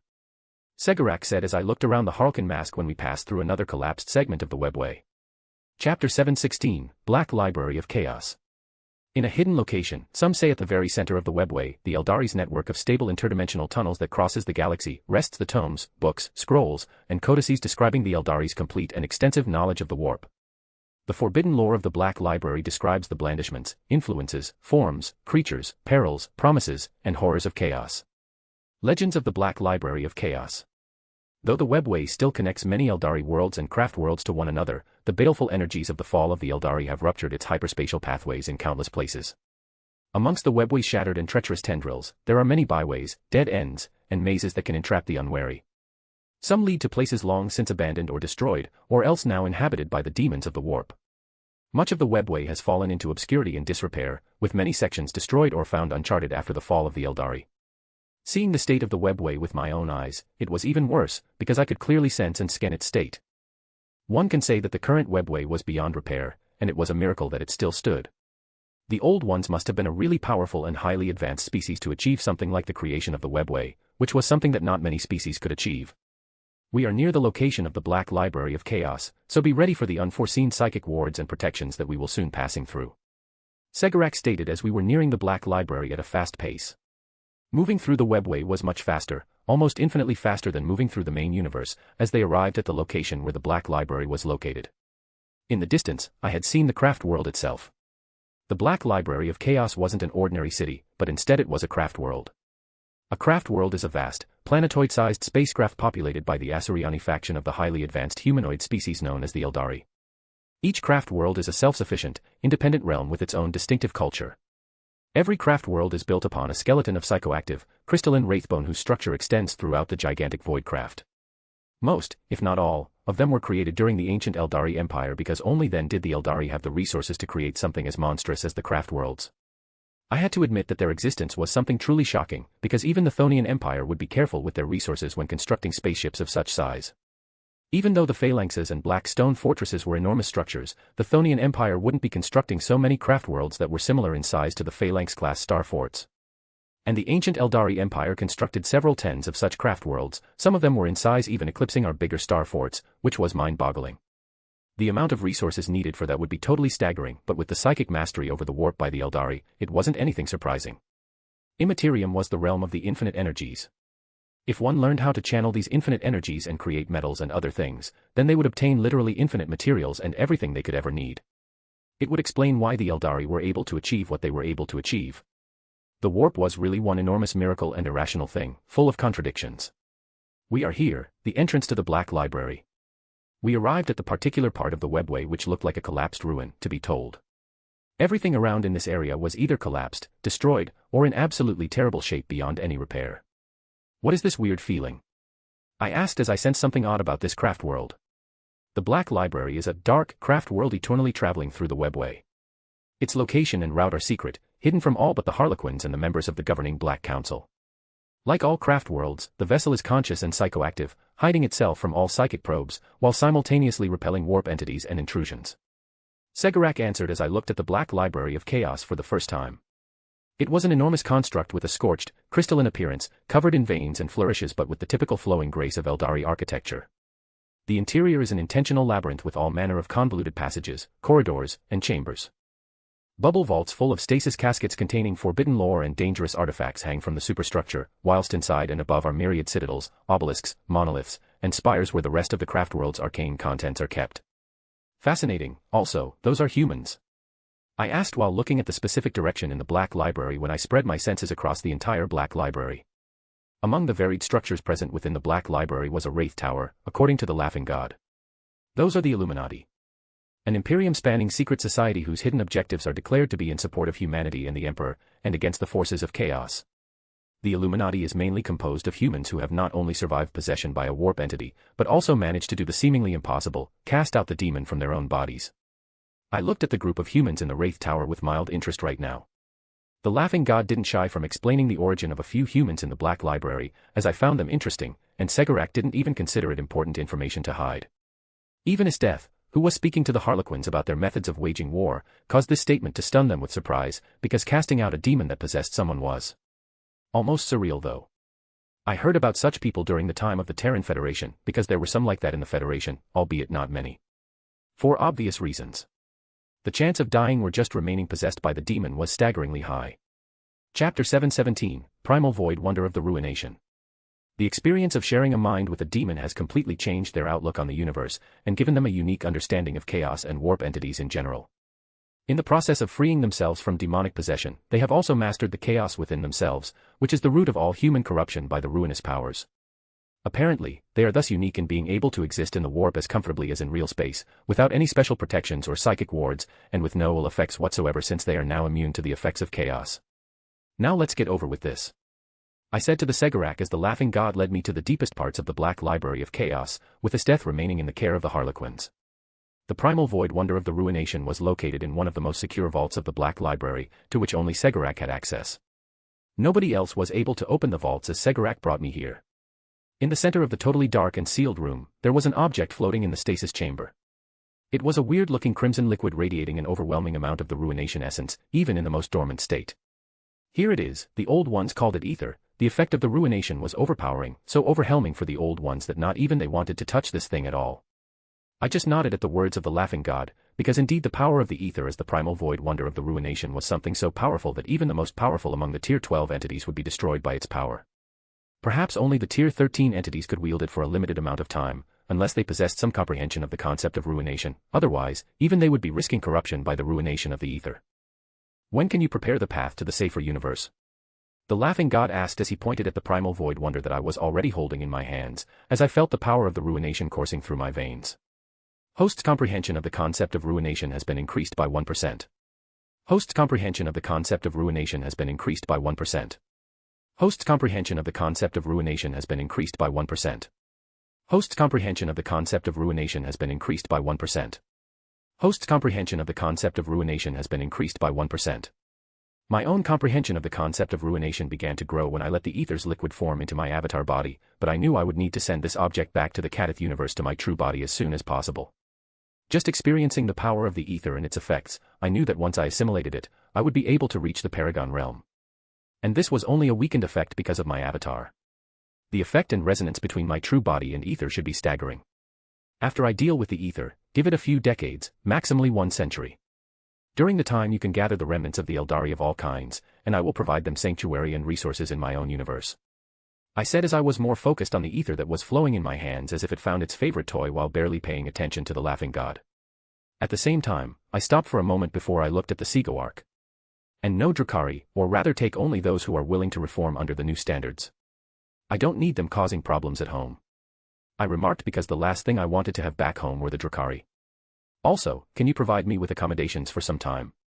As Segoarch signed a soul geas with me, I intended to remain within the premises of the Black Library, because in truth, it was far safer than staying on the board of the Executor-class Superstar Destroyer Dreadnought. The Black Library was the best protected place within the entire Milky Way galaxy. Before retreating to the mild seclusion, I told Esteth that I would be going to the seclusion to handle some things so she could play around the Black Library. Which was something that she didn't have a problem with, as she found the Eldari Harlequins fascinating and went to spar with them. The Harlequins were masters of killing, assassination, and fighting, so they obviously fell into the category of interesting things for my future wife. I needed to send the ether back to my Kadith universe so the true body could assimilate the ether and start the process of ascension to the Paragon realm. The ascension to the Paragon realm could last even millions of years. Everything around the ascension to the Paragon realm was about luck and destiny. Nothing more and nothing less. Segoarch then led me to one of the core areas of the Black Library that served as the housing quarters for the highest echelons of the Harlequins, where I could be staying for the time being. It was a rather grandly decorated room, mostly in Eldari aesthetics, showcasing the splendor of the ancient Eldari Empire, as the Harlequins were technically the closest to the Eldari nobility of old times. At least, there were many who were once nobles in the ancient empire before the birth of Slaanesh. That was also the reason why everything in here was so old, nice and beautiful, one of the last relics of the ancient Eldari Empire. I didn't waste any more time as I started proing the spell, or rather, it was more prudent that it was the application of my arcane crest of the Imperial of End and Ruin to open the portal between the Immaterious Universe and Kadith Universe. Chapter 718, Ascension of the Paragon of Ruination, Final Chapter. Opening the portal back to the Kadith Universe using the arcane crest of the Imperial of End and Ruin was a rather simple thing. Especially right now, the arcane crest on this avatar was getting stronger due to the continuous enhancement from the comprehension of the concept of ruination. With the power of the arcane crest of the Imperial of End and Ruin, I opened the portal to the Kadith universe straight to the Numengard's sealed dungeons, where my true body was located, and I then threw the ether through the portal. And just like that, the primal void wonder of the ruination has safely arrived at the Kadith universe, where my true body would start observing the ether to speed up the comprehension of the concept of ruination. Kadith universe, higher dimensional world of Baator, 9th layer of the Baator, Numengard, the sealed dungeons of the Numengard. Around the same time in the Kadith universe, when my true body received the ether, the effect was almost instantaneous the second I touched the ether.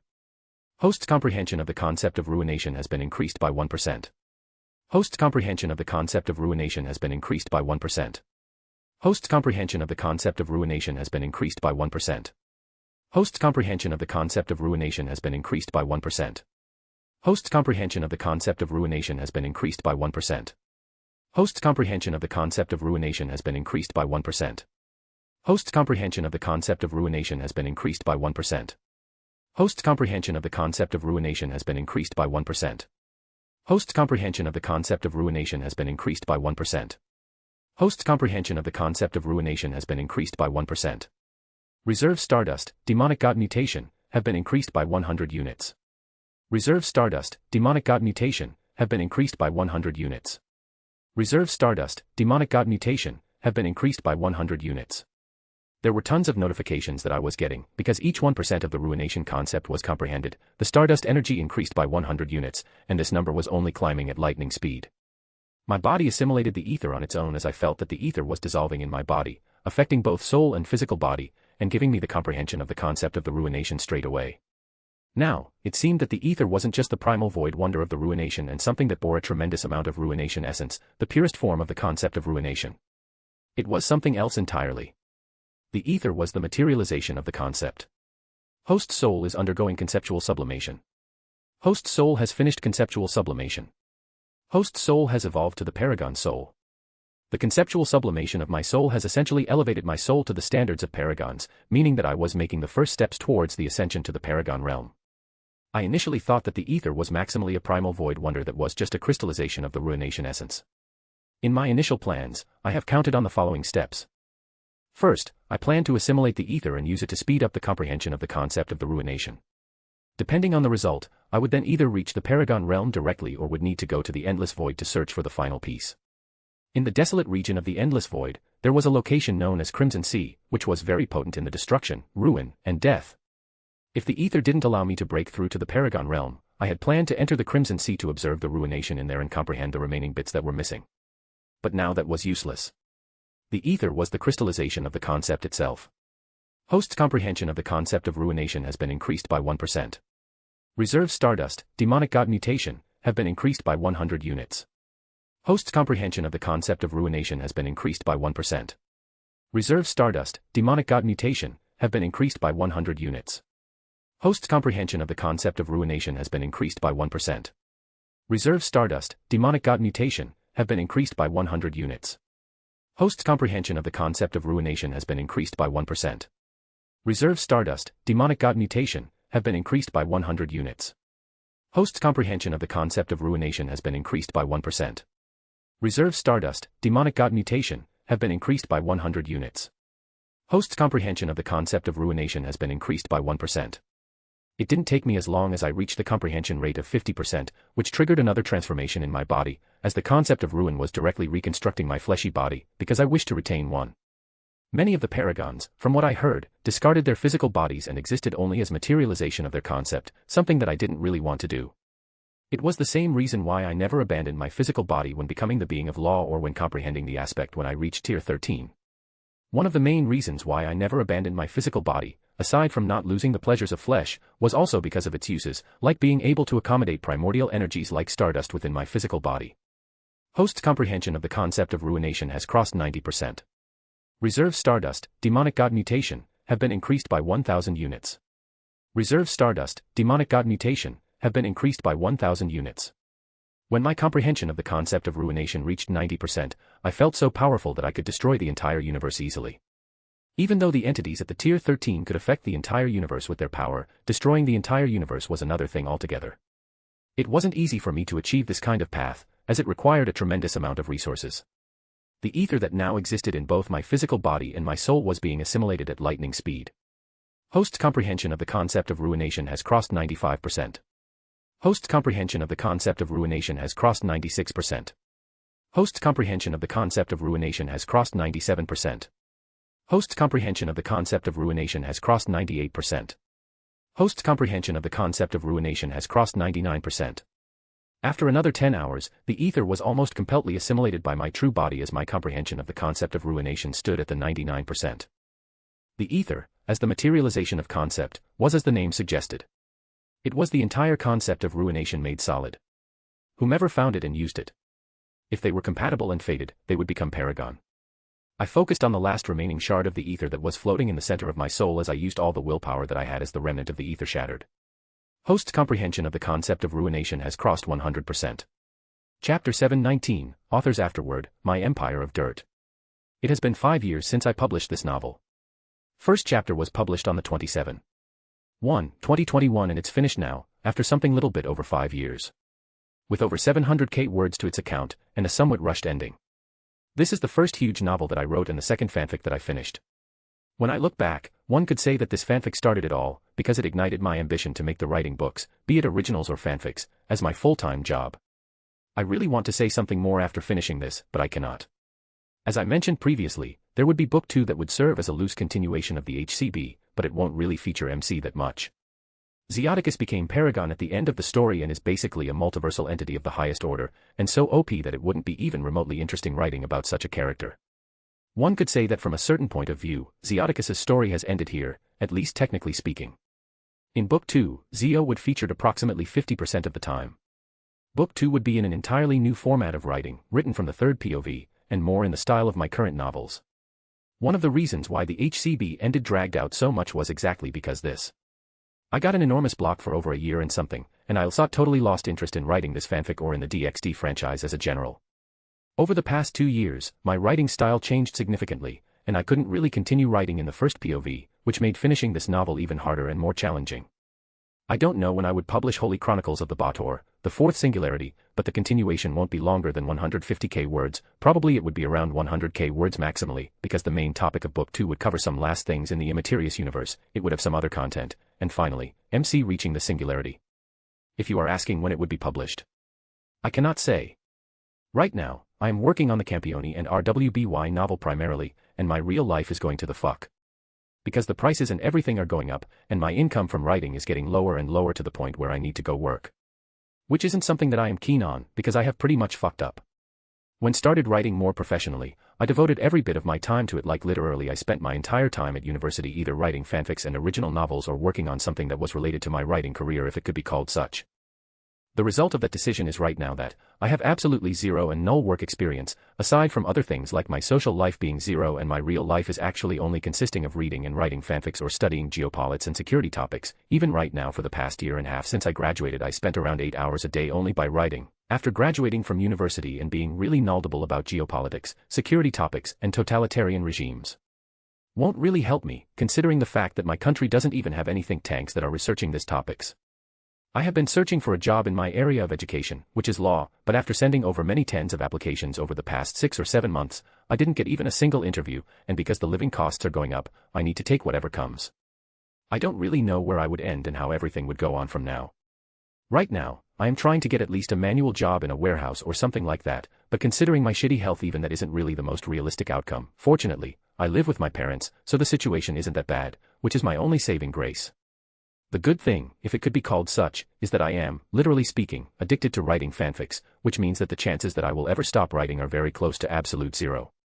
So we will be seeing each other in other fanfics if you follow my other books and creations.